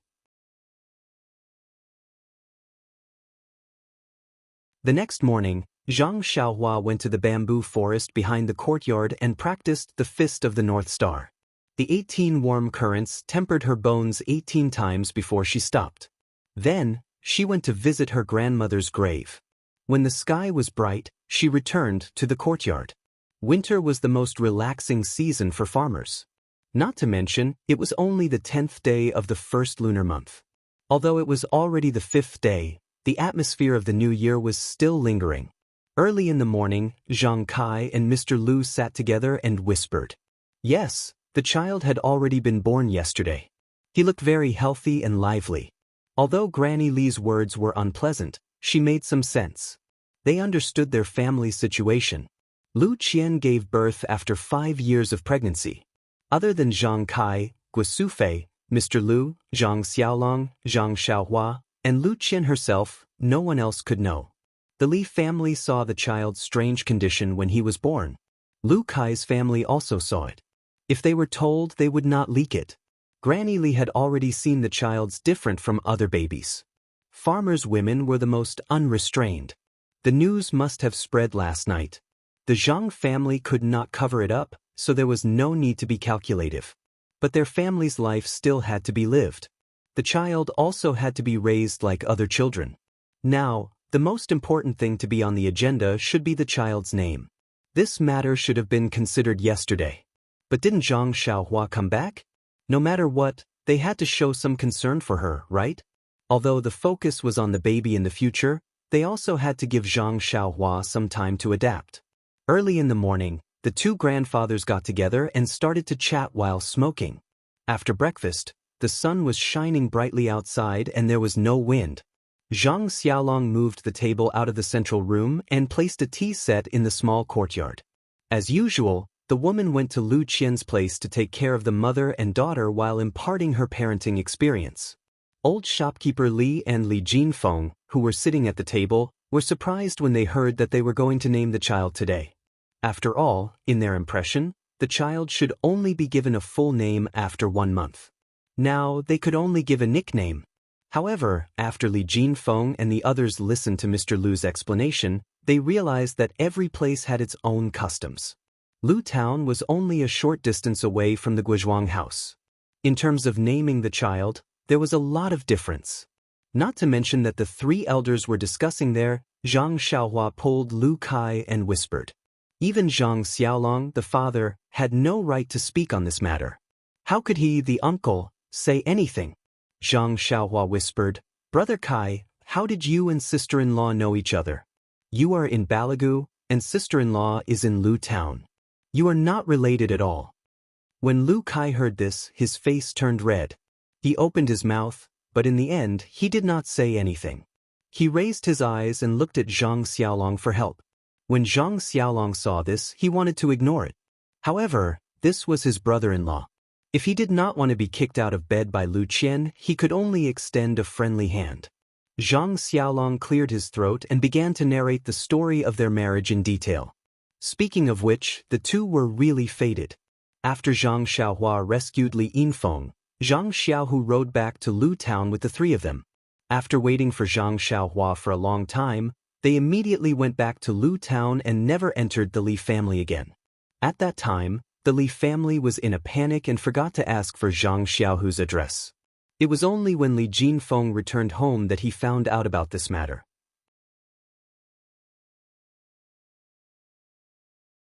He personally brought his family to Guizhuang House to thank them. At that time, Zhang Xiaohu had already left home and returned to Pingyang City. There was no news of Zhang Xiaohua's disappearance. Guosufei was worried about her son and was sick in bed. Seeing this situation, Li Yinfeng, who came with the intention of marrying Zhang Xiaohua, naturally stayed to take care of Guosufei. When Li Yinfeng was disheartened in the forest that day, she was rescued by Zhang Xiaohua and Zhang Xiaohu. She was very grateful to them. When she was rescued again at Shizue Mountain and returned with Zhang Xiaohu on the same horse, it could be said that they were very close and love was planted in her heart. Oh, that day, she was even more grateful to Zhang Xiaohua. However, wasn't Zhang Xiaohua too young? The story of Li Yinfeng and Zhang Xiaohu was roughly the same as the marriage between Lu Qian and Zhang Xiaohu. If Zhang Xiaohu was at home, Li Yinfeng would probably become Zhang Xiaohua's second sister-in-law. Unfortunately, fate made fools of people. After Zhang Xiaohu left, Li Yinfeng stubbornly stayed in the Zhang family. She was even more stubborn than Lu Qian back then. At that time, Guosufei had already treated Li Yinfeng as her daughter-in-law. Later, when the Misty School was destroyed, Li Jinfeng, who was nearby in Pingyang City, received the news and hurried back to Lu Town. He passed the news to Zhang Kai and Guosufei.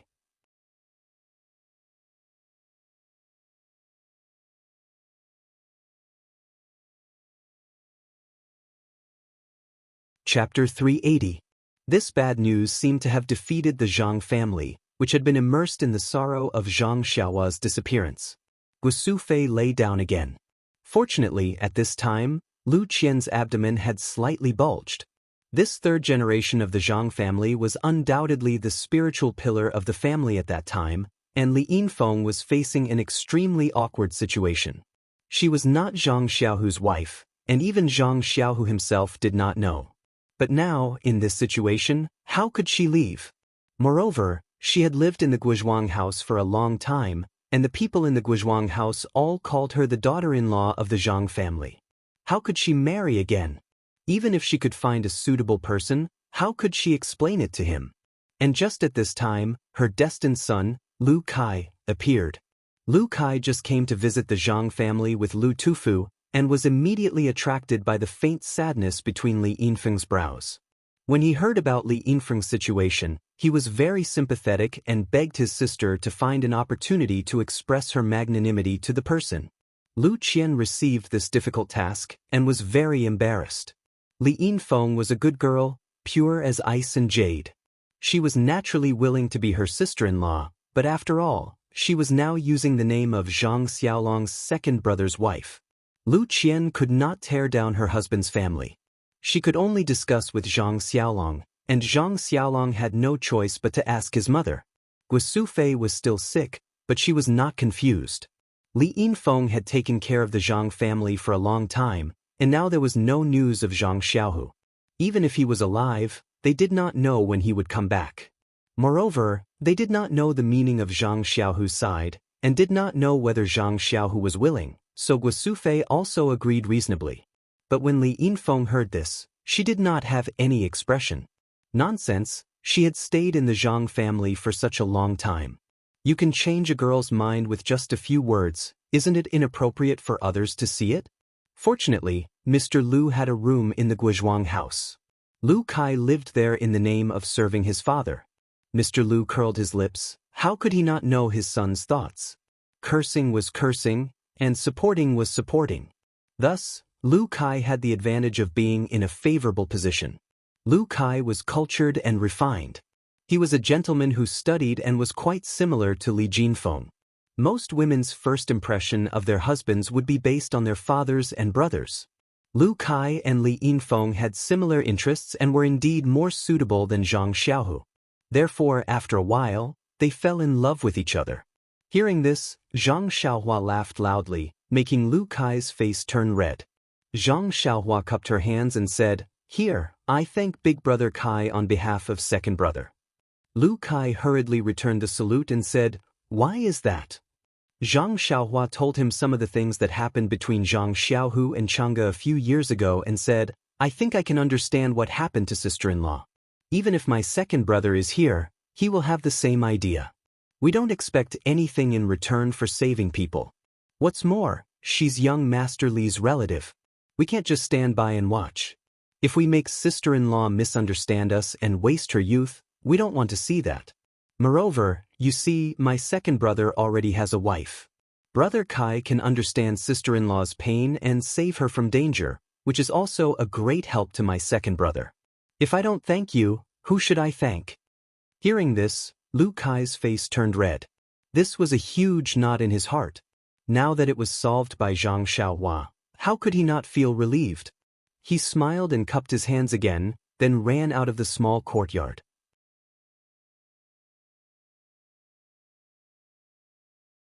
Alas, in Li Jinfeng's words, that speed was ungentlemanly.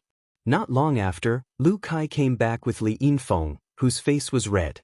The two of them saluted Zhang Xiaohua again, making Zhang Xiaohua at a loss.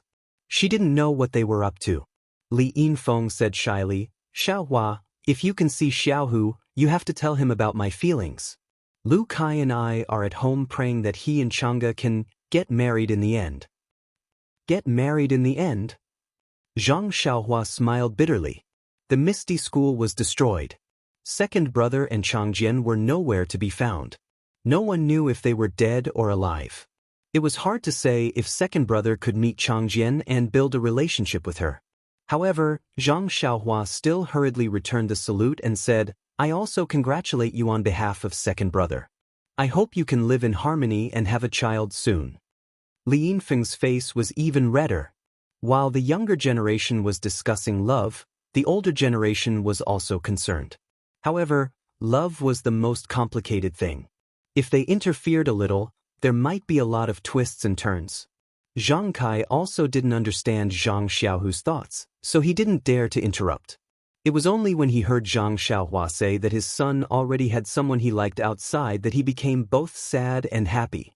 He was worried about his missing son. Now that they were talking, the atmosphere became more lively. The three old people's thoughts were basically the same. Zhang Kai shouted, "Xiaolong, go and call your mother over." Also, the child, Mr. Lu hurriedly stopped him and said, "It's better to let the in-laws come over. The child caught a cold outside yesterday. Today, before the full moon, it's better not to go out." Zhang Kai smiled and said, "Okay, then Xiaolong, call your mother over." After a while, Guosufei came back with a smile on her face.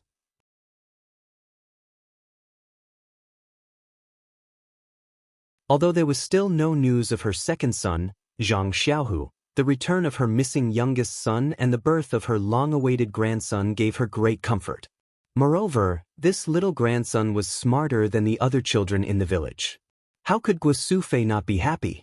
Today was the day that his precious grandson would be named. For farmers, names were the first step into this world. The quality of a name directly determined the child's life. Thinking back to the names his father had given his three children, they were so wonderful. Little Dragon, Little Tiger, and Little Flower. Looking at his family situation now, it was something that he had never dreamed of before. It was all thanks to his father's foresight that he had found such good names that reflected the spirit of a dragon horse. Waiting for Guosufei to sit down, Zhang Kai fiddled with his goatee, tapped his pipe and said, "Brother Lu, why don't you say it?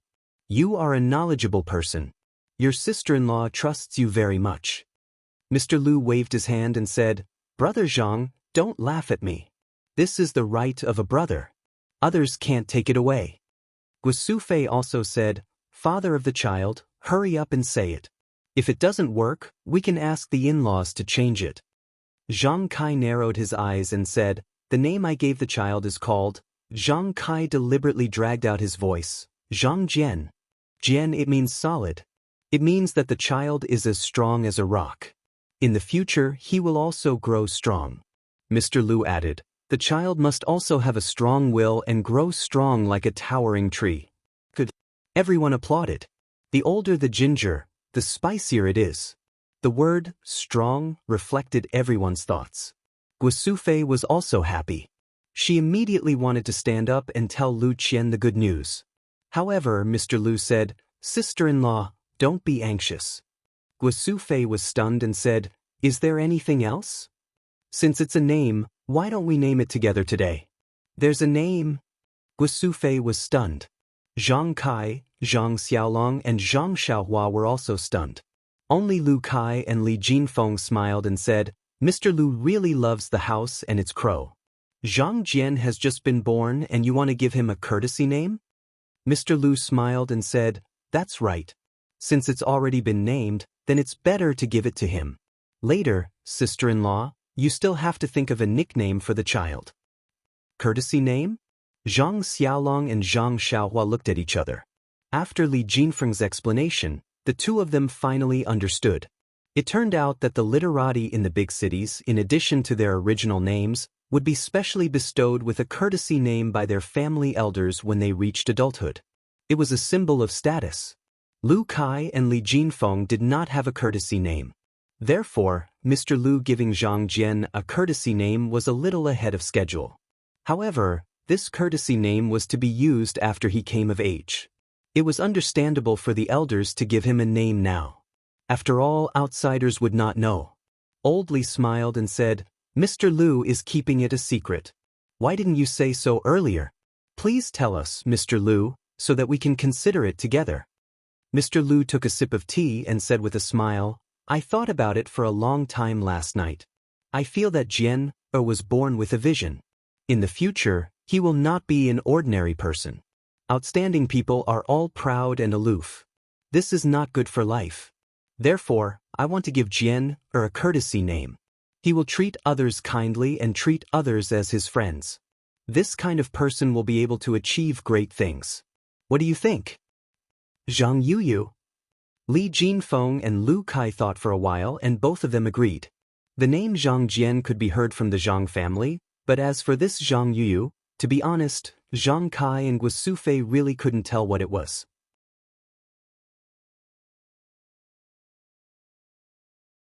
However, since the courtesy name was something of a scholar, it was naturally better for the scholar to say it. Zhang Kai and Guosufei also agreed. However, when it came to Guosufei's turn to come up with a nickname for the child, she frowned. After a long time she said, "In-law, what do you think of Goshing, Erden, Dumbo, and Gubili?" Mr. Lu's expression changed and he said with a smile, "Sister-in-law, since you already have a genteel courtesy name, it is not good to use a peasant's nickname. Think about it again." Guosufei thought for a long time and said, "Forget it. Let's give it to you. Why don't I ask Qianqian and see what she thinks?" At this time, Zhang Xiaohua, who had been silent all this time, said, "Father, Mother, Mr. Lu, I have a nickname. Listen and see if it is okay." Zhang Kai was about to scold her when Mr. Lu smiled and said, "It's okay. You say it. Xiaohua, now that you have been outside for several years, you have a lot of experience. This nickname may not be bad. If it is not okay, then let Qianqian decide." Zhang Xiaohua thought for a while and said, "Let's give Jian a nickname, Byron. What do you think?"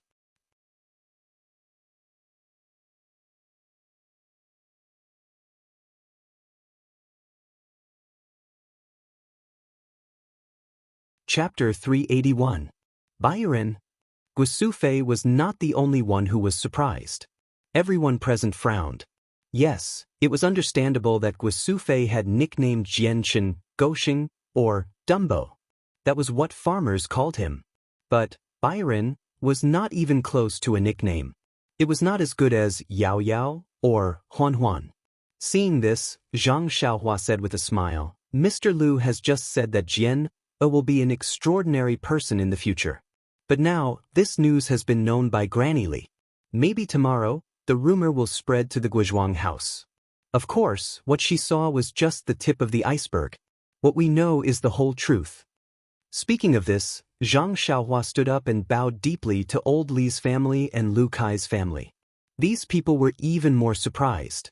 The younger ones hurriedly returned the bow and asked, "Xiaohua, what do you mean?" Zhang Xiaohua said, "Granny Li only saw Jian grow up, but everyone saw Jian come out of the lotus. If this news were to spread, it would be a disaster for Jian. Who knows, it might attract the covetous eyes of some people. I beg everyone here, for the sake of Jian's growth, please don't tell anyone what you saw yesterday to outsiders. No one is allowed to do so." Zhang Xiaohua said sincerely and looked serious. Everyone was shocked. Although Zhang Xiaohua did not say anything threatening from his eyes, they did not doubt that if something was leaked, he might not be lenient because of his family relationship with them. In particular, yesterday, Zhang Xiaohua split the lotus with his small sword and carried Zhang Jian out of the lotus. He was already regarded as an extraordinary person. Moreover, as early as 5 years ago, he could safely rescue 3 people from the mountain bandits in Shizue Mountain. 5 years after obtaining the secret martial arts book, it was easy to imagine how high his martial arts skills were. Therefore, the two families agreed with Zhang Xiaohua's proposal from the bottom of their hearts. After all, wasn't Zhang Jian their relative? Why should they make things difficult for their own people? Seeing that everyone had solemnly agreed, Zhang Xiaohua continued, "But even Granny Li's rumors will definitely affect Jian. Jian will definitely be bullied or encouraged by other children as he grows up. However, according to my observation, the possibility of Jian being at a disadvantage is not high. However, it is precisely because of this that Jian has to restrain himself and keep a low profile. As the saying goes, the rafters that stick out first rot. I hope that our Jian will keep a low profile. Only by enduring what ordinary people can't endure can he accomplish what ordinary people can't." "Mr. Lu, do you think what I said makes sense?" Clap, clap, clap. Mr. Lu excitedly clapped his hands and said, Xiaohua's words make a lot of sense. This is also what I wanted to say. But I didn't expect Xiaohua to see it so clearly. Good, it's better to travel 10,000 miles than to read 10,000 books. It's really not wrong. Zhang Xiaohua was very modest and said, Mr. Lu is too polite. This little one has seen too many such precedents in the Jianghu. That's why this little one spoke out. It's just that this little one has seen too many such precedents in the Jianghu. Mr. Lu smiled and said, Xiaohua, you don't have to be so polite. You don't have to be modest. That year when you followed Xiaolong to Bali village to fetch the bride, I could see that you were extraordinary. Now it seems that my eyesight was really not wrong. All right, do you still remember the bow you pulled in front of my house? Zhang Xiaohua nodded and said, Of course I remember. That was the first time I pulled the bow and shot an arrow. How could I forget? Mr. Lu said, That bow is very famous. Zhang Xiaohua was stunned and said, I don't know about this. Please teach me, Mr. Lu. Mr. Lu said, That year when I knew that your big brother's arm was injured, I specially got someone to borrow a soft bow from the village's hunter. But it was just for the occasion. Those 3 arrows were easily shot away by you. At that time, no one paid attention to it. They also knew some of my arrangements.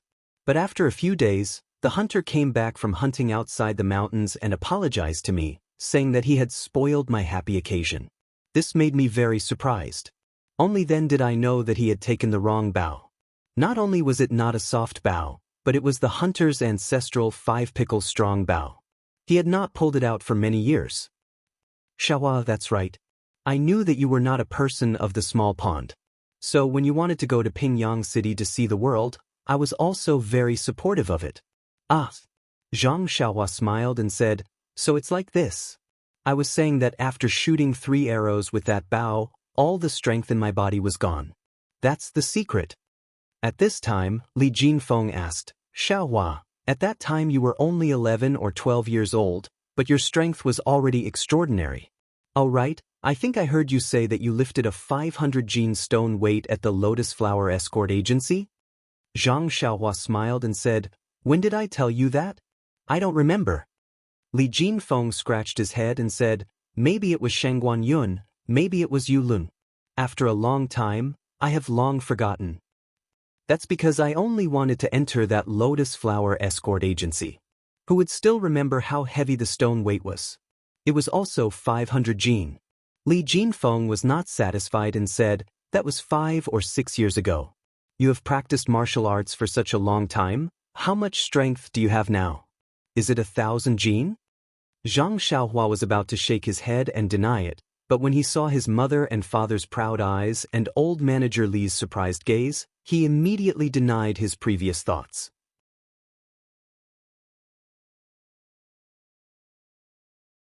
He knew that although old manager Li was grateful and would not reveal Jian Er's abnormality, he was after all an outsider.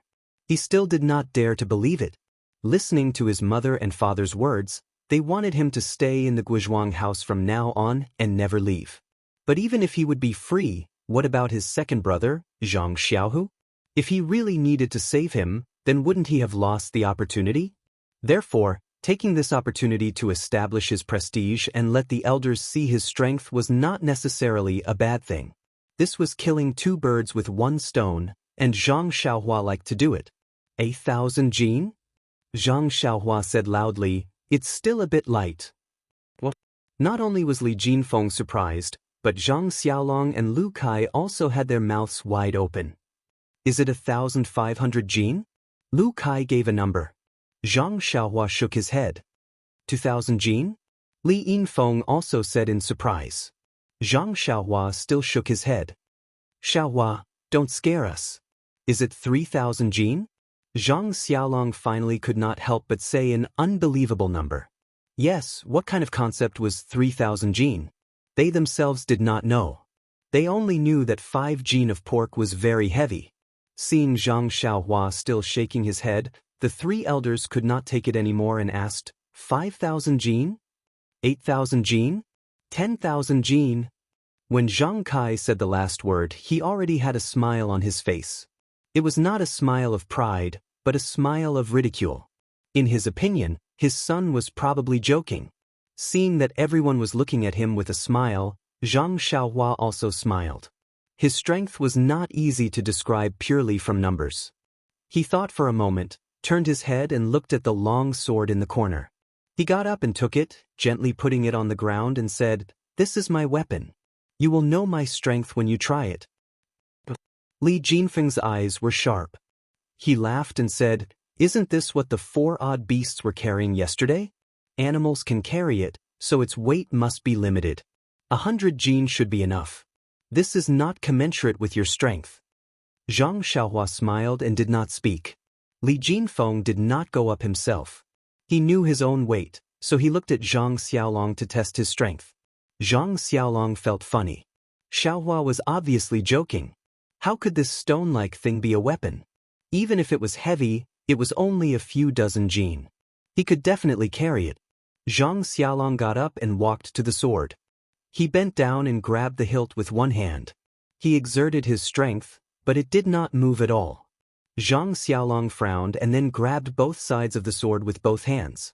He exerted his strength at the same time, but it still did not move at all. Zhang Xiaolong got up, clapped his hands and laughed. "Oh, it is really heavy. I used all my strength but I can't move it at all. Xiaohua, you are really powerful." This time, everyone knew that the two brothers were acting. Lu Kai also laughed and said, "Xiaohua is so powerful. I also want to try." Lu Kai also did the same as Zhang Xiaolong. He did not move at all. He got up and praised Zhang Xiaohua with a smile. Li Jinfeng could not sit still anymore. He also did the same. Then, with a strange expression, he also praised without restraint like the previous two. Now, even Li Yinfeng could not sit still anymore. She wanted to go up and try.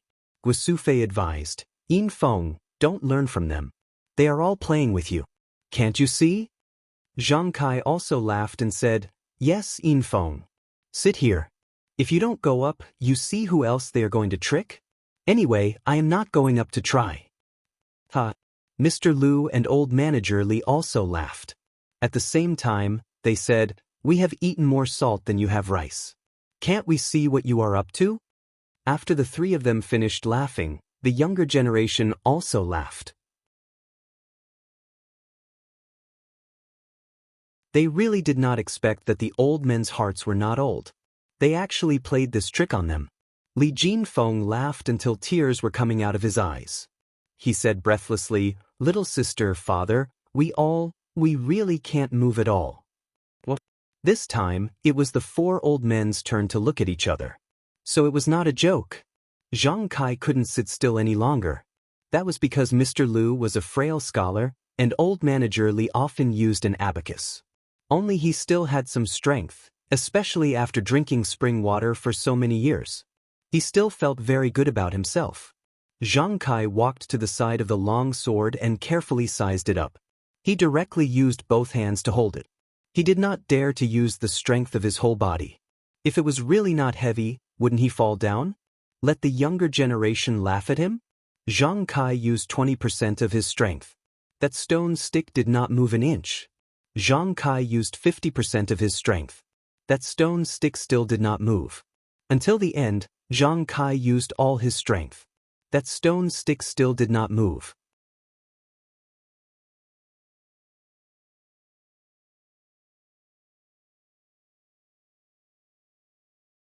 Chapter 382. Zhang Kai clapped his hands. Just like Li Jinfeng, he smiled and said, "Xiaohua, you are really naughty. You want us to carry such a heavy thing. Who can lift it?" Looking at Zhang Kai's appearance, if Mr. Lu and old shopkeeper Li didn't know Zhang Kai very well, they might have thought that he was lying to them. Guosufei asked doubtfully, "Xiaohua, how heavy is this small thing? No one can lift it at all." Zhang Xiaohua walked in front and picked it up with one hand. She waved it lightly and said, "Mother, to be honest, I don't know how heavy it is. After all, I haven't seen such a heavy thing." Oh, everyone suddenly understood. What she said was true. Who had nothing better to do? What's the use of weighing so many things? Seeing this, Zhang Xiaolong's eyes lit up and said, Xiaohua, it's great that you're back. You're so strong. In the future, we won't need cows to plow the fields anymore. Bang! Zhang Xiaohua fell to the ground. After a while, she got up and said, Big brother, you can't do this. You can't let me do anything. Plow the fields for cows. You're wasting resources. Then, go help people dig wells. Your strength is equivalent to 10 people. Zhang Xiaolong was very economical. After everyone chatted for a while, Guo Sufei and Li Yinfeng went to the small courtyard next door and told Lu Qian the names of the 3 babies. Lu Qian was very happy when she heard it. Needless to say, the names and courtesy names were carefully chosen by the elders. She had some experience with Zhang Xiaohua's miracle. Everyone knew that she was pregnant for 10 months, but she was pregnant for 5 years before she gave birth. Zhang Xiaohua already knew about this situation 5 years ago. Moreover, Zhang Xiaohua even gave her a small stone. When the stone turned into powder, her son was born. Could it be explained with the word coincidence? Today, Zhang Xiaohua actually gave her son a pet name. It was exactly what she wanted. The name, Byron, was really extraordinary. How could Lu Qian not be happy? She picked up her son who was sleeping soundly next to her. Zhang Jian, Zhang Yuyu, and Zhang Byron called him one by one. Hearing this, the child opened his eyes in a daze and babbled nonsense. Li Jinfeng's family of 3 went to Guizhuang House to pay a New Year's greeting to the Zhang family because of the New Year. Lu Kai and his wife came together because Li Yinfeng went back to her parents' home. Anyway, they had to come.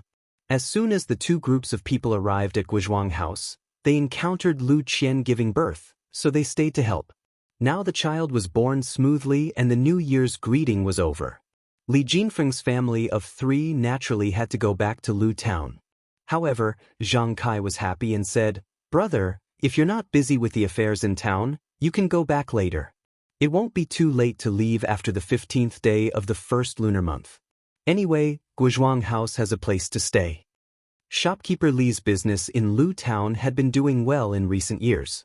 He thought that there would be nothing to do during the new year. So, after a little hesitation, he agreed to Zhang Kai's suggestion.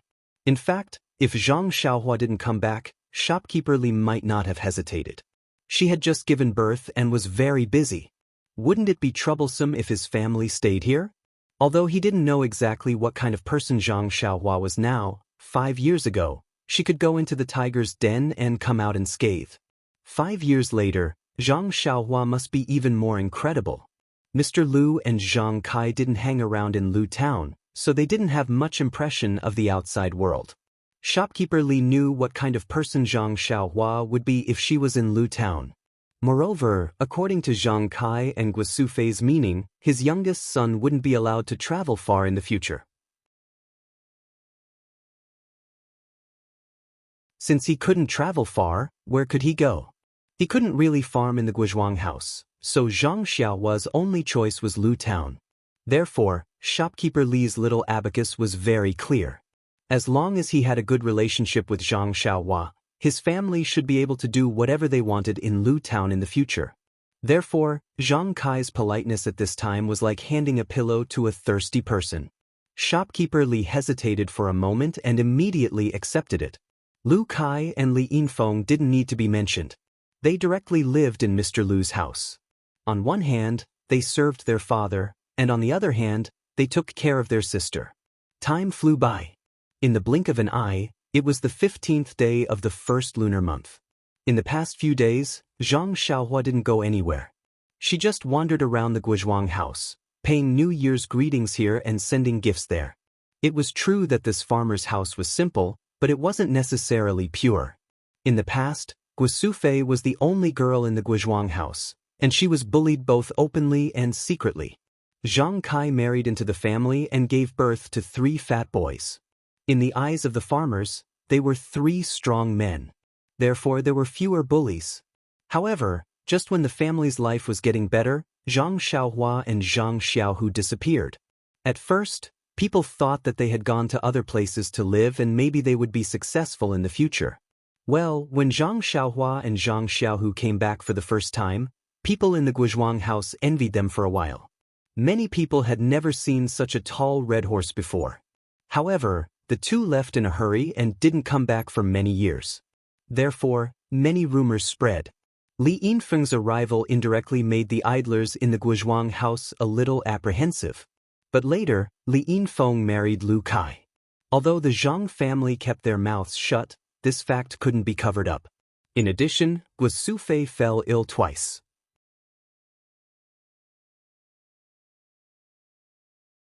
How could the people in the Guizhuang house not know that something had happened to the Zhang family?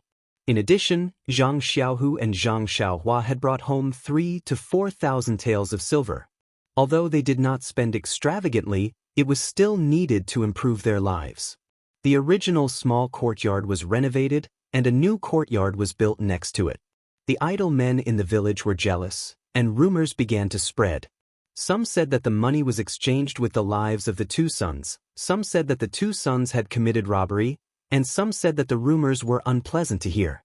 Fortunately, the Zhang family had always had a good reputation in the village, and many people leaned towards the former. The eyes of the people were really sharp. This rumor was really infinitely close to the truth. The Zhang family couldn't deny it.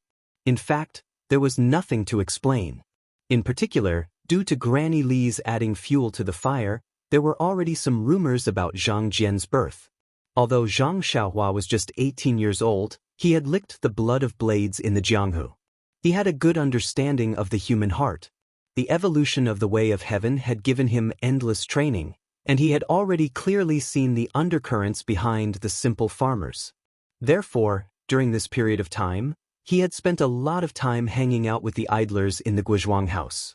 From time to time, he would show off his Jianghu experience, talk about the bloodshed of revenge, and when he was full of enthusiasm, he would pick up a stone or millstone with one hand to show off his strength.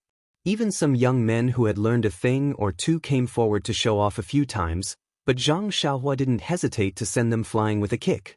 At most, there were about a dozen of them, and they all surrounded and attacked Zhang Xiaohua as if they were joking. Zhang Xiaohua didn't hold back at all. He didn't even use his hands, and with less than a minute of kung fu, he knocked them down one by one. This time, the crowd closed their mouths, and there was only fear and admiration in their eyes. Zhang Xiaohua was very satisfied with this result. He clapped his hands and left. Zhang Xiaohua went to Zhang Jian's place every day. He didn't tell anyone about Zhang Jian's extraordinariness, including Lu Qian. However, in these few days, he didn't see any special differences between him and other children. For example, he could talk and walk when he was born. Instead, he went to sleep every day after drinking milk. He didn't look like he was worrying at all. Yes, he didn't look like he was sleeping soundly while clutching the two ugly little stones. Seeing this, Zhang Xiaohua was slightly relieved. There was no one in the family who was particularly strong. If Zhang Jian stood out too much, it was inevitable that there would be trouble. Keeping a low profile was the way to go. As for his little nephew's future, Zhang Xiaohua wasn't worried at all. What a joke! The omen was so strong. If he didn't have a bright future, it must be God who was blind. On the 15th day of the first lunar month, old shopkeeper Li and his family decided to go back to Lu Town. In these few days, old shopkeeper Li tried to persuade Li Jinfeng to hang out more with Zhang Xiaohua. However, Li Jinfeng didn't care. Zhang Xiaohua was indeed powerful, but wasn't he his student who initiated him? Old shopkeeper Li opened his heart to him and became friends with him. There was really no need to flatter him deliberately. Li Jinfeng originally wanted to get information about Qiu Tong from Zhang Xiaohua. Now, Li Jinfeng would rather not ask than look for Zhang Xiaohua. This surprised Zhang Xiaohua for a while. On the 15th day of the first lunar month, Lu Town had festive lanterns. Guizhuang House also had this custom. However, it wasn't as lively as Lu Town. Old shopkeeper Li naturally invited the Zhang family to Lu Town to take a look. After giving birth, Lu Qian recovered very well. She could walk a few days ago. She didn't look as weak as Zhang Xiaohua imagined. However, she couldn't leave the courtyard until she was 1 month old. Guo Sufei and Zhang Xiaolong had to stay at home to take care of Xiao Jian. Only Zhang Kai and Zhang Xiaohua were left in the Zhang family. Zhang Kai didn't want to go. However, when he thought that Xiaohua had been hanging out with the young people in the village for the past few days, he thought that he couldn't bear the loneliness. Therefore, he wanted to bring him to Lu Town to take a look. Since he was willing to go, Zhang Xiaohua naturally accompanied him. Mr. Lu's family was a leisurely trio. They could leave at any time. Therefore, the group of people came to Lu Town. The last time they came to Lu Town was 5 years ago. The Li family was in ruins, but it had been rebuilt. It was not inferior to before. Old shopkeeper Li held a banquet at home to entertain the Zhang and Lu families. When shopkeeper Yu of the Jade Shop heard the news, he prepared gifts early and brought his daughter and son-in-law to thank them. Fortunately, the Li family was now well off. The central room was very spacious, so it could accommodate so many people. The banquet was very enjoyable until night fell. Before the sky turned dark, the sound of gongs and drums could be heard outside. Firecrackers and the like were also going off non-stop.